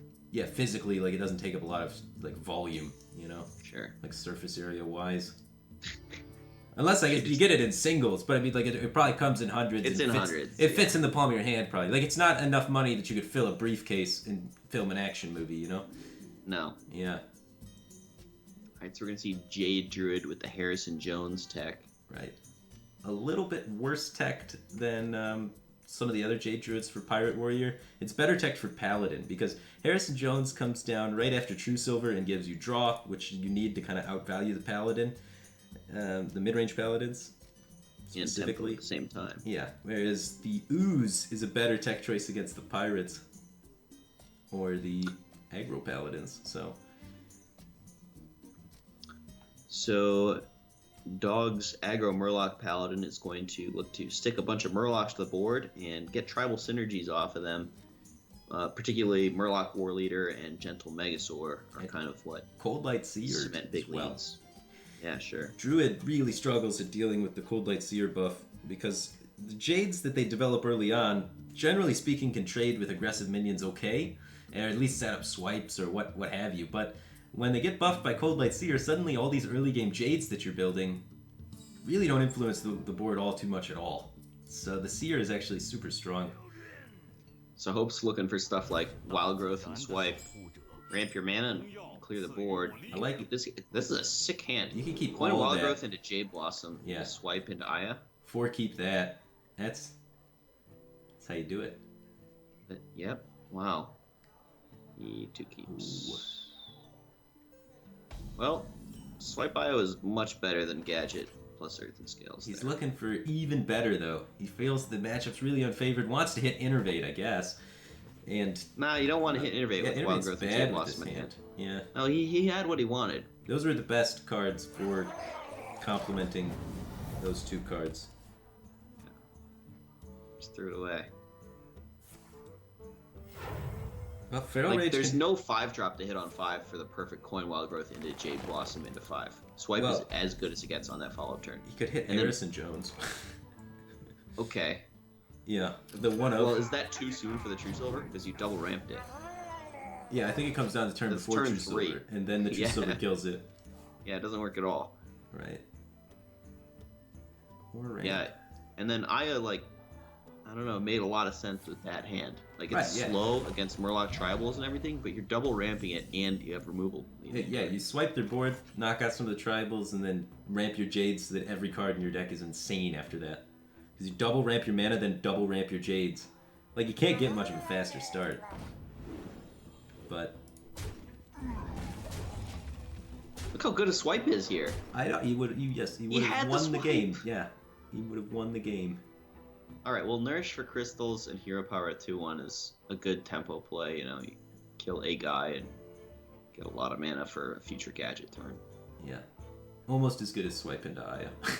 He's trying to find. Shut up. He's trying to find that Primordial Drake turn with Nurse for Crystal's hero power. And the gadget draw into Primordial Drake.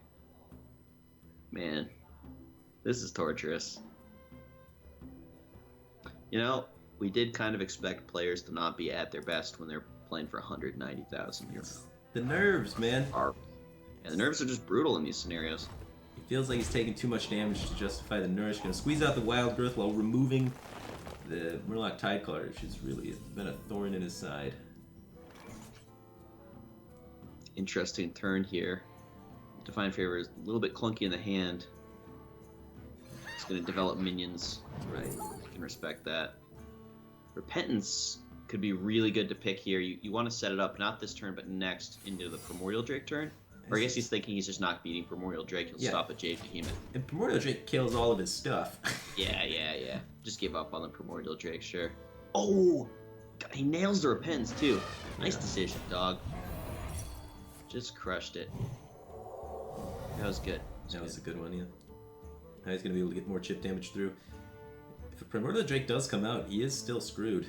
Just because Hope's ramps so efficiently. Interesting Use of Earth and Scales there. Kind of leaving Gadget a little bit high and dry in his hand. Well, Gadget's not winning him the game, so I think that's reasonable. Next turn you can draw it into Feral Rage and then play, Feral Rage. And then... There's one Feral Rage left. He already used one. Yeah. And then try and hit the Primordial Drake, though. So you get more opportunities to try and find Primordial Drake. Like, if that's your curve, you don't have time to fit in the Earthen Scales. And I don't think you ever have time to Gadget here, so I think it's fine to just cash it in there for the little life gain that you can get out of it, just to make sure it happens. Life gain and board presence. It's right. Not just life. So it's kind of nice, yeah. Yeah. Jade Spirit's a pretty dead draw for Hope. He doesn't have time for that kind of nonsense. He's got to draw and hit Removal and Primordial Drake. He wants to see Wrath, Earthen Scales, or Feral Rage here. Nope, there's a Wrath. Okay. Wow, he just hit 2 removals and a taunt. That's a nice set of 3 cards to see. Can he afford to play around Divine Favor? And the answer is no.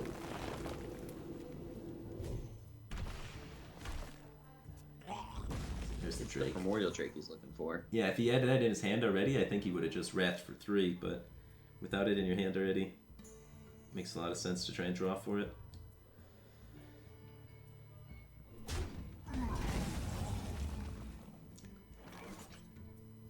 It's a pretty good Divine Favor turn. He goes for Spike HT instead.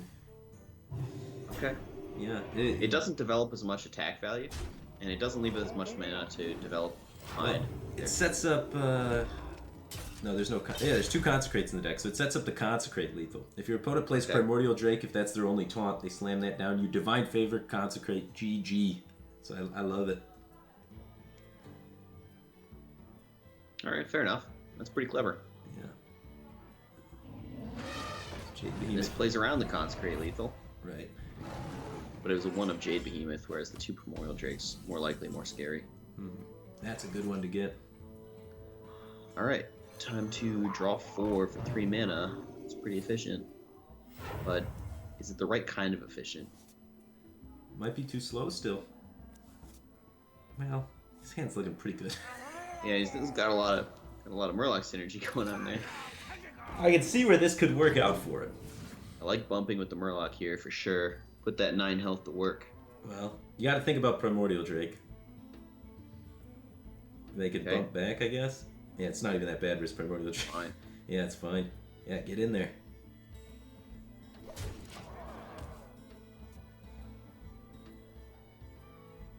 Hope does not hit the healing he was looking for on that draw.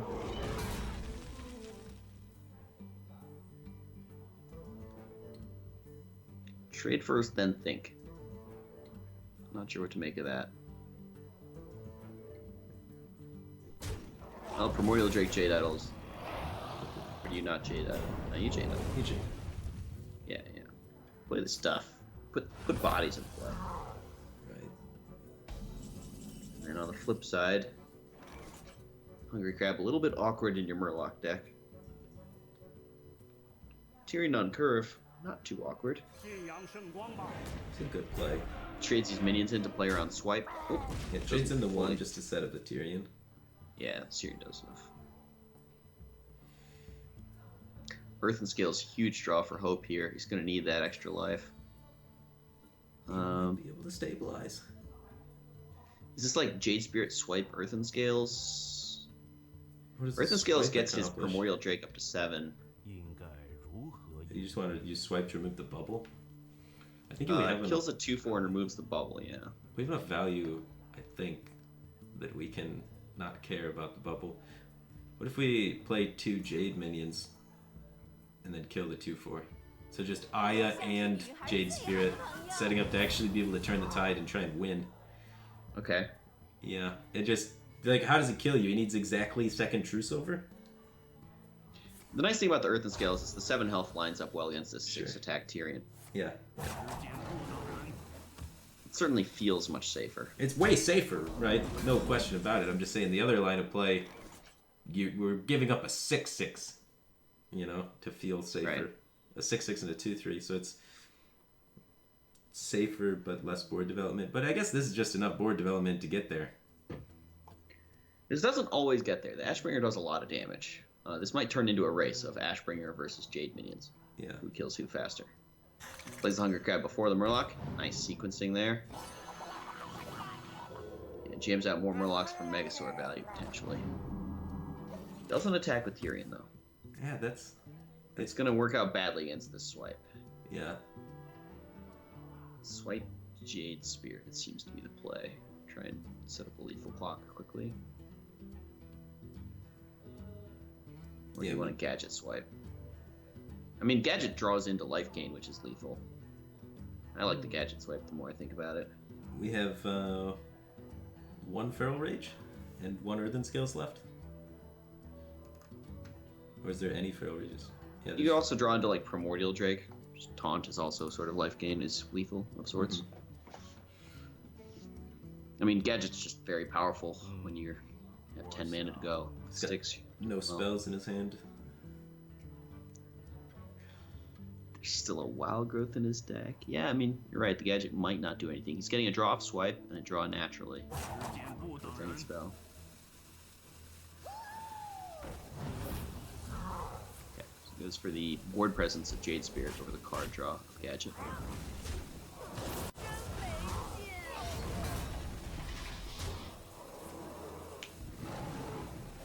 Well, seem to be. Oh, that was an interesting trade. I would have liked to see him go face there and try and set up lethal harder. He may have just died.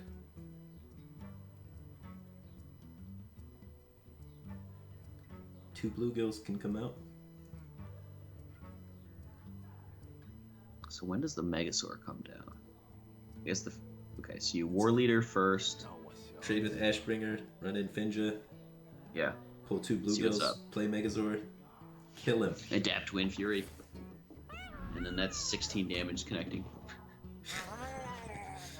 Burst. Oh, Oh, this. so it's your power first. Okay. He gets the 3 attack. Now I can connect the Ashbringer. That could get there as well. And Poison's better this way too. And that's a good board. When you're outboarding a Jade Druid as aggro Burlock Paladin in the late game. Hope could have gone face for 5 last turn, but he killed a 1/1 instead, and that means he's not setting up lethal through this. Yep.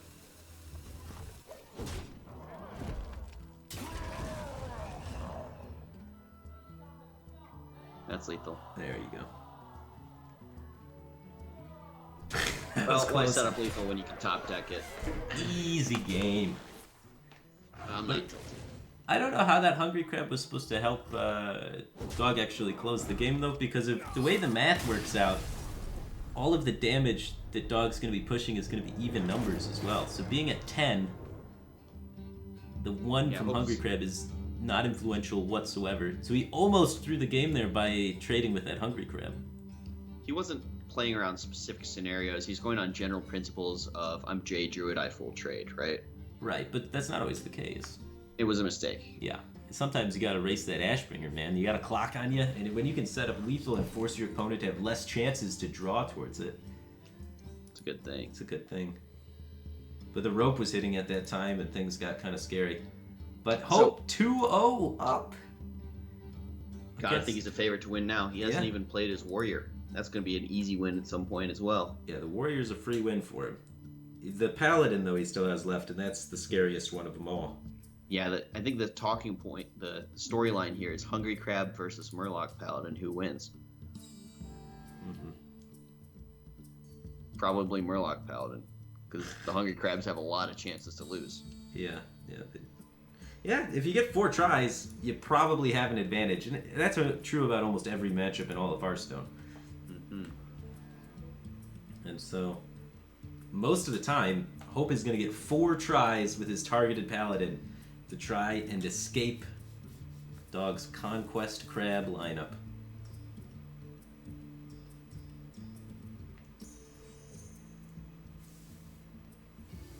But, yeah, Hope's been playing pretty well this series, though. Really liked the way he played the Priest game. I think the Jade Druid game was okay. The mulligans were pretty questionable, and then that one play at the end wasn't very good. With the rope hit. Everything except those 2 things was great. Sure. I think we've seen better play from him in earlier phases of the tournament. I think, the nerves maybe a little bit getting to both players. Yeah, the nerves are definitely getting to both players. They're both shaking visibly when it cuts to them. Yeah, like they're a little nervous. Yeah, they kind of want to win. Yeah, this would be a good time. Yeah. So Quest Warrior for Hope. This is a favorable matchup, and so far the favorable matchup has been losing every single time in this series. Right. So going by that, that's called being results oriented. Stupid. He's gonna do well. He's got a good hand. He's gonna win this game. He's got this. Fireworks and Acolyte Ravaging Ghoul. Now the real question: do you keep the quest against this aggro Murloc Paladin? Yeah. Because they got Tyrion, right? So like you may have to race them at some point. I'm not sure if you keep the quest or not. You know what I would do is I would test that last night, and then I would know. That would help. The answer is no, you don't keep it. He tested it. He's probably tested it. That's something that's very easy to do your homework on and figure out. So 2 potential opponents. You know all the deck lists. Yeah. You'd like to win a Ferrari. Right. Coin War X. Yeah, let's go. He curves into Armor Smith. Keep those Murloc synergies off the board. Hero Power on 2 does not line up very well against this Armor Smith, Acolyte of Pain, Ravaging Ghoul, Whirlwind hand. Right. All of those cards beat Hero Power on 2. But that's all he's got. He may even consider holding the Hero Power to try and play around. Acolyte on 3? The coin's gone already. The coin's gone, You play the Hero Power. Yeah, you play the Hero Power.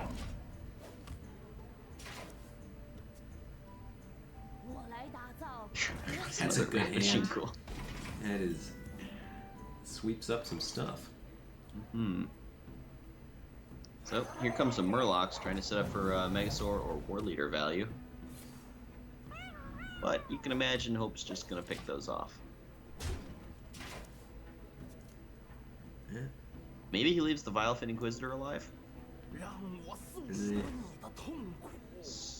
Why? Because Warex might do better than killing a 1/3 in the future. It's keeping that War Leader off the board. Okay. If you use the Warex here, it doesn't really have an answer to War Leader in the future. Unless you count rolling double Ravaging Ghoul as an answer. I don't know, that's a ways off. That's 7 mana. Well... Okay. So if he did kill it, and then War Leader comes down, then... Well, it wouldn't come down immediately, but yeah. At some point. At some point, sure.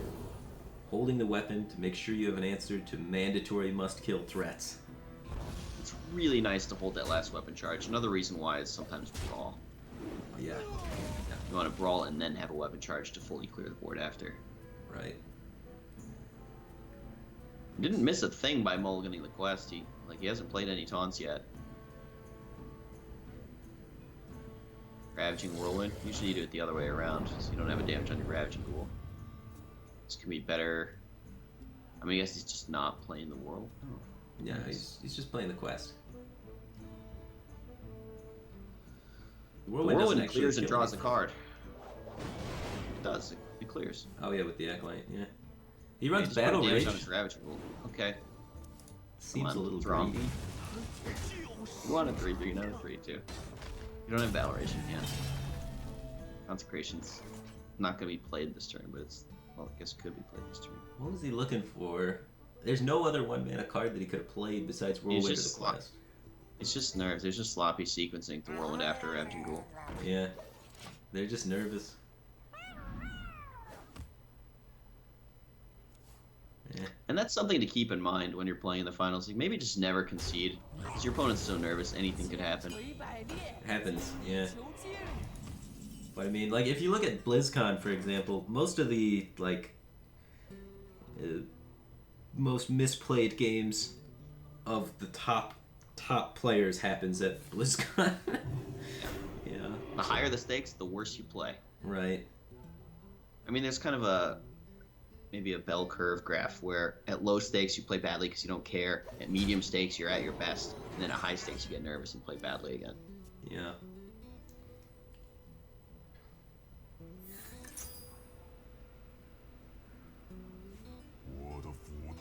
All right, quest begins. Can Murloc's claw back into this game? Well, powerful synergies like War Leader and Cold Light Seer are kind of how they would if they do. You like to see that. Yeah. That's strong. But then the warrior has powerful clear like Fishes, Primordial Drake, Brawl. The Dirty Rat Brawl actually doesn't pull a minion off Dirty Rat. He gets a lot of information from this Dirty Rat about Dog's hand. When you see it don't pull a minion, you probably just plop out another taunt. Yeah.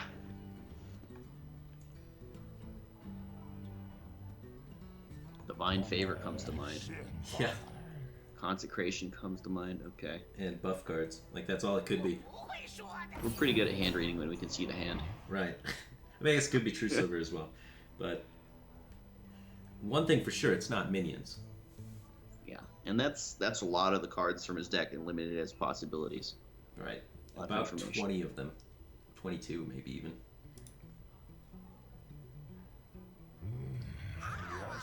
Yep. Like you said, follows it up with a minion. Yeah. King's is a pretty nice draw.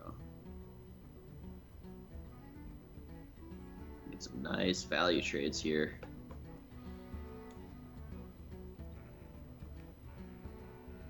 Yeah, you can full clear the board. Yeah, Silvermoon Portal Consecration, is that what you're thinking? Right. Portal Yeah. on the War Leader. You play into Fishes as hard as possible with that line, but it is the most efficient for clearing the board. So that's probably not what we want to see him do. We want to see him try and... It's turn 8, It's actually... so Primordial Drake's on your mind, and you want to see how you can play around Fishes as well. And Brawl, Well, I because he think just slammed a Dirty Rat. Oh, jeez. You trade your 4/4 into the 3/6 so that your 4/4 is at 4/1, where it's kind of getting overkilled. Okay. And the other two trades, you don't have options. It's the same thing. Oh! Doomsayer! You hate to see that if you're a Dog fan. That was savage. Yeah. And he took the trades in a way that Fishes punishes. Let's go the 5/3 guy now. You ever slam Curator into this Doomsayer? Just Yeah. draw your cards. Yeah, you want the second Primordial Drake. Screw the Curator. You also get the 5/9, or, I mean, 6/9. Direhorn Matriarch. Yeah, You can do it either way. It's gonna work out. yeah. It'll be fine. This way is a little better against Divine Favor, question mark? It's true, right? I guess. I played around it. Sure. Divine Favor. Navigated successfully. So Dog reloads the hand, picks up a Tyrion. This game's not over. Tyrion could get there. Imagine if Dog didn't Doomsayer his own board off Silvermoon Portal, how ahead he'd be. Right? Yeah, he would be in a lot better situation, that's for sure. That was pretty lucky for Hope. That was a Ferrari winning Portal. Right.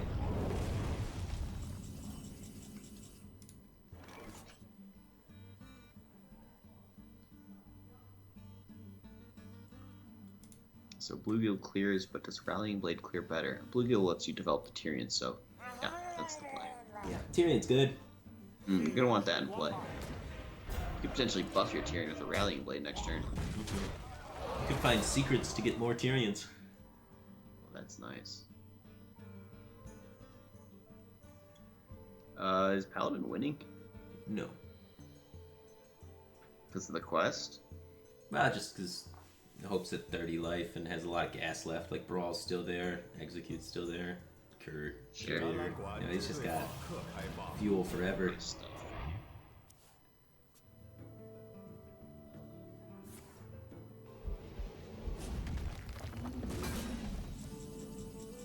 Yeah, that's a lot of weapon charges. It's gonna be awkward with the Ashbringer.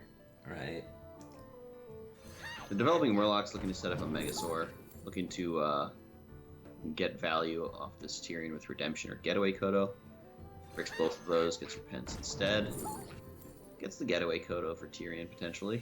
Yeah, get those two secrets Tyrion out was, there. yeah, Tyrion was played first, so should a brawl occur, Tyrion will be picked up by the Getaway Kodo. Mm-hmm. I'm not really a fan of this hero power. It makes it way easier to defuse the Getaway Kodo / Redemption if those were one of the secrets. Just Right. Duel comes out and bam, now you're Getaway Kodoing a 1/1 rather than making your opponent have to work to be able to defuse the Getaway Kodo. Yeah. Yeah. Yeah, you can see Dog's not happy with himself Maybe hero power in mistake. there. And the Repentance also just walks right into that Ravaging Ghoul. Right. Bitchies! I suppose Alley Armorsmith survives on board. Yeah, I like that.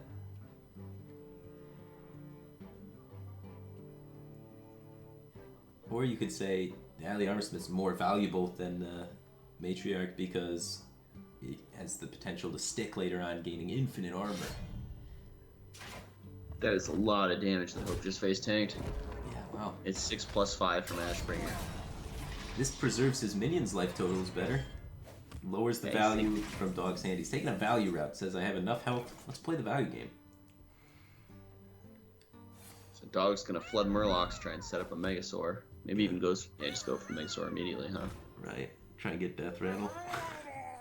Who knows? Yeah, hit Death Rattle and rip the Terram, right? Yeah, that's the plan. Oh, Death step Rattle. 1. Now, where's the Terram at? Unfortunately, Hope has a ball in hand. And if you trade into the Megasaur and Primordial Drake, or you trade into the Bluegill, slam the Megasaur and Primordial Drake, Yeah, that's just draw first with Slam. There you go. We figured it out. It's like we were on the same wavelength.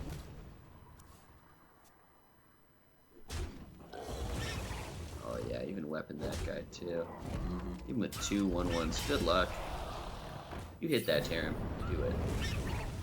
Now, Terram's still not bad here. He needs the Not good Terram. enough. Doesn't get there.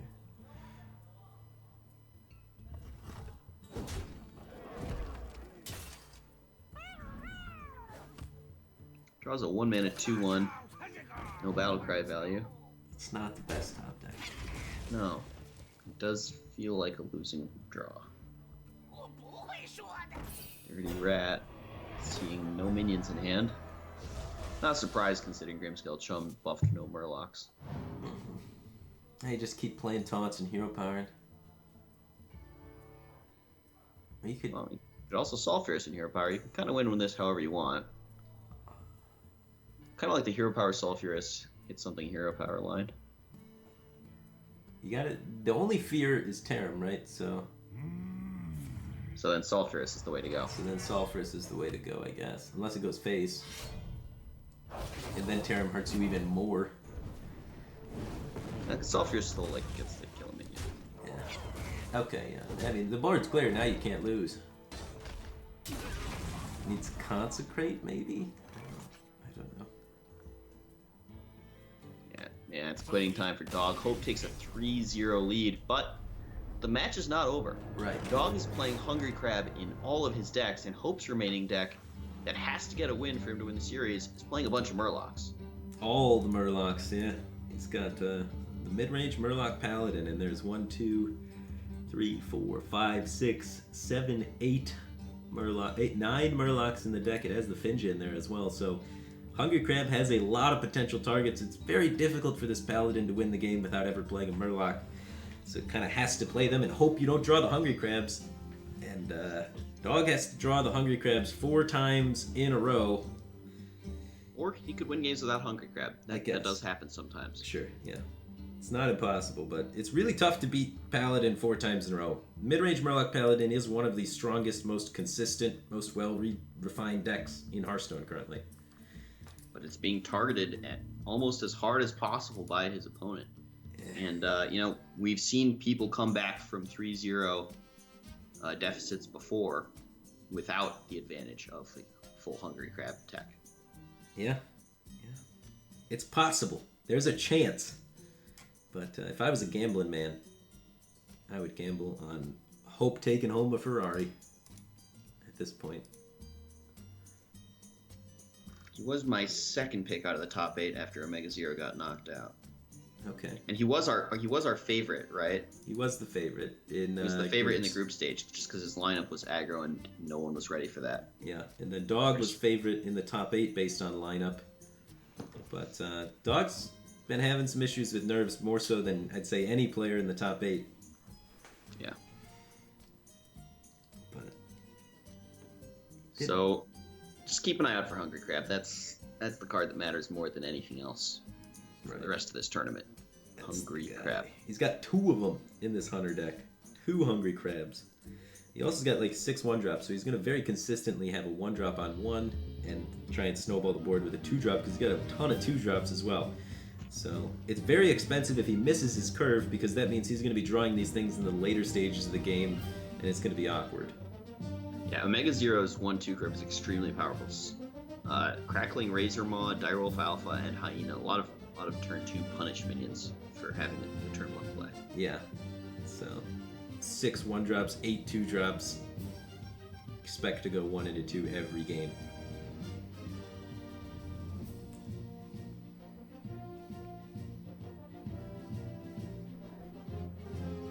Players looking focused, pensive.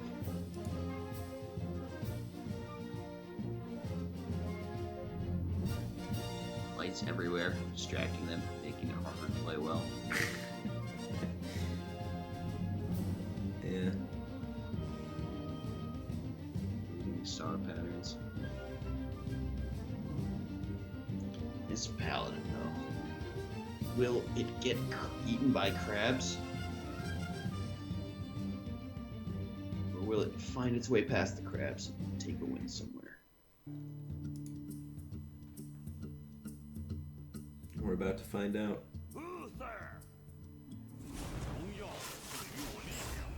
Alright, well that is technically a 1-2 curve for Hunter, but none of it was Hungry Crab, you know? Yeah. Throws it away looking for the Hungry Crab. I like the decision to throw it away. Yeah. Firefly on 1's okay, but you have 6 1-drops and you're on the coin, so even if you miss your 1, you might coin 2 into 2, and Hungry Crab, that's how you win.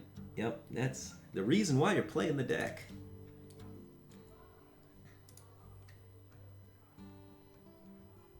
Dog's hand does look like it's the kind of hand that could lose. Yeah, it is a garbage hand. Does not curve out well on turns 1 and 2. Hey, never mind. Boom! There's a W. And you hear the crowd in the background. That's game 1 for Dog. As soon as he drew it, Hope's eyes opened wide up because I guarantee you he could like see and feel the crowd jumping up and down. And that's why you full mulligan for Hungry Crab, you know? Yeah. If you'd seen 1 less card.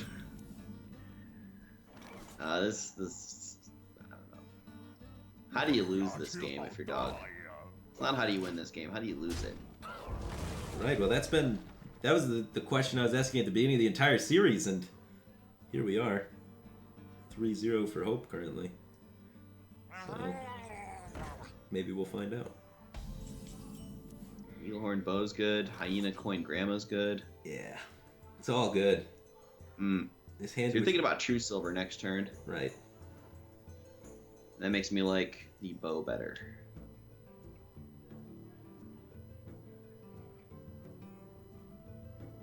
Yeah, can't argue with that.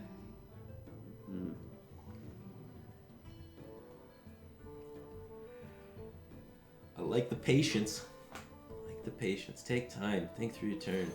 Grand finals. You'd hate to blow a hungry crab on one perfect curve kind of game.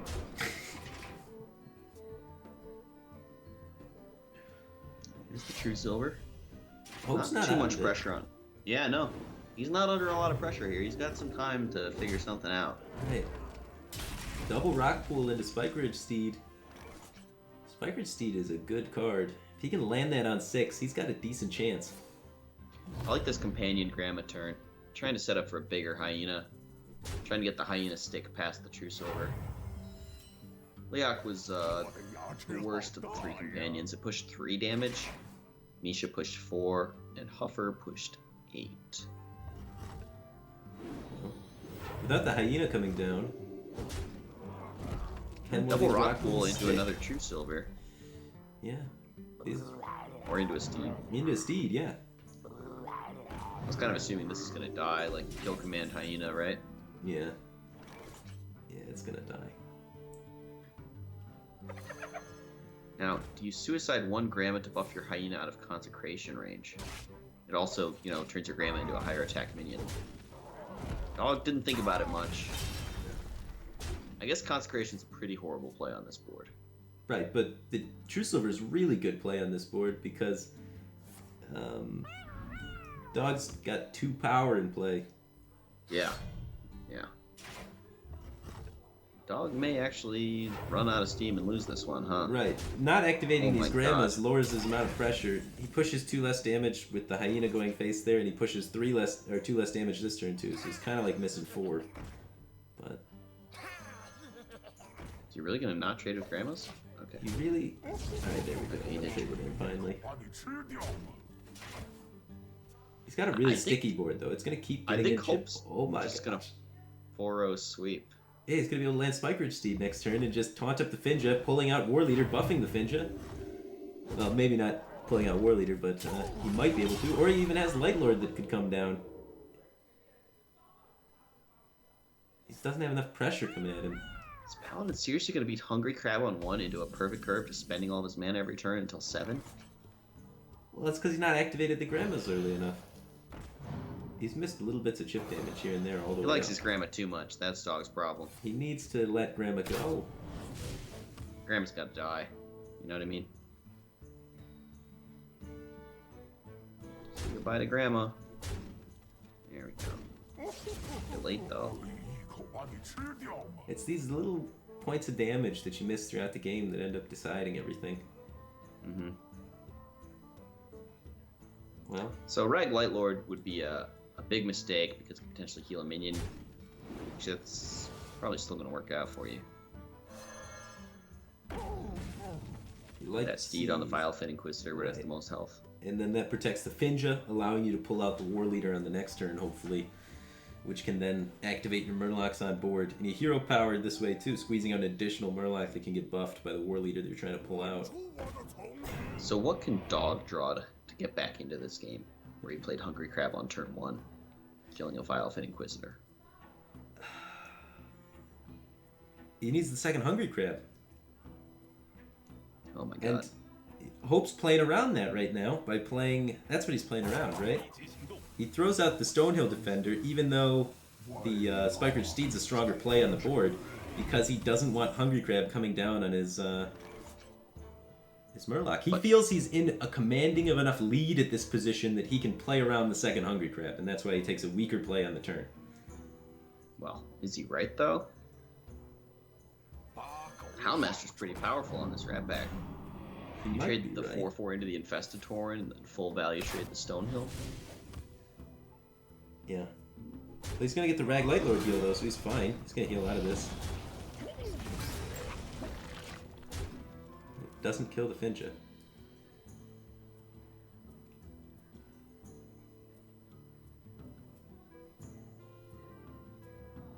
Right? Like Firefly should have killed Finja there. Aldor on Rat Pack denying some rat value.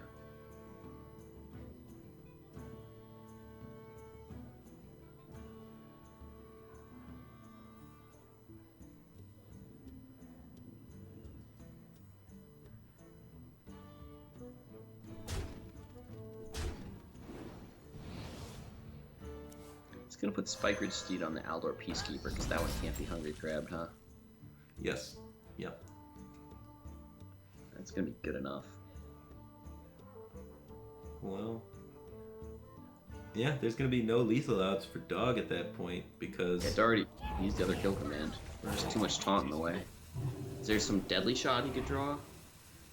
there is is a deadly a shot. one-off deadly shot. But then there's another taunt behind it, so it doesn't really. Right. There's no silences there. No. And there's lethal set up on the back end of this. So Dog has to trade now. Because he pushed face for 1 with the Firefly instead of killing the Finja. Which was allowed Hope to get a War Leader, which set up lethal, which makes it so he can't hero power him out over a few turns. So even if there was no, like, he had an out if there was no Light Lord the other way. But he let the Finja live. And the 1 damage doesn't matter because he needs 2 hero powers to close. 4-0 sweep for Hope, overcoming the Hungry Crab on turn 1. Right. The Hunter had a beautiful curve following it up too, right? It wasn't the best Oh, possible, yeah. but he spent all of his mana the first 6 turns, and Hungry Crab got value on turn 1, and Clouded overcame that. Dog had all favorable matchups, except for the one against the Taunt Warrior. He drew fine in all of the games. A lot of throws. Nerves really got to Dog, and that's why he lost the tournament. It's tough, man. Won Ferrari, huh? Yeah, the better player won here for sure. But congratulations to Hope. Yeah. He wow, look how happy he is. Outplayed his opponent out there. with a lineup that was like super, super, super unfavored. Well, his opponent more or less outplayed himself, but yeah, able to handle your nerves, man. That's tough. You got to be able to handle yourself under pressure, and he was able to do it. Well played to Hope. We were rooting for him since the very beginning of the tournament, when he was the only player to bring aggro out of 16 in the group stages. Yeah. I wish I could speak Chinese right now. Yeah, me too. No idea what he's saying. No. He's talking about, you know, how he won that last match. What he's thinking about the Ferrari versus 200k. Right. Talking about all the cool road trips he's gonna take. Mm-hmm. All with of that the 200,000 euros that he's taking.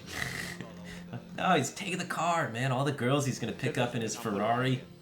Well, he already got a Ferrari this tournament. Remember the little toy one? Oh yeah, he did. He's got the toy Ferrari already. What do you need 2 Ferraris for? Exactly. I want to see him get in the car. Yeah, they gotta do and something. drive it over to the pilot cache and get out. That would be funny. 接下来的话，我们要请出的是网易副总裁李日强先生，为我们 XTOP 来送上属于他的 Kind of 法拉 brand, 利 or 的 is it just a 钥 reference to 匙 his。desire to win one more match and get that Ferrari? It's his team. OM. Okay. OM. Team one more. And then 这一刻，我相信 XTOP 都等了很久了。拿起属于你的钥匙， That's the keys to the car. 还有 Oh, changing out his hat. Is his hat as lucky as the other one, though? The other hat, you know, won 200,000 euros or a Ferrari with. This one. Well, it matches the color of the Ferrari, yeah. Yeah, and that is a sexy car, by the way. Yeah. Like, damn. There he goes. He's gonna drive it. He's got the key. Does he have a driver's license?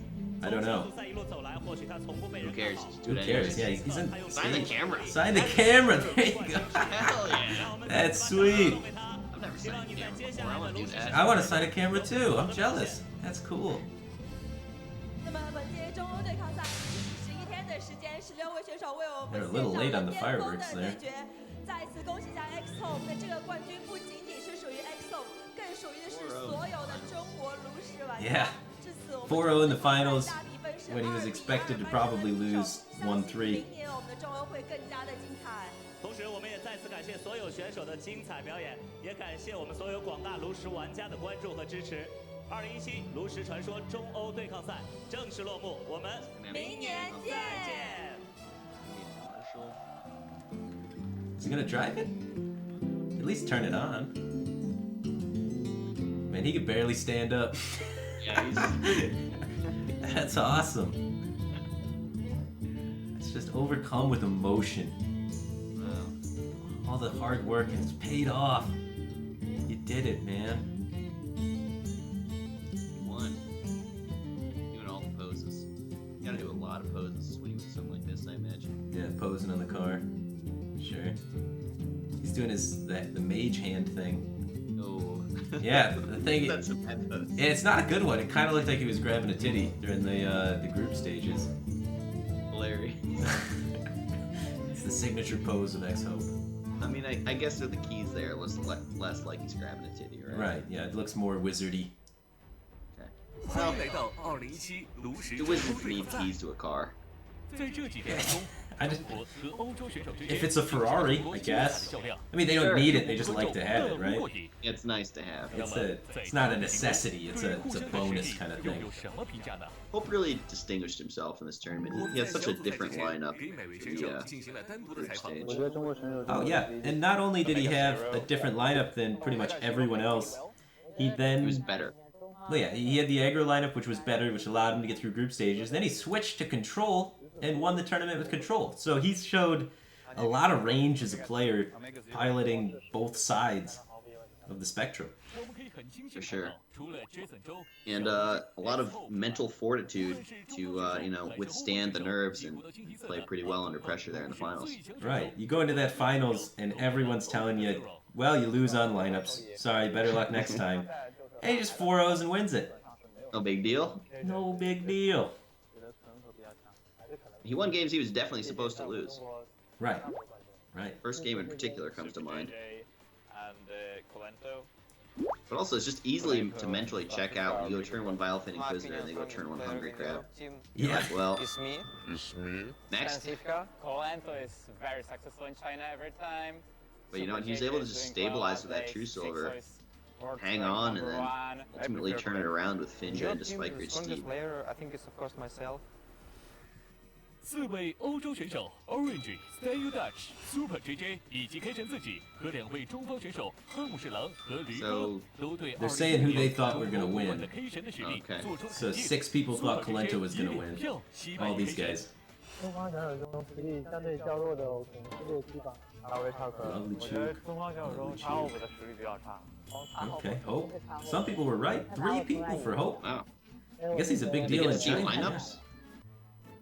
No, this is probably pre-tournament.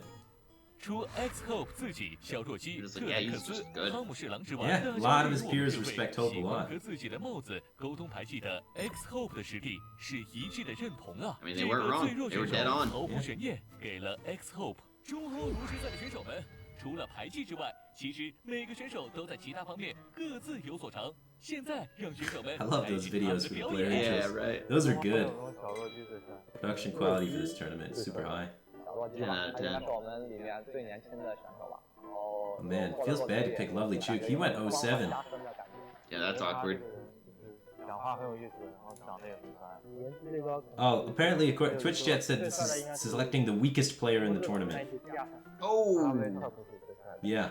一般来说，颜值高的人 It puts a different spin on things. 不怎么好。我觉得他后面虽然技术比较差， Okay. 他颜值应该还是蛮高的。我觉得驴哥的颜值比较低吧，我不知道，因为他肯定会说我。颜值最低的应该是查浩普，查浩普的颜值。 Everyone is picking Hope as the weakest person in the tournament. Shows what they know. That's 4 votes for Hope. 5. No way. Ouch. You're just trolling us. 可能是因为他就是抽烟抽的比较多嘛，然后就年纪轻轻一头老黄牙，然后又平时喜欢叼着一个小内裤，哎，感觉不卫生，巴拉巴拉之类的。那我可以是颜值最丑的，只要让我赢就可以。女人缘最好的应该是。 Oh, they're rating on looks now. Now this is the most attractive player. Okay, Omega Zero. Yeah. 女人缘最好的肯定是。 Who is the most attractive player in this tournament? JJ? I don't know. 虽然他很 gay， It looks like it's You're not into dudes? Omega Zero.